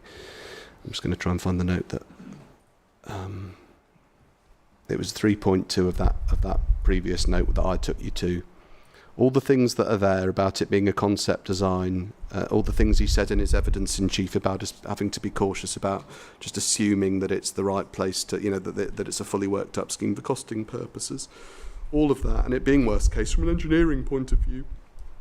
You accept all of that, or you either accept it, or if you reject it, you're certainly in no position professionally to do that, not being an engineer. No, I accept that he's saying that. I'm just saying that the cost effects of that are not necessarily straightforward. You accept that he is saying that, and Yes. you do not say anything against that. No, I don't know. Which means that we agree it. Yes. Yeah. Well, to be fair, actually, Mr. Wilde did say in the first of those two documents that the section of road, sort of the national highways That's bit, correct. was more attuned to what what would actually be delivered, didn't he? That is correct, and he did say that, and that's why I tried to say, and I thought that was what it was the bit, it was at the bottom of page. Have you got the other thing that I took you to? Sorry to be jumping Not around. anymore, no. It was the previous note at 37. Say the place I took you to was 37.14.2c, which is Mr. Wild's note on. Sorry, what was the reference? Have you got the document first? No. Just looking for the 37.14.2c. Oh yeah. Yeah. Got that. And and if you're there, if you could just spin back to page 3, which is Yep. the bit that I took you through before, and what the inspector just mentioned there relates, I think, to the final sentence at the bottom of page 3 that says this applies most notably to the areas of the highway project beyond that associated with the motorway junction. You see? Yep. And that's because, as Mr. Wild explained in his evidence in chief, which you heard, the motorway junction's been subject already to considerable back and forth with national highways. Okay. Yep. But when it comes to the bit that we've just been talking about, which is the bridge or the culvert or whatever, that's not that. That's in the middle of the Southern Relief Road. Yes. So all these warnings about being cautious and not just costing it and the way it looks, but assuming due regard is given to the need to refine and to value engineer and all of that. Regardless, that's his position. He designed the road. You've not done any of that. You've not done any of the stuff that he says you need to do if you're going to use his drawings sensibly. Sorry, what stuff does he say I need to do? You have not had regard to, or what's the word, exercised caution, as he said, considerable caution in his evidence in chief. You have costed the drawings as they are. Yes, as presented, yes. As presented. And you have not sought to make any adjustments to those drawings to reflect the likelihood of any scheme that might actually be built. No, because I would have to be designing it to do that. You'd have to have input from experts as to how the road might actually come forward within the parameters. And I'd be pricing a different design. Exactly. And it might be a bit cheaper. It might be, as I say, Yeah. but there would be swings and roundabouts in those Oh dear. costs. All right then.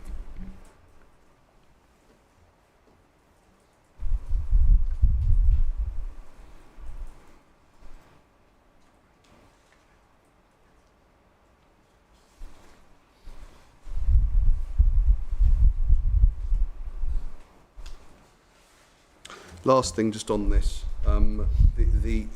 your understanding, is this right? Is based on your understanding that the bridge crosses a watercourse. Is that correct?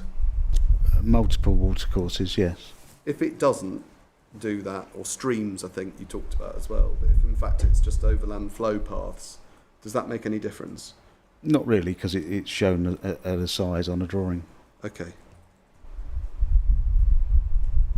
So in any event, in the end, if a culverted solution is acceptable, and if the roads are taken not as Old Testament gospel, but as the way that they were intended as described by Mr. Wild, your cost plan would have to change. Yes, yeah. For structures, for structures. Yes, if we had a revised information to price, the price would change. Okay. And it's going to go down, but potentially tens of millions of pounds. It's going to go down for that particular structure, but as to the magnitude of that, I don't know, because I'd need to understand how it will be built. Okay. Because as shown at present, it's still essentially a bridge. Right. Okay. Just talking about the Structures. Highsted Road. That was it, yeah, as part of structures, but yeah, that's right. That's right. And are there any other particular structures that there's... I suppose really when it comes to the other structures, what we're talking about here is you have costed the drawings as they appear to you to be, not with regard to any detailed design or value engineering exercise to render those roads cheaper and more efficient to construct. Yes, yeah. Okay. And I think the majority of the structures we've priced similarly to Yeah. Jackson's as So well. actually it's this, the Highsted Road bit that the inspector just mentioned is probably the Yes. key point of difference between us on... And it's clearly a large cost for a large structure. Yeah. Which is why it would matter. However quite you a- look at it, yeah. It might have quite a bit if it turned out to be, £25 million cheaper. I think that's unlikely if Well- the contractor is priced at 11, but Hang on. The difference between us on... Anyway, fine. 20. 20, not 25. So about the comparative cost of the... possibly, yeah.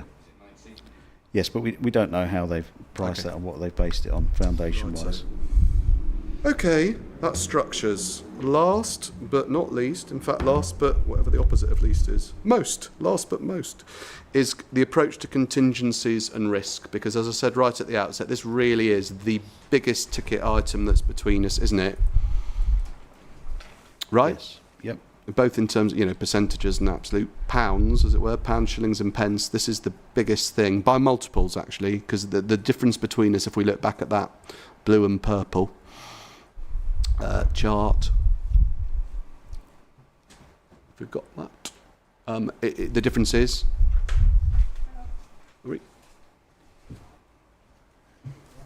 The difference is 97.4 million for you, and 30.6 million for us. So there's a difference between us of 66.8 million pounds of risk. Yes, that's correct. Mm-hmm.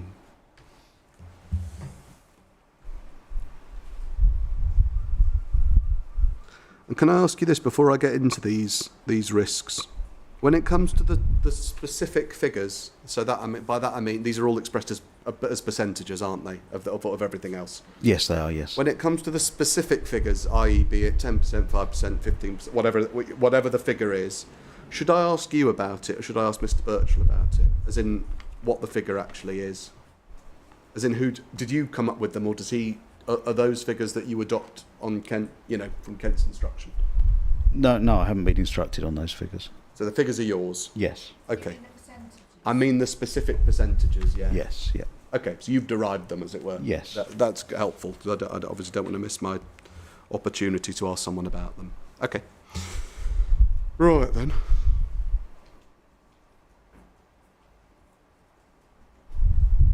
So, taking them in stages, as you did in your evidence in chief. The first step, if we're just having a look at the blue and purple chart, which is hopefully where we still are, and we look at each of the schemes, left to right, and then at the bottom of each of them, there's a line of subtotal, which represents the total construction cost, as it were, the base construction cost. So for your motorway junction, for instance, it's 49.3 million. Right? Yes, that's correct. And have you got that, madam? Sorry. Yep. Sorry. Thank you. And then underneath, so the first thing that happens on your blue line, your blue column, underneath is that there's a 10% construction contingency. Yes, that's correct. So that's the first layer of risk. 10% construction contingency. I suppose it sort of does what it says on the tin. That's to account for the possibility that some of those construction figures in the boxes above might end up being more expensive. Yes.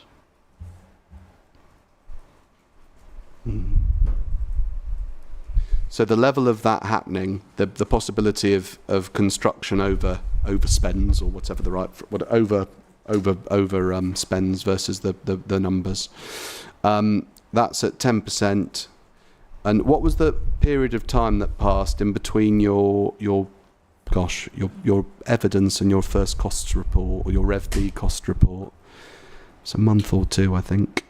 May 25 was your costs plan that was Rev B. Yeah. And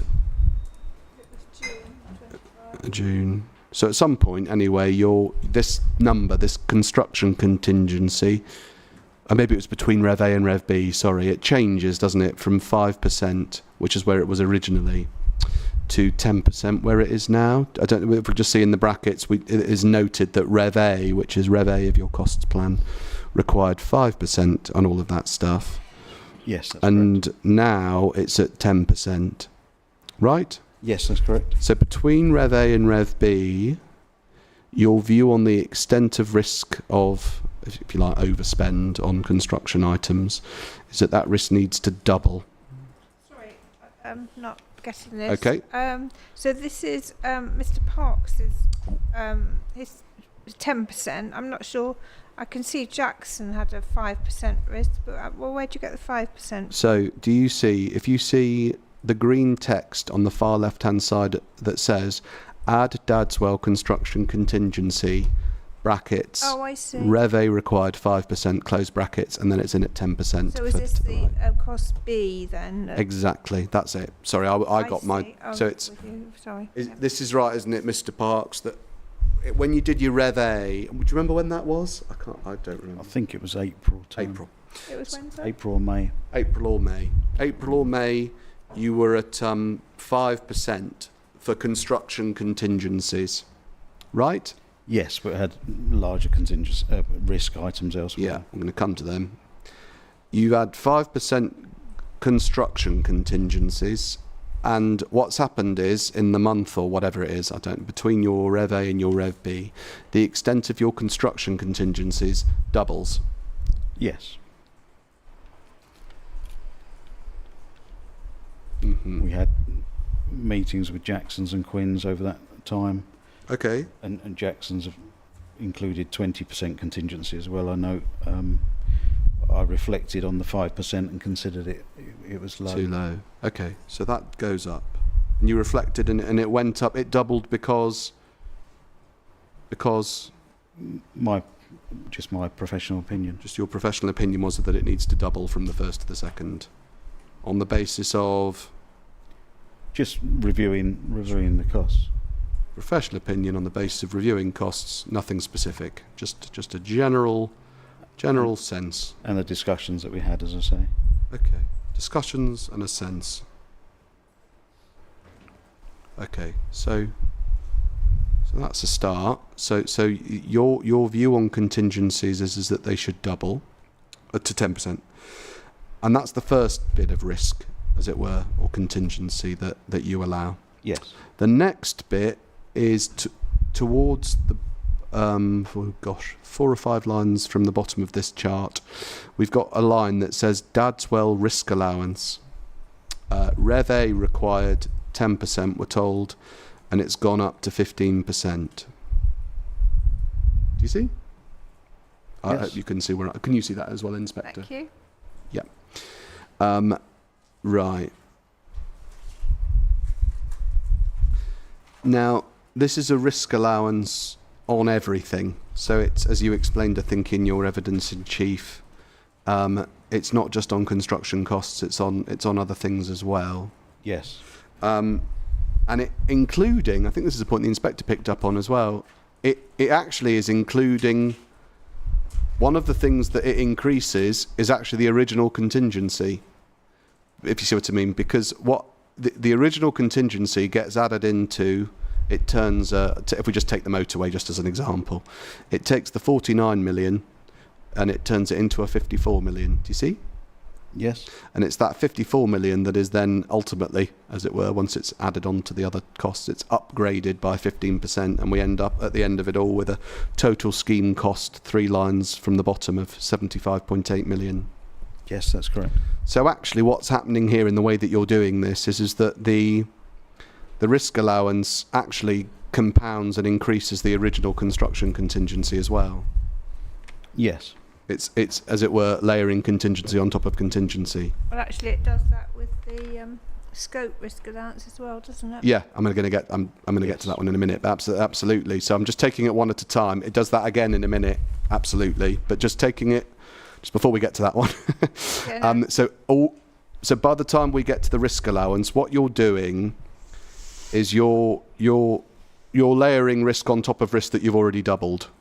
And you're doing it to the tune of something that has already gone up by half. And by that I mean, just to unpack what I've just said, originally you were at 10% risk for your risk allowance, and in a month that goes up by 50% to 15, right?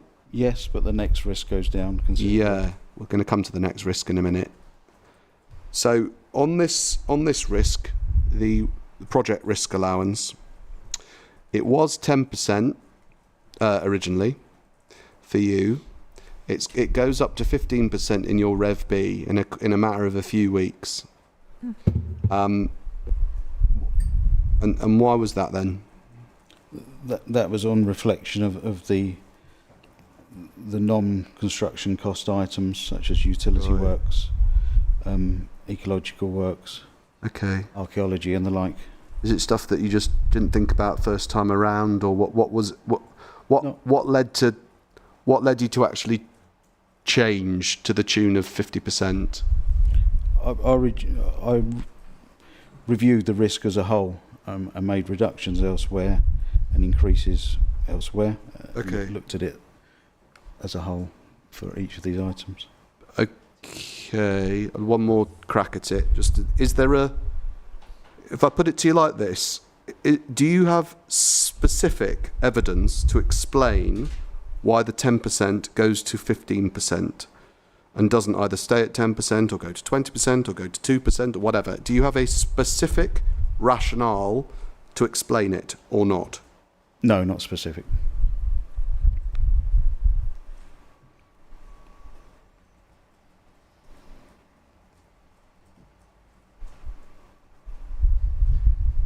And would it be fair to say that exactly the same applies to the construction contingency that we've just been talking about?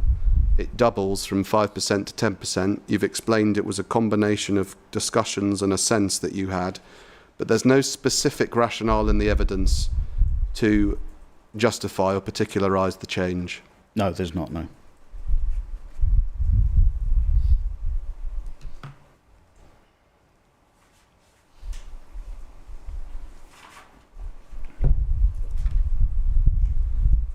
Okay, so we've got the first two then, without any specific rationale for either one of them.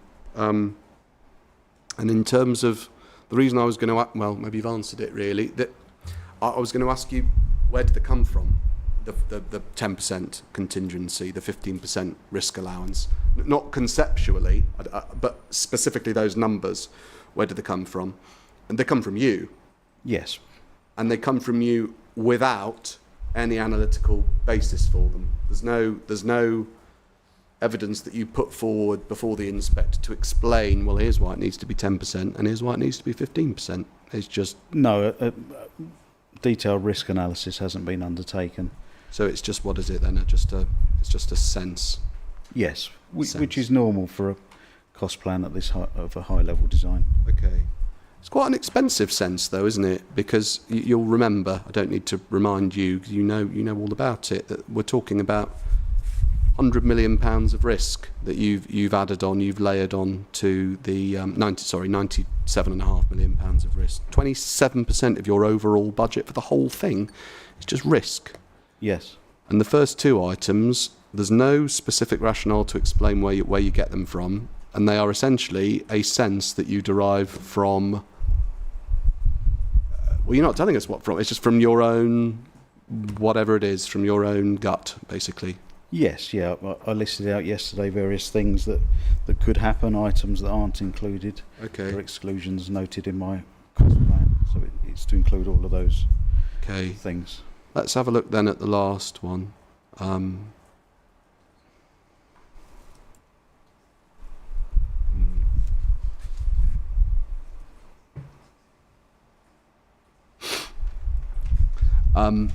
The last one is the what's now called a scope risk allowance, and that's a further 10%.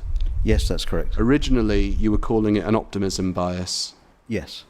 And the reason you've changed it, I think, is because, and I'm not sure whether there's anything in this or not, you understand, do you, that an optimism bias is a particular term. It's relevant, as Mr. Wilds explained, to economic cases to do with cost-benefit analysis, and it's got nothing whatsoever to do with this exercise. I do, yes, yeah, I mentioned that yesterday. So your reference to an optimism bias originally was just a mistake. No, it's National Highways said they expected to see it, so we included a risk allowance, a scope risk allowance. No. And called Sorry. it optimism bias. Finished. You said National Highways said they expected to see it. Sorry, you were saying? I think you guys finished it. Yes, so I included it as such. I mean, it essentially is scope risk. Take a step back. Sorry, I don't think you understood what my question was, which means it wasn't clear enough. Optimism bias, we'll come to the number in a minute as to whether it needs to be there or whatever, but just that your initial approach was to layer on a 23% optimism bias. That is a concept from a cost-benefit analysis for economic cases for public bodies. Yes. It's got nothing to do with this at all. National Highways didn't say to you, we need to see an optimism bias. They did. They said they expected to see optimism bias in the cost plan. They wanted to see an optimism bias. Yes. I said it wasn't really appropriate for a developer cost plan, Oh, but I could see that a scope risk allowance is appropriate. So to a degree, I don't think it matters what we call it. why? I didn't include Sorry. it include it at the full 44%, which is what the Green Book recommends. Yeah, Included it as 23%, that's interesting. which was my view on reducing the 44 down to something sensible that would match with the other risk allowances that I'd included. Okay, let's work it through then. Okay, so National Highways told you that they wanted to see it, an optimism bias. Yes. And your starting point, and you told them that you didn't think that was appropriate for a developer-led scheme. Yes. Okay, And but they insisted. and hence I've subsequently removed it. Well, no, you haven't removed it. You've rebadged it, but it's still there. Well, it's a scope risk allowance, which I consider to be appropriate. Oh, I see. So it's. Sorry, what was the 44% you're talking We're going to get about? to that. Oh, we're going to get. So let's just take this in stages. Originally, you were told optimism bias. You said not appropriate. But optimism bias goes into your Rev A. Yes, yeah, I included it in Yeah. the first draft. To Shouldn't have show done, what should you, if it was what might look inappropriate? at. You should have taken it out at Rev A if it was inappropriate in your view to be doing an optimism bias. Well, that was a draft that was issued, and the cost plan that's gone into my evidence is Rev B, which was refined. I'm fully aware of that, and we're gonna get to your Rev B if we ever get answers to the questions on Rev A. So did Rev A represent your best view at the time? Overall, risk-wise, yes. Okay. Yes, and construction costs, yeah. Okay, great. And then I refined it. Go on. Later refined in Rev B. I fully understand that. At the time you issued Rev A represented your best view, correct? Yes, correct. And you included 23% optimism bias in Rev A, correct? Correct. Even though you're telling the inspector you thought that was a completely inappropriate thing to do, correct? The title was inappropriate, but the allowance wasn't. I don't think it matters whether I call it optimism bias or scope for this, because that's what it is, it's scope risk. You said your position to National Highways was, I'll include it, but we shouldn't call it an optimism bias, we should call it something else. Well, I did, as you see, I did call it that to start with. Then I reflected on it, thought it isn't appropriate to call it that. Okay. Reviewed the risk overall, adjusted the figures. Let's just answer. We're going to get to 44% in a minute. Why is it not appropriate to have an optimism bias for this scheme, in your opinion? Because it's for business case applications and the like. An optimism bias is? Yes. Okay, right. Let's just nail that down. An optimism bias would be something that you would do as a public body if you were seeking to, something you'd apply as a public body if you're seeking to evidence a business case to seek, say, public funding for a new road or something. Correct, yes. Okay, right. So National Highway said make sure there's an optimism bias, even though on reflection you didn't think there should be one. You put one into your Rev A and you put it in at that stage at 23%. Yes. Which doesn't meet with the optimism bias requirement. Let's do that now. So can you just tell the inspector about this 44%? There's a range of percentages, and the concept is that as the design becomes more detailed, the optimism bias is reduced, the percentage is reduced, and the reason it's called optimism is it's how optimistic you are about the design working, essentially. Get that. So for a high level design, it would normally be included at 44%.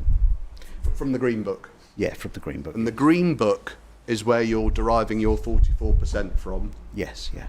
And Mr. Young was characterising your, I think, 23% or 10% or whatever, as a sort of climb down or a reduction from the theoretical 44% that you could have been going for. But in fact, we agree, don't we, that the Green Book's got nothing to do with this scheme, the 44%, because that's all to do with, as you've said, publicly funded schemes and the production of business cases. Yes, that's correct. Okay, so all this idea about, oh, well, isn't it, you know, we're coming down from 44%, you're not. 44%'s a non-starter for a scheme like this. Correct? Yes, for a privately funded scheme, yes. Okay, good. Right, so that's the 44%. It applies to public bodies putting in business cases to central government or whoever it is to try and derive funds for a road, not us. The concept of this optimism bias came from National Highways in your instruction. Yes. And where did the 23% come from? That was my estimated percentage for scope risk allowance, taking the other risk allowances into account. Okay, righto. Righto. Right. Now, at some stage, between your Rev A and your Rev B, you decide optimism bias not appropriate because that's a further concept that's derived from the green. Isn't this the green book? It is, yes. Yeah. From the green book. So I'm not going to do that anymore. But what I am going to do is keep a line of risk in here. It's not going to be optimism bias anymore. I'm going to reduce it to 10%, and instead of optimism bias, I'm going to keep it, but I'm going to call it scope risk allowance. Right? Yes. So, analytically, it's doing exactly the same as the optimism bias was before. Different percentage, but it's the same thing. It's a percentage in at the same point and the cost plan, Yeah. yes. So what we're doing is including an optimism bias by any other name. We're calling it something different, which is your scope risk allowance, but we're including it anyway. I think isn't the idea that if you kept it as an optimism bias, I'd be here now cross-examining you saying optimism bias is a concept that's got nothing to do with privately funded schemes. You would have agreed with me, as you just have. And so what's happening now is that it's not an optimism bias anymore. It's a scope risk allowance. Right? Yes, correct. Yeah. And it goes down to 10%, as it were, from 23, whilst everything else is going up, whilst your construction contingency is going up, your risk allowance is going up. Yes. Okay, so, again, the biggest difference between us is the sum of these three things. The biggest difference. If I asked you, what's the analytical difference between your risk allowance and your scope risk allowance? There's no evidence about any of that, is there? No, other than what I've explained, no. You haven't explained it. You put 15% on and then you put another 10% on top. There's no reason, there's literally no reason under the sun that you've given for this approach, for doing it separately like you have. It would have made sense if there'd been an optimism bias in a way, because at least that's doing something different to a risk allowance, but you've not even got that anymore. You've just got two risk allowances, pitched at levels you give literally no evidence to substantiate. Correct? Well, yeah, I haven't substantiated percentages, no. But even, I get that you've not substantiated any of the percentages. So the first 10%, the second 15%, or the final 10%, none of them are substantiated. We agree on that, obviously. But it even goes deeper than that. Why is there a second risk allowance? So like, you've got your construction contingencies. Oh dear, sorry. You all right? That was incredibly loud. You've got your construction contingencies. We can understand what they are. As I've said, those are we've got contingencies in as well, obviously, on construction. And then you've got a layer of risk on top. Okay, we can understand what that is. But then you've got another layer on top of the risk of the layer on top of the risk on top of the contingencies. And there's literally no reason that you offer for doing it in that way. Well, I did explain yesterday that this is for the scope developing. So from the high-level design that we've got at present to a more refined design. Yeah, but all of that is accounted for in the risk allowance in the first place and the construction contingency that you've layered on already. Well, I don't consider it is. I mean, I could have just increased that second risk allowance figure, but I've tried to be more transparent than that. Okay. You're going to have to have a break in there, Alan. Righto. Let me just have a quick look.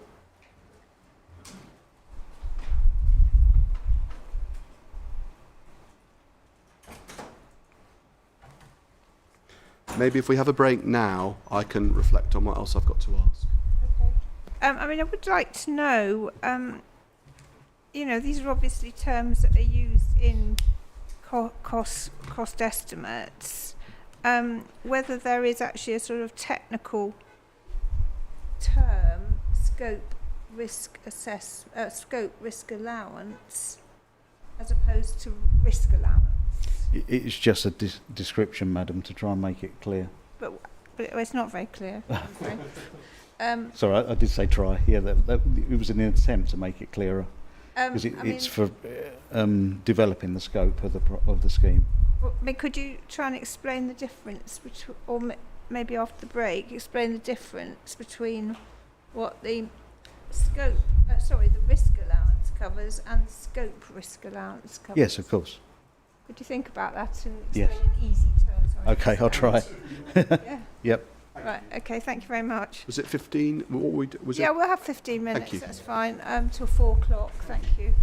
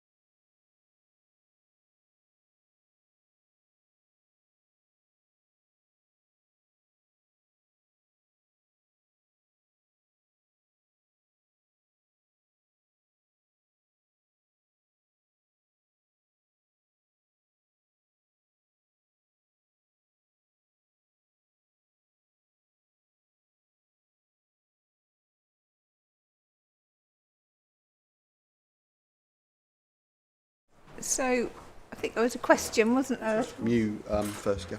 Posing. So perhaps I could know the answer. Yeah. Thank you. I've had a quick think trying to make it Simple. simple, yeah, concise, when it's not really a simple thing. But yeah, the project risk allowance covers items that aren't design development related nor construction risks, such as archaeology, the archaeological works greatly increasing in scope, ecological works, the same there, and the studies, ecological studies, etc., and the items that fall out of that, utility works, and then the professional fees that are associated with all of those things. So essentially sort of third-party related items outside of the main construction work. And then the scope risk allowance is essentially design development, which was sort of what I could sort of come onto as the sort of simplest sort of explanation, really. So it's I've priced the scheme on a fairly limited design basis at the moment. So it's how that develops with structural embankments are designed, the drainage is designed properly. There's no deep drainage included at all, as I mentioned yesterday. At the moment, fairly generic sort of assumptions on depths of construction, etc. No assumptions made for high water table in any locations. So it's that design development that I've sought to separate out, and and I consider the percentages overall to be realistic. I could have just included that as one, but as I said earlier, in trying to make it clearer, I've made it less so, I think. Thanks, that's very helpful. Thank you very much. Did you say that the first one that you described was you just called project risk, and that's the 15%? Yes, yeah. Yeah. Okay. And the first thing that you said is that it relates to the non-construction costs, your other things, your professional fees, utilities, etc. Yes, I know it's applied to the construction costs as well, Yeah. because they would likely to increase as a result of those things. That's why I've asked the question. It's a bit odd because the first thing that you said when you were introducing all the things that 15% covers is you said it's non-construction costs, but actually, what's happening is that the 15% increases all the construction costs, and it doesn't just increase the construction costs, does it? It increases all of the construction costs plus 10% contingency. Those are the things that get multiplied by 15%. Well, I said it covers items that aren't design development nor construction risks, but as a result of these items, for example, I think I mentioned yesterday, ecological works, things such as wildlife tunnels and the like, would have a construction cost impact. And so the more detail there were about things like ecology, the lower this risk gets. And the utility works as well. Is that correct?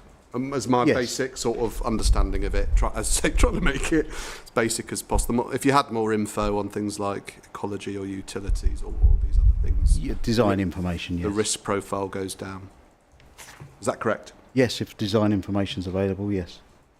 Have you read any of the ecological information before the inquiry?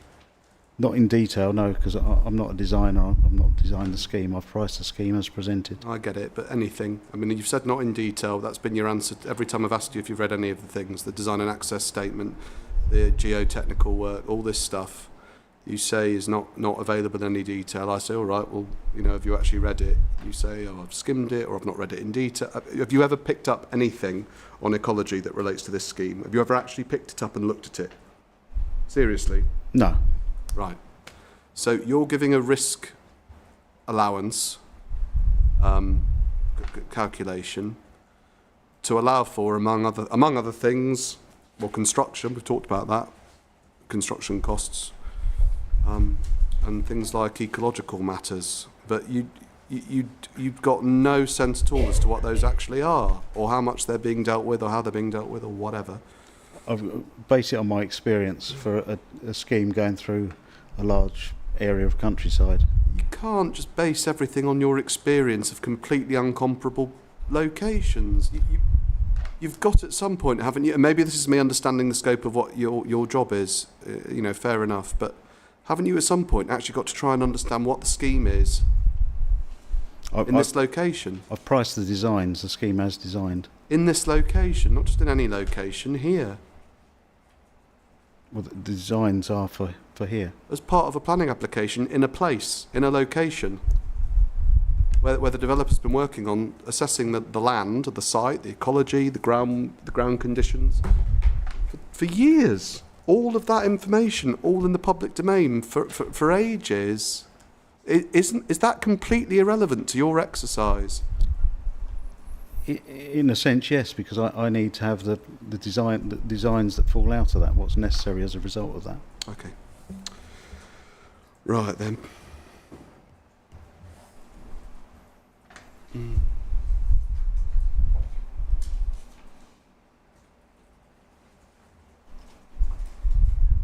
So in the end, putting aside the sort of, putting aside the methodology, if you like, of splitting the risk three ways, as it were, as you say, you could have just combined it into a single item of 25% instead of two items of 10 and 15 or whatever. Yes. In the end, the biggest difference between us, as we can see on if you turn on to the second page of the bar chart, you can see in the reds, the blues and the reds. The blues in the bar chart represent contingencies and the reds represent extent of risk allowances. You see? Yes, I can see. You can see that we are miles apart, obviously. Oh. On the reds, I mean, in particular on the risk allowances. Yes. So it's plain to see. And when the inspector asks us, okay, what's the analytical basis upon which Mr. Dadswell for Kent has adduced his percentages, the answer is you've got no evidence of one. I'm Mr. Parks. I'm sorry, I'm so sorry. I keep doing that and it's really rude. I'm sorry. Okay. Yeah. When the inspector asks herself, we've got these enormous red bars based on the percentages that we've been over. There mustn't there be some analytical basis for this, or else I'm just being asked to, take numbers on faith, I suppose. There is no analytical basis to support those red bars on your case. They're based on experience of other schemes. Experience of other schemes, none of which are private sector. Are they? No. And none of which are delivered as part of a comprehensive mixed-use development. They're all just freestanding highway schemes. Sorry, I missed that bit. None of which are delivered as part of a comprehensive mixed-use development. They're all just highway schemes, the ones you're talking about. Yes. So the other schemes upon which you base, you say, your experience, as you say, takes you to those enormous red bars, based on schemes that are not comparable to this one. Well, I think they're comparable here because my understanding is that JCE have priced it on a similar basis because they priced the standalone scheme. It's your understanding. Mr. Sorry, Bell has didn't mean to cut you off again. put them side by side, hasn't he, as a comparison? He has. So it's been offered as comparable. Right. Okay. So your understanding is that JCE have, like you, not assumed that the roads will be delivered as part of a wider scheme? Not for cost purposes. Okay. All right. Well, we'll ask Mr. Gearing about what they were instructed to do. Either way, it'd be wrong to. Whether they did it or not, it'd be wrong to, because that's not what's actually proposed. I know that was your brief, and as I said, I've made clear, I'm not seeking to criticise you for following your instructions, but that's obviously not what we've actually got before us. That's i.e. just a road-only scheme. So yes. The approach that has informed your analysis of things like risk is not comparable to what we're actually talking about, which is a mixed-use development that includes but is not limited to roads, along with all sorts of other things. Yes. Okay. And you're aware, are you, that your numbers were taken up wholesale by Mr. Spilsbury and put into his viability appraisal? Do you know that? Maybe you don't know. Yes, for these aspects of work. Yeah.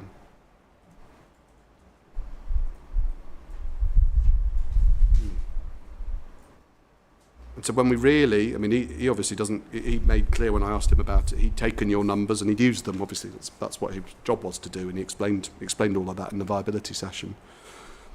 And his viability is predicated on what you told him. And when we get to what you've actually told him and we try and understand, well, where have these red bars come from, if you like, to put it shortly, there's nothing at the end of the rainbow. There's your gut sense based on a series of projects, none of which are even vaguely comparable to what we've actually got before us. It's a real mess, because Kent has constructed the entirety of its case on costs and viability, on your inputs. And your inputs have, we agree, no analytical founding whatsoever. Well, correct? No, but they're based on other schemes. Yeah, right. My experience. Okay.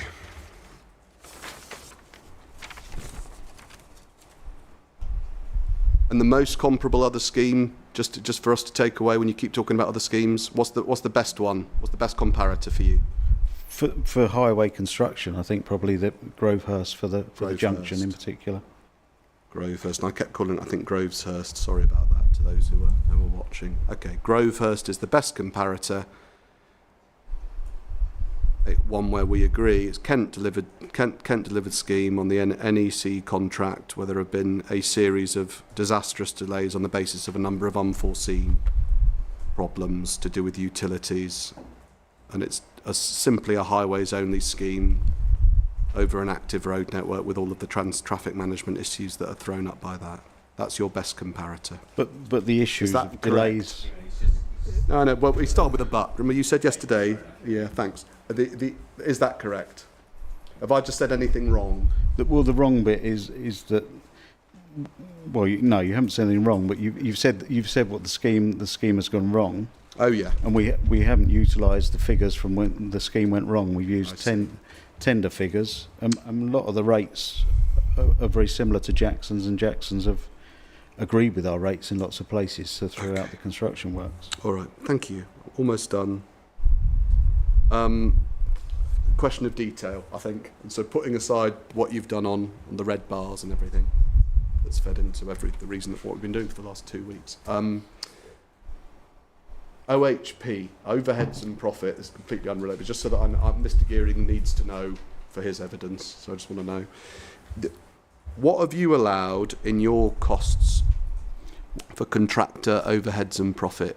I've used tendered rates, which include overheads and profit, so there would be a range, but most of those are comparable with Jackson's, or a lot of those are comparable with Jackson's.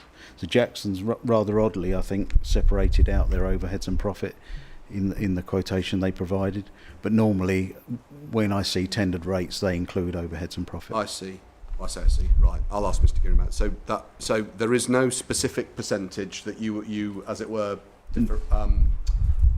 particularise. No, it's baked into all the numbers. Yes, and it'll be a range between probably sort of 10 and 15%, I should think. Between those two. Yeah, but nearer the middle, I should think. So probably similar to what Jackson's have suggested. Right. Thank you. 11-ish. Very much indeed, Mr. Parks. That's it, madam. Thank you.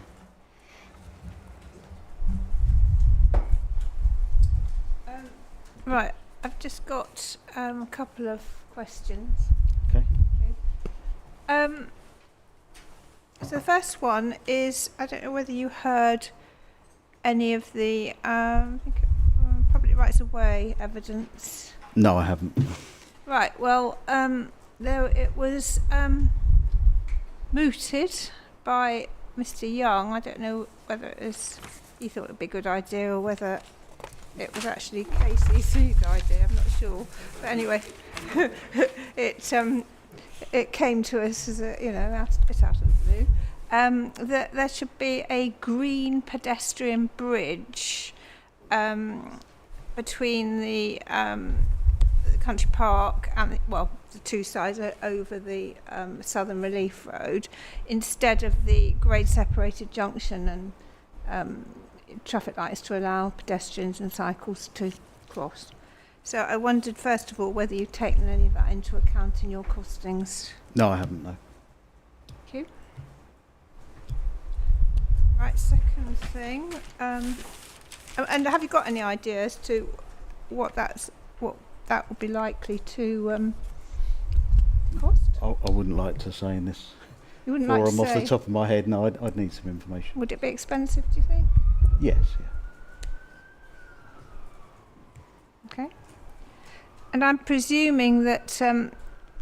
when you costed the junction into the science park, you know, the first junction after the motorway roundabout, Yeah. first main junction, that's proposed to be a green bridge. Yeah, that was included, was it? Yes. Yeah.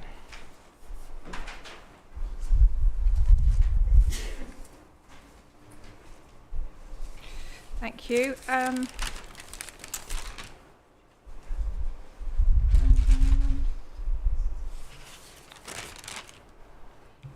Yes. So the NEC contracts, you've said you thought they would be appropriate for the junction 5A, the proposed junction 5A, and the Southern Relief Road. What about the Northern Relief Road? Well, I think it would also be appropriate for the Northern Relief Road, but being a smaller scheme, I can see a greater argument for a different contractor and a different contract possibly. But it's still quite a large scheme. So you think that a bespoke contract could be acceptable on that? Possibly, yeah. It depends on because it's still quite a high value. But the sort of contractors that could do that would probably be happy to enter into a different form of contract, in my opinion.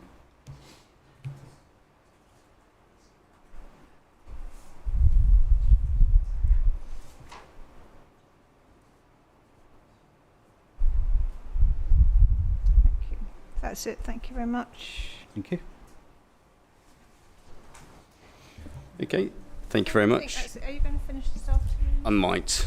We'll see how we go. Right. So, should we carry on to 5:30? Yes, if we can. Right. Is everybody happy to do that? Okay. Let's see if we can finish then. Thank you, Mr. Young. Okay, I'm going to ask you questions in the order in which they were asked by my learned friend. Remembering to keep my microphone on.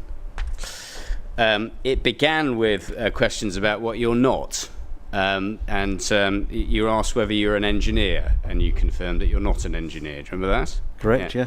yes. And the inference, of course, is that maybe engineers should be engaged in this process.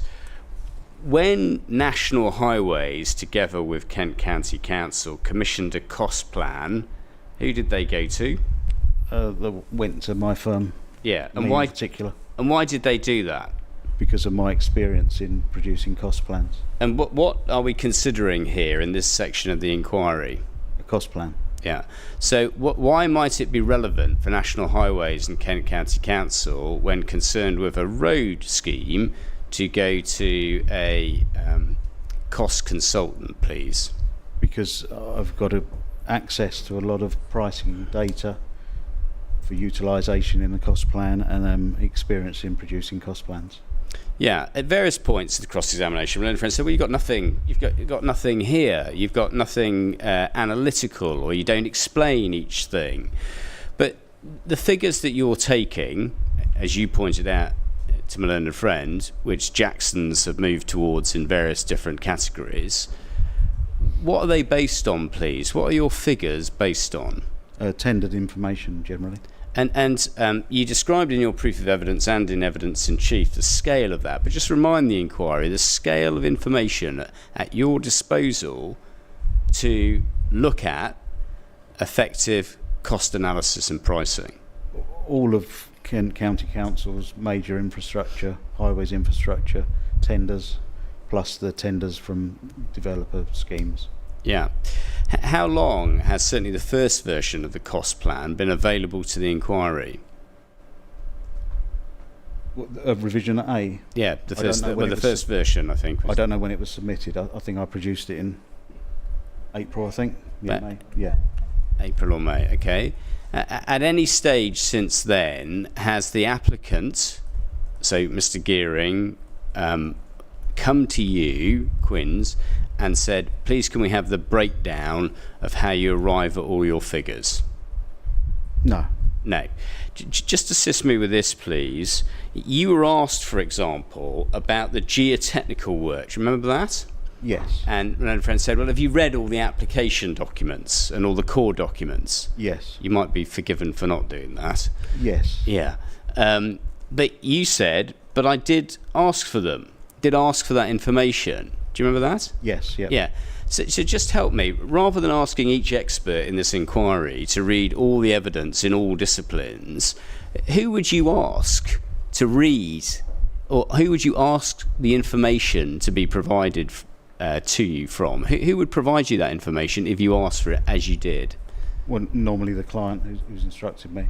Yeah, or did the applicants offer the information? Sorry, gave an answer there, and you're doing a bit of leading and re-examination there. No, he said the he answer said the wasn't what you client. want.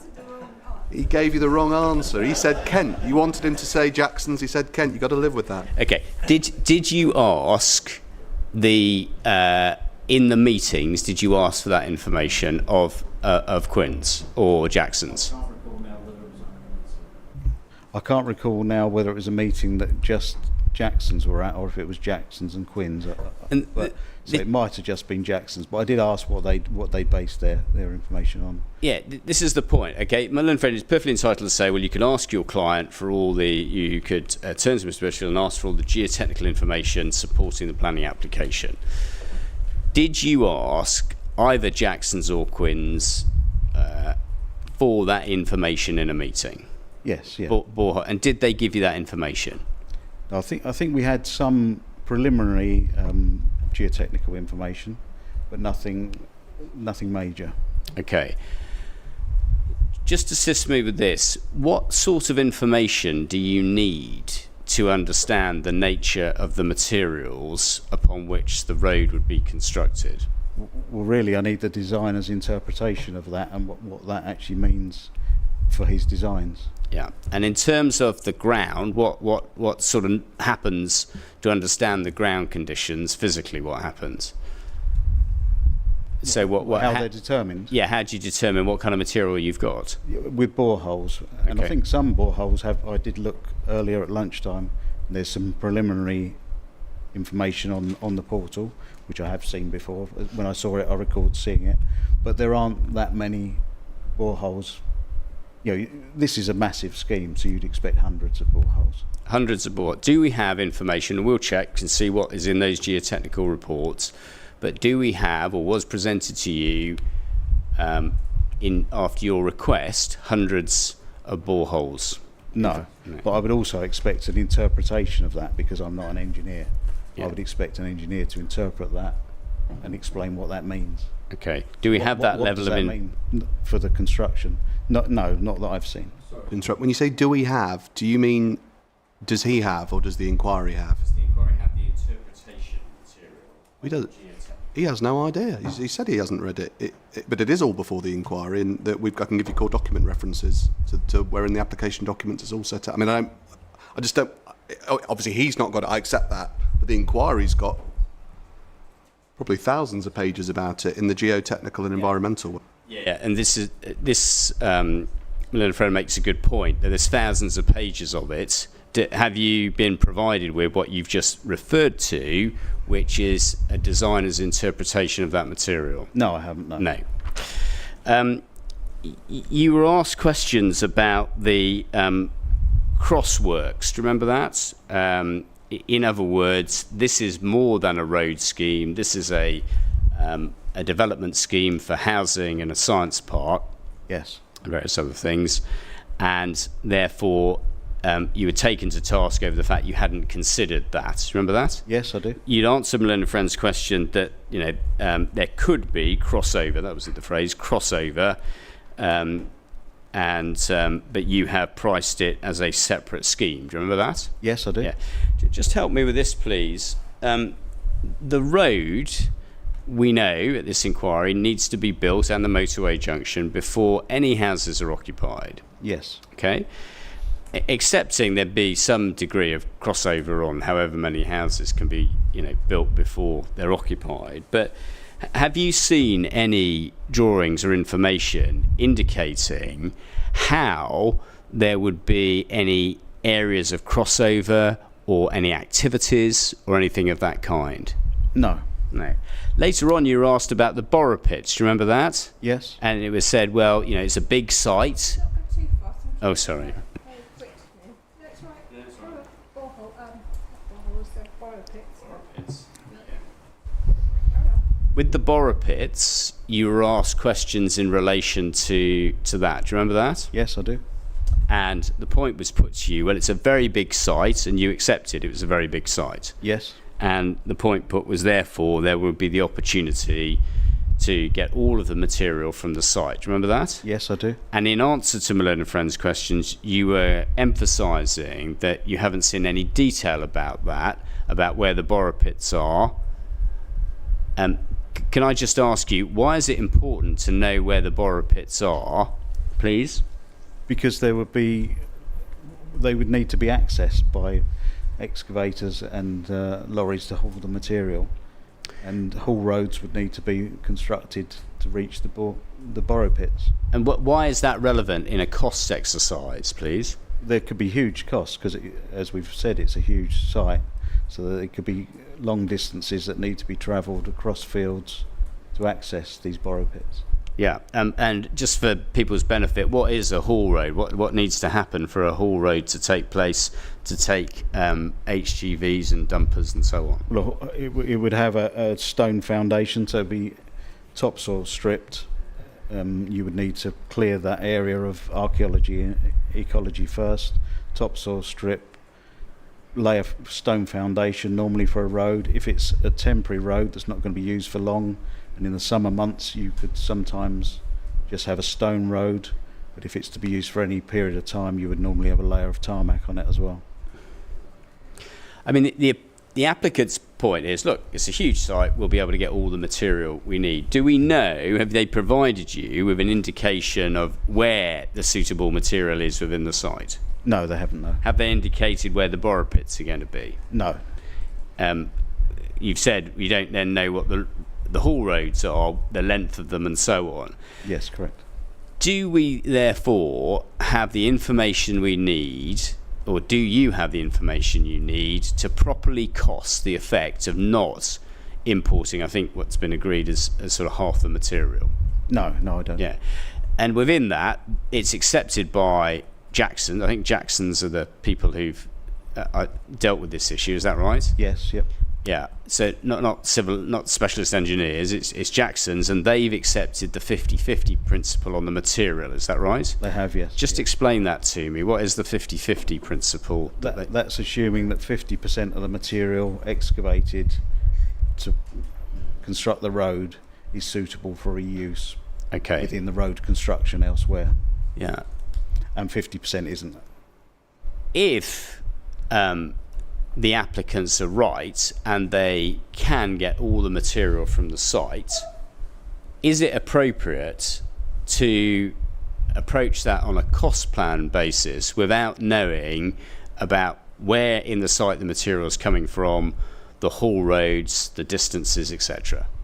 No. So can you effectively cost that assumption that assumes that half of the material is coming from elsewhere, somewhere in the site? No. The assumption you do make is that 50% of the material can be taken. Yes, that right? Yes. And that's, as I understand it, because there's going to be cut and fill for the road. Is that right? Yes, yeah. And that obviously will be part of the scheme. Yes. Yeah, okay.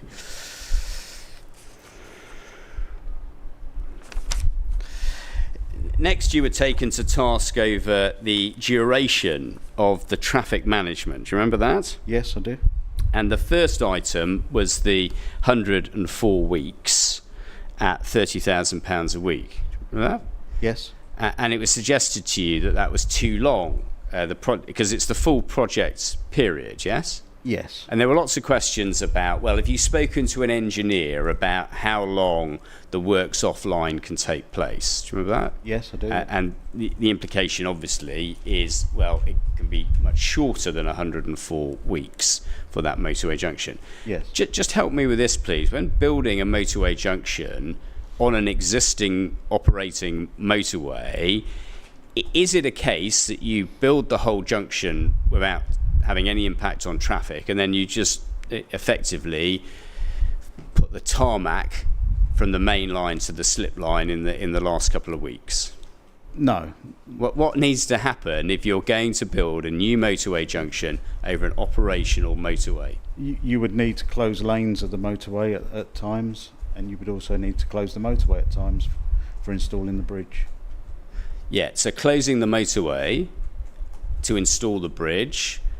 In terms of the lane closures, what might that relate to during the process? The slip roads, yeah, where the slip roads are being constructed.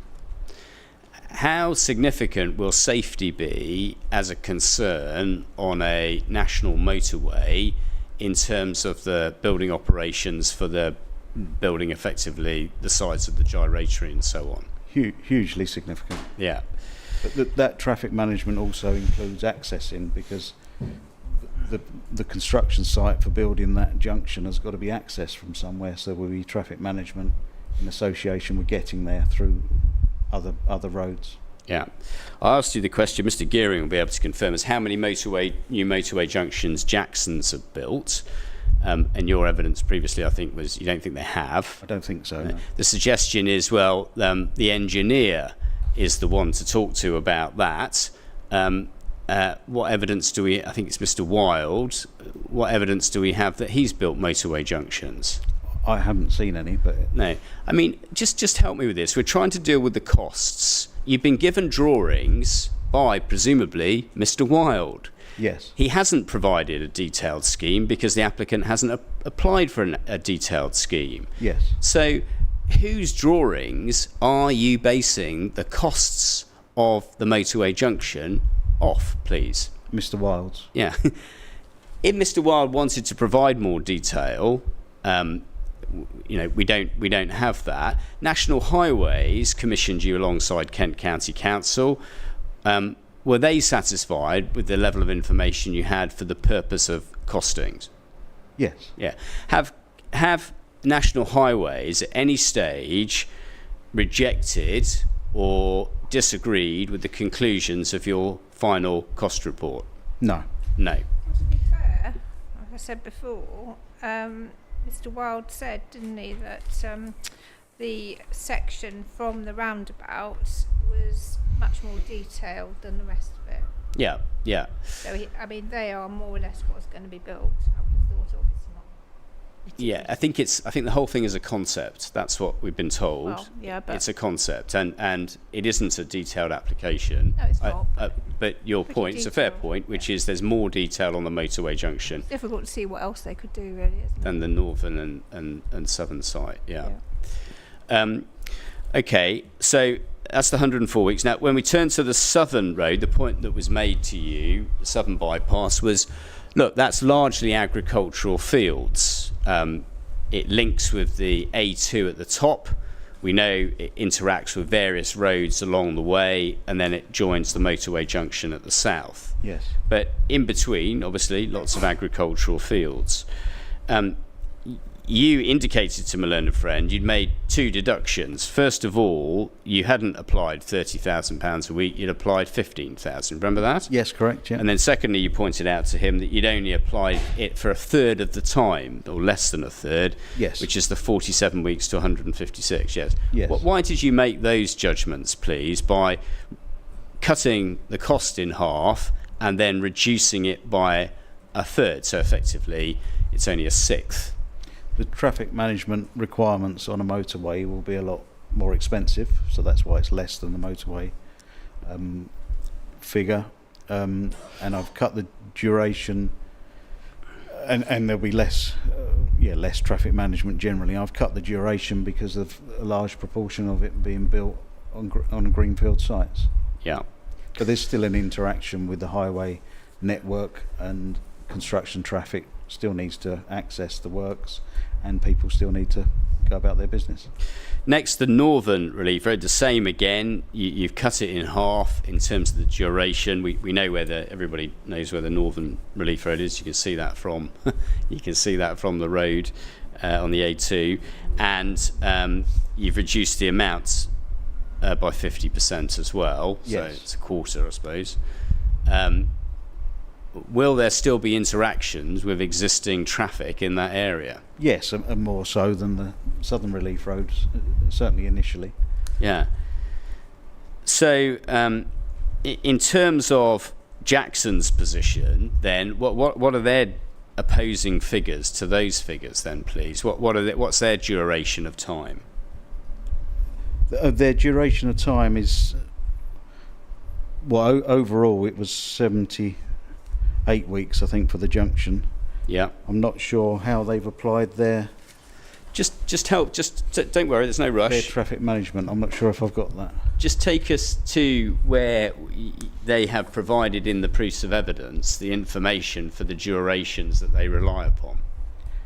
The durations were provided in their cost estimate, and Mr. Bell repeats them, I think. So let's have a look at evidence. Let's have a look at Mr. Bell's evidence. Try and find the cost plan. It was on page 8.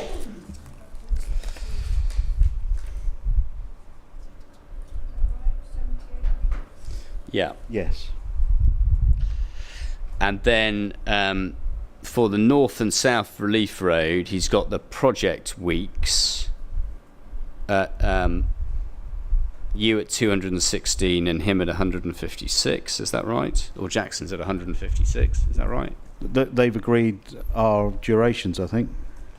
156 and the 60. 60, yeah. Yeah. Okay. So that I think they aggregated the two Yes. into 216, but they've actually agreed with your figure. Yes. Yes, yeah. So that's Jackson's accepting your duration on the North and South Relief Road. And Yes. then where do I find in Mr. Bell's evidence or elsewhere the amount that they've applied over those weeks? I'm not sure if it is provided. Do you want the reference to it? Or? Yeah, that'd be helpful. Yeah, it's in the cost plan. So it's core document 37.14.4a.2. The updated cost report, is it? Yeah. 37.14.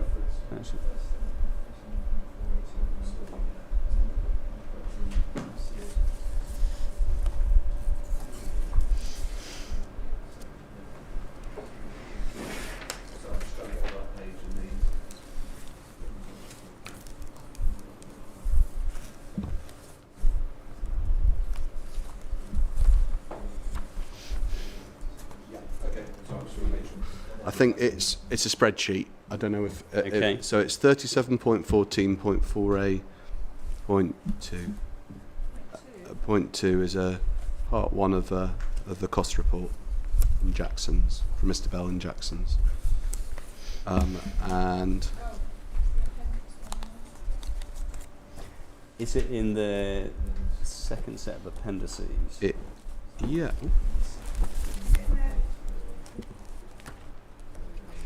Updated quantum cost report. That's it. Yeah, part 1 of the it's the quantum report. And appendix 1, is it? Part 1 appendix Part one. part 1 of appendix 1. Sorry. Yeah, exactly. And it's on mine. I've actually not got it printed, so I'm not sure how it's been printed. But it's on mine. It's in the form of a spreadsheet with multiple tabs. This one will be series 100. Okay, that helps at least. You can see my figures at the top, 104 weeks. And there's at 78. This, Oh, and then 78 weeks for theirs.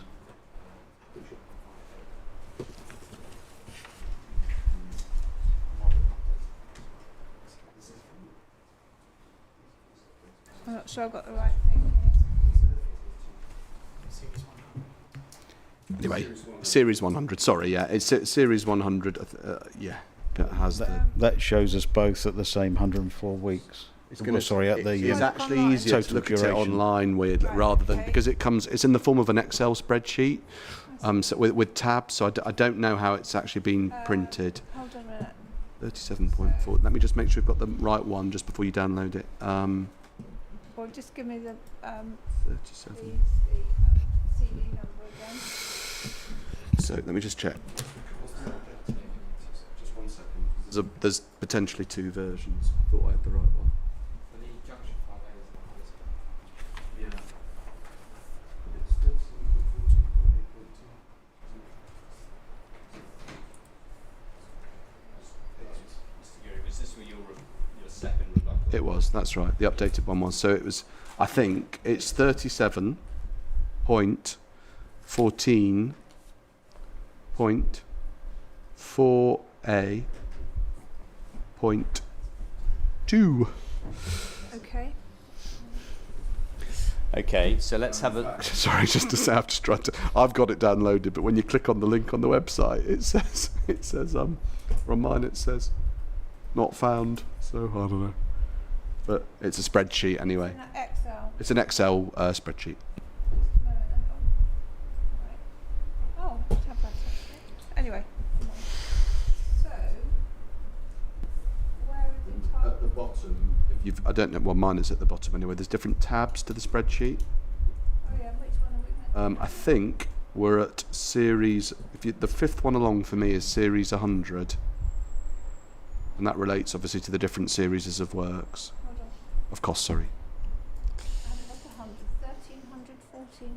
Okay, go to that. You're going to have to go to the left. There are more tabs that go all the way back down to 100. Seem to go to the left. Oh, hold on. Oh, I see. Right, okay. Sorry. Oh, right, okay. Series 100. Okay, and yeah, sorry, that's it. Okay. Where are we looking, Mr. Young? Okay, if we look at the Dadswell allowance, first of all, Series 100, and general preliminaries 104 weeks, traffic management 104 weeks. You can see that there. That doesn't reflect It's not accurate, my is it? cost plan, no. No. But doing the best we can. Then I think the JCE allowances are above, is that right? Yes, that's right. And that's their case. Is that right? Yes. It's the revised below, actually, just for this. So they've got the traffic management for the whole duration of 78 weeks? Okay. So for the whole period of the project? Yes. Yeah. They've just got a different time period, obviously, but Yes. they've applied it. Concept's the same, yeah. Okay. And this is, just to make sure, we're looking at the motorway junction here, are we, with the 78 weeks? Yes. Yeah. Now, their traffic management figure is, microphone on, is, if I've understood that correctly, 8,500, is that right? Yes, that's right. Yeah.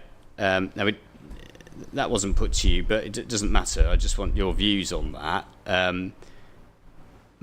During the duration of building a new motorway junction, for the 78-week reduced period that they've got an allowance there of £8,500 a week, presumably. Yes. Yeah. Just tell me what you think or what your view is of that.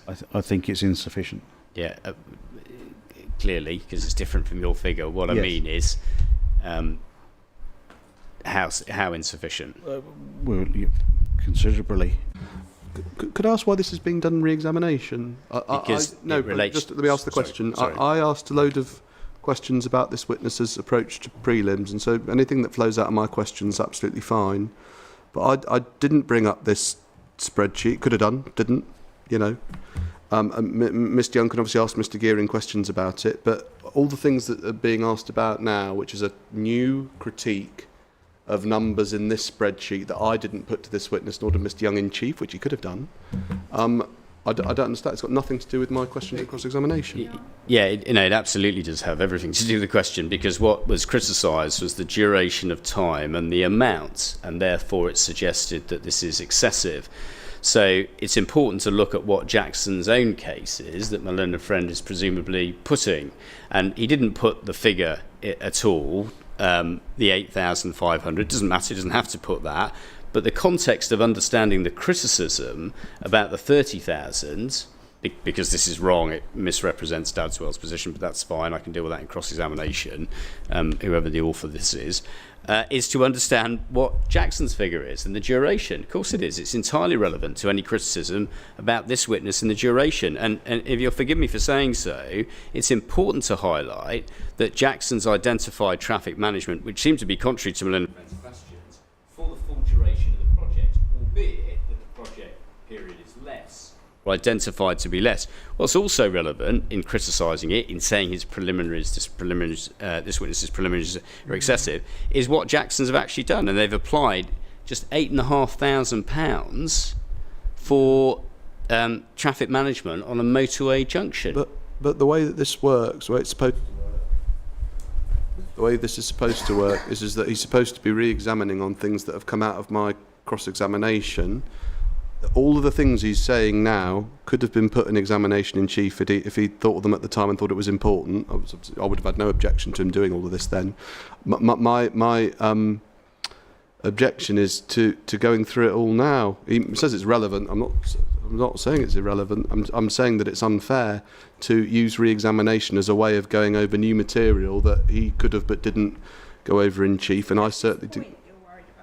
Well, I don't know. I mean, I don't know where he's going next. But so far, this is the first thing that's happened that I want to object to. But I don't think we should be going through and inviting the witness to make fresh criticisms of my case when I've not asked. I don't have an opportunity to now cross-examine him on whatever he's saying now, because that's not the way planning inquiries work. It's not an appropriate use of re-examination. That is absolutely absurd. I mean, really absurd. I appreciate the figures are very, very damaging. I do, because they're so... No. You started to get provocative and say that you think it's inappropriate and ask questions that you can't ask of him. You asked this witness, here it is, here's your cross-examination and my notes of your cross-examination on the duration and the sums of money. So how on earth could it even begin to be inappropriate to see what your client put for the duration, which, as the witness has pointed out, is the full period of time for the project, which is your subject of your criticism?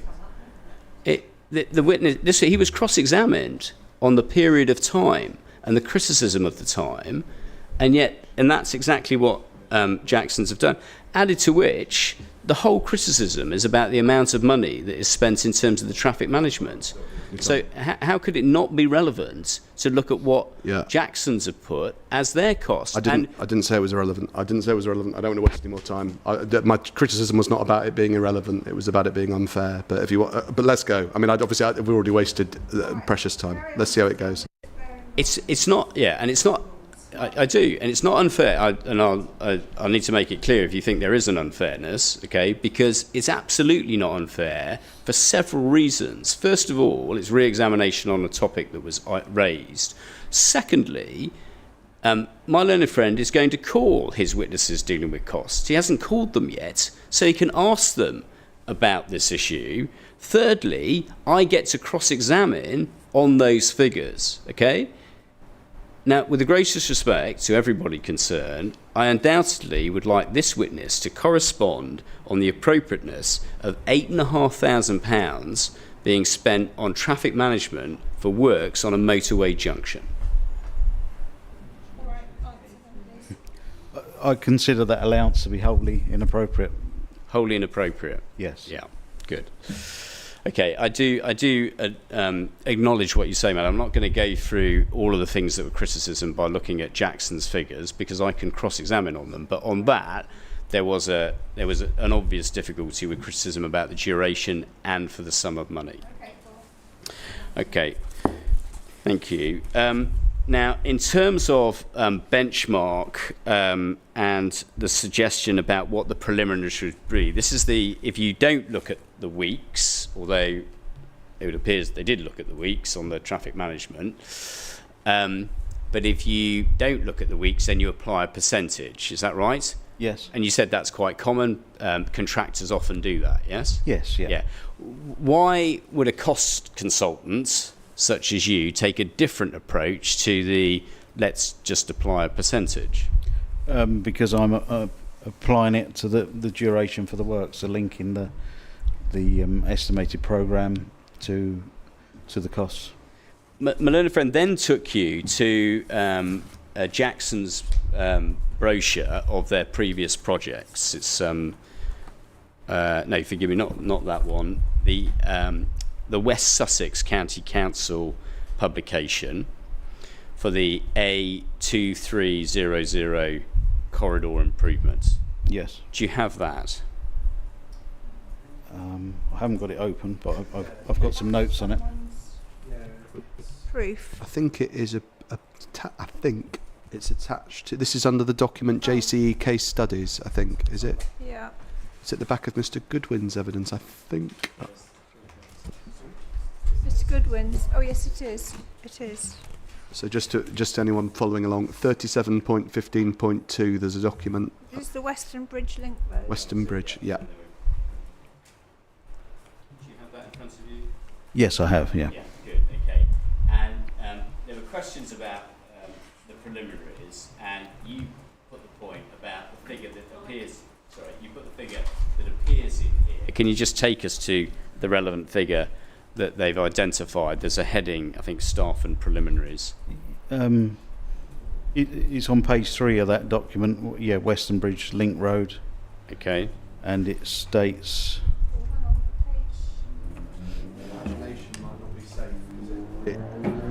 Sorry. It starts 1, 2, and then goes... It goes back to 1 every time, so you might need to use another way of paginating. It's... Have you?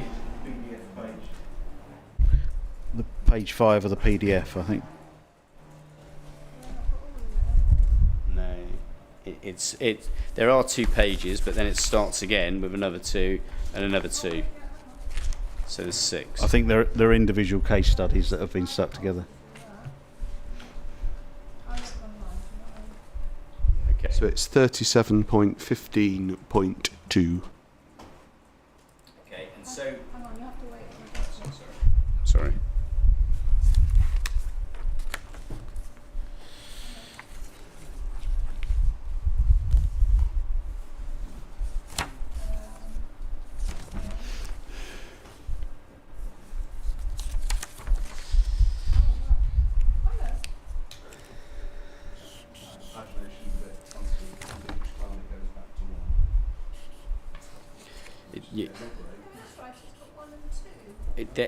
I think they're 3 different projects, aren't they? And they're... One and two on Western Bridge Link Road. Okay. Well, that's all you'll need for the purpose that there are some others for 2 other projects. I thought it was all one document, but if you got Western Bridge Link Road, could you go to the second page, please? Okay, thank you. What is the staff and preliminaries figure? They've stated it as being 18% here. Yeah, okay, and this is to be clear, I said something else earlier, but this is a document produced by Jackson's, is that right? Yes. It's got Jackson's at the bottom, is that right? Yes, it's their case studies, I think. Yeah. You made an observation to my learned friend in your cross-examination about that figure. Do you remember that? Yes, I do, yeah. And you pointed out that isn't actually the figure as it turned out to be, is that right? No, one of my fellow directors is involved with this scheme, so I have knowledge of this scheme. Yeah, and you said to my learned friend, I think 40% was the figure in the end, is that right? What are we looking at here when we look at documents like here, and Jackson's are saying circa 18%? What part of the process are Jackson's making their, if you like, estimates of the preliminaries? Well, I think that they haven't applied that to the tender sum, so we're not comparing like with like. No. Where the percentages that are talked about in preliminaries elsewhere in the hearing have been based on tender sums. So my figures are based on tendered rates for prelims. Jackson's, I haven't used the tender sum to calculate that 18%. I need to be a bit careful about what I say about it because it's a live scheme. Yeah, but I suppose the point is, how accurate is that figure on the basis of the knowledge you have? Well, it's not accurate at all. No, and so what is the danger of relying on contractors in this way if, as you say, that isn't the right figure? Well, it does make you wonder about other figures.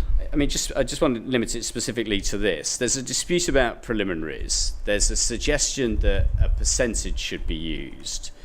Yes. I think some of Jackson's work, or the spreadsheet work, it does engage in weekly figures, yes? Yes. And we can explore all that later on this week in cross-examination with Mr. Goering. But it's the accuracy of this specific piece of information. Why might this figure be inaccurate, please, in Jackson's own document? They've calculated it incorrectly, not using the tender sum to base the percentage on. And just to explain that, not use the tender sum, what do we mean by that? Well, the sum that they tendered and was the contract sum as well. So the sum that they won the works on, they've used some other higher figure. Okay. All right. So perhaps their forecast final account. Okay. So were they wrong at the start of the process? Were they wrong at the end of the process, or where were they wrong? Well, the 18% is wrong. Yeah. And is that, are they claiming that's the end figure, or are they claiming that's the start figure? They're claiming it's the start figure. Yeah. Okay. And as it turned out to be, the evidence is that it's not. Yes. It's not a like-for-like comparison with how percentages are being used to discuss prelims elsewhere. Yeah. Just help me with this then. With Grovehurst, and I'm careful not to add an S, obviously. Let's just look, as my little friend reminded me, I did indeed say empirical evidence is important. There were lots of questions about Grovehurst, remember that? Yes, I do, yeah. And in particular, it was suggested to you, which it was a project with very significant problems. Do you remember that? Yes, I do. Yeah, and that, therefore, I think it was suggested is why it's a bad example to use. It wasn't an appropriate example. Yes. Go to your proof of evidence, please, at page 10. We had a look at this in evidence in chief. I want to clarify something, and then I've got some questions for you. If you go to 3.51 in the document. Yes.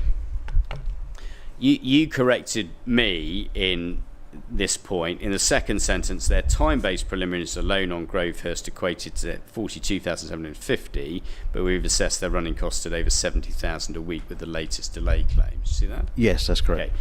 So the point is there, we are comparing 42,750 with 70,000. Is that right?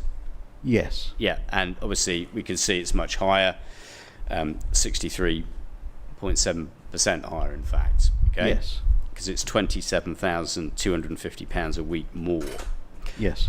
Just help me with this, please.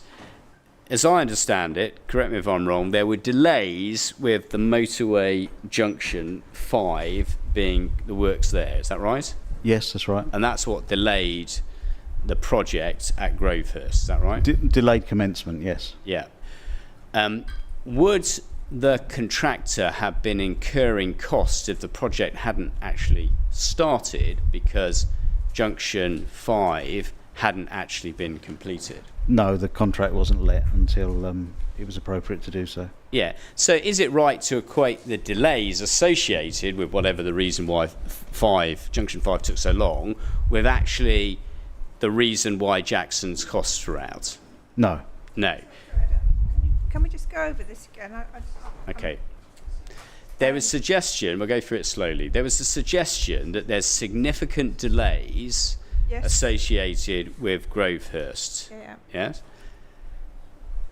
The witnesses identified a difference between what Jackson's was suggesting in their tender submission and then what they're actually seeking. And that is a difference of £27,250 or 63.7%. No, this is the last point about... Okay.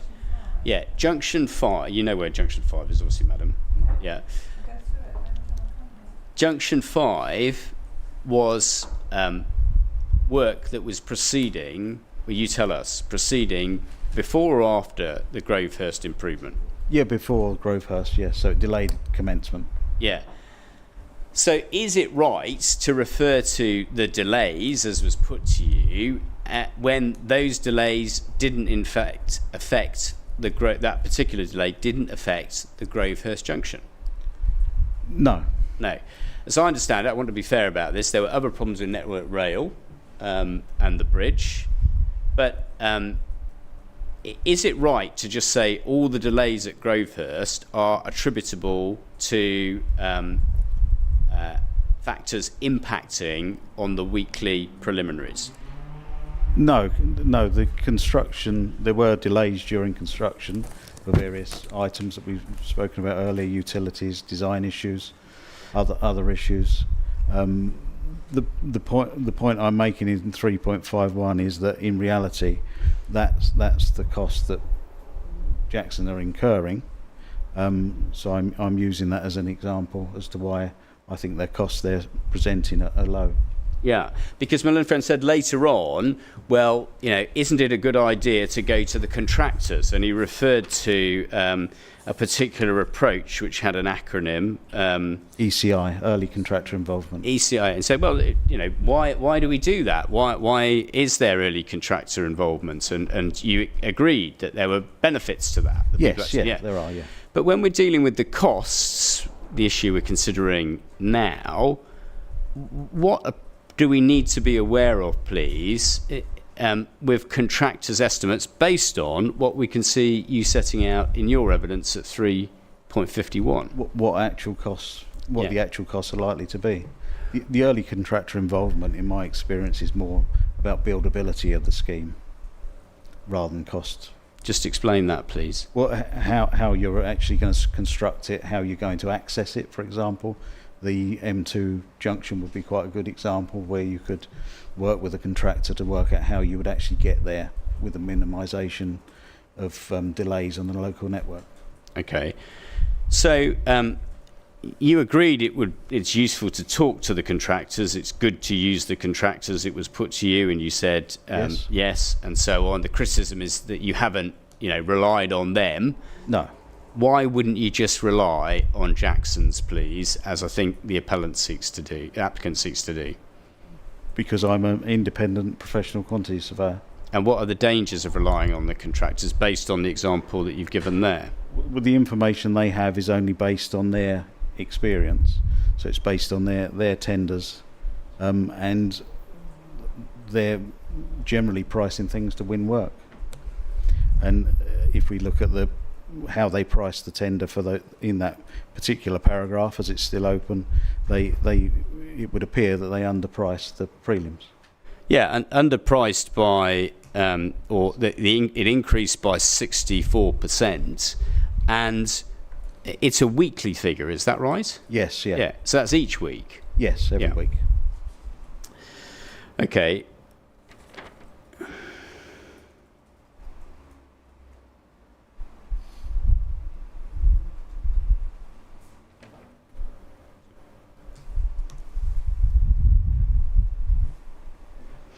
Yeah, just on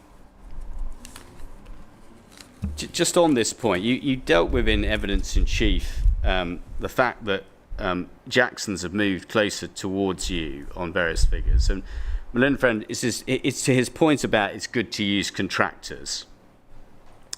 If it were not for your involvement, as we know, when it came to, if you just turn up the yellow, pink and blue sheets. Remember you looked in evidence in chief at drainage and service ducts. Remember that? Yes, this is the other pink and blue one, isn't it? Yeah. I'm not sure if I've still got that open.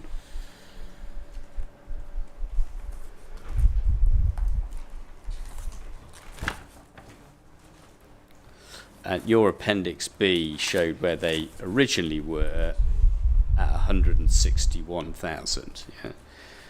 And then, as you rightly pointed out to me, in the final figures provided by Mr. Bell, I think it is, they'd moved up to 2.3 million, yes? Yes, yeah. Sorry, are we talking about the Junction 5A? Yes, we are, yeah. And it's you need Appendix B of this witness. Oh, I see, so that's a history, isn't it? What's the document reference, please? It is 39.7.2, PDF 26. You've probably got a few documents open at this stage.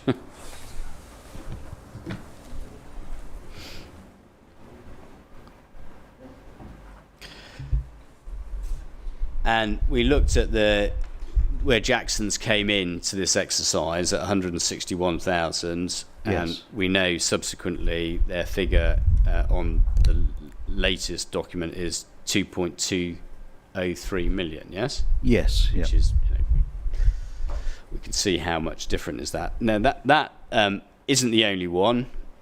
Have a look at pavements for me, please, in your Appendix B. Where did they come in at?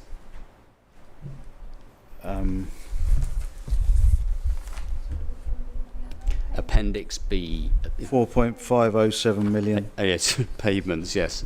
All for the motorway junction. I'm not going to go through it all. What did they come in at? Then they're currently at 4.507. What did they come in at? Oh, what did they start at? Yeah, sorry. 2.225 million Okay, and ended at 4.5 million. Yeah. Now the magnitude of change again we can see there. Yeah. But again, if we're going to, it's good to use contractors. What's the difficulty, please? Is that these early estimates are very light? We won't go through it all, but just look at the next one down. Curbs, footways. What was their starting figure? 101,000. Where did they finish?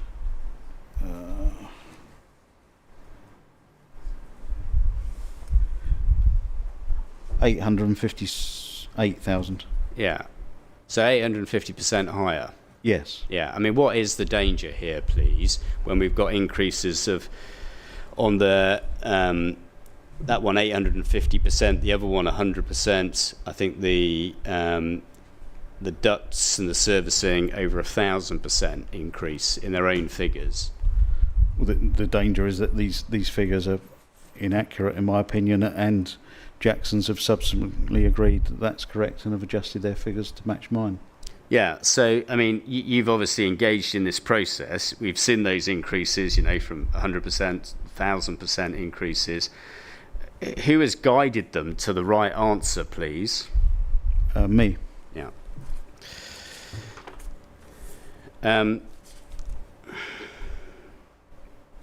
We dealt with the borrow pits. Yeah, the earthworks then, you're asked, this is the second topic, you're asked about the earthworks, and you said you didn't have enough information in terms of the Hall Road. Actually, we probably dealt with that as well as the Hall Road again. Borrow pits, etc. Borrow pits, yeah, you're quite right. Right, structures next. You were provided with an email from Kent County Council. The inspector gave you the hard copy, I think, saying there was no objection to the culverts. Do you remember that? Yes, got that this morning. Yeah. Okay. Obviously, that's our mutual client, so they're keen to highlight that. Yes. Are they the only authority concerned with watercourses, please? No. No. In terms of the cost element of this, what drawings and information have you been provided with for the culvert solution? A sketch just showing a bank of culverts with the road over the top. And by a bank, do you mean kind of one stacked on top of the other, or no, side by next side? to each other, a line, I suppose, of culverts. A line of culverts, yeah. Yes. And so culverts are a circle, a series of circles next to each other. Could be square, but yeah. It could be square, okay. And underneath the road, yes? Yes. Yeah. What's the difficulty with that, please, in terms of assessing the cost of a structure? Well, I'd need to know what the foundations were for those culverts, because it's a bank of culverts that are all next to each other, so the road is bridging over all of those culverts. So the load of the road needs to go somewhere, so it's going through those culverts. So are they structural elements? how are those culverts tied together? Because you could have the road subsiding differentially as it goes over the top of the culverts. So it need quite a lot more information really to be able to price it. It's an unusual detail that I haven't seen before, so I've got no cost information on that. I've got plenty of cost information on culverts, but not culverts put together like that. Okay, now Mr. Wild is the designer. One assumes that this has come from Mr. Wild. Yes, it has, yeah. Yeah, so what would you expect to see if you want to understand the cost implications of this solution? I mean, instead of having a bridge, for everybody's benefit, instead of having a bridge going over the top, you're putting culverts at the bottom of the solid structure, is that right? Yes, yeah. But the culverts have got to not collapse. Yeah, they've got to found on something, and yeah, as you say, they've got to be structural in that they've got to take the load that's imposed on them from above. Yeah. Normally you would have one or two culverts, fairly short with very minimal load over them, and they would be designed to take that load. But this is unusual in that all the culverts are next to each other. You know, they are touching each other in a bank. Yeah. Have you seen any engineering evidence to support that solution? No. No. Have you seen any detailed drawings to support that solution? No. No. I mean, the saving is around, I think, £19 million, isn't it? Yes. That's what is being suggested to me. But yeah. Your position was you can't, on the evidence available, you can't cost that. Is that right? Yes, that's right. Is that because there's insufficient information? The information is wrong? What's the position? There's insufficient information. I could make assumptions and price something, but I'd effectively be designing it, and I'm not a designer. And because it's such an unusual detail, it's not something I've got experience of. Yeah. Finally, we come to contingency. So we are going to be well in time, madam. Thank you for going over 5 o'clock. Yeah, with the issue of the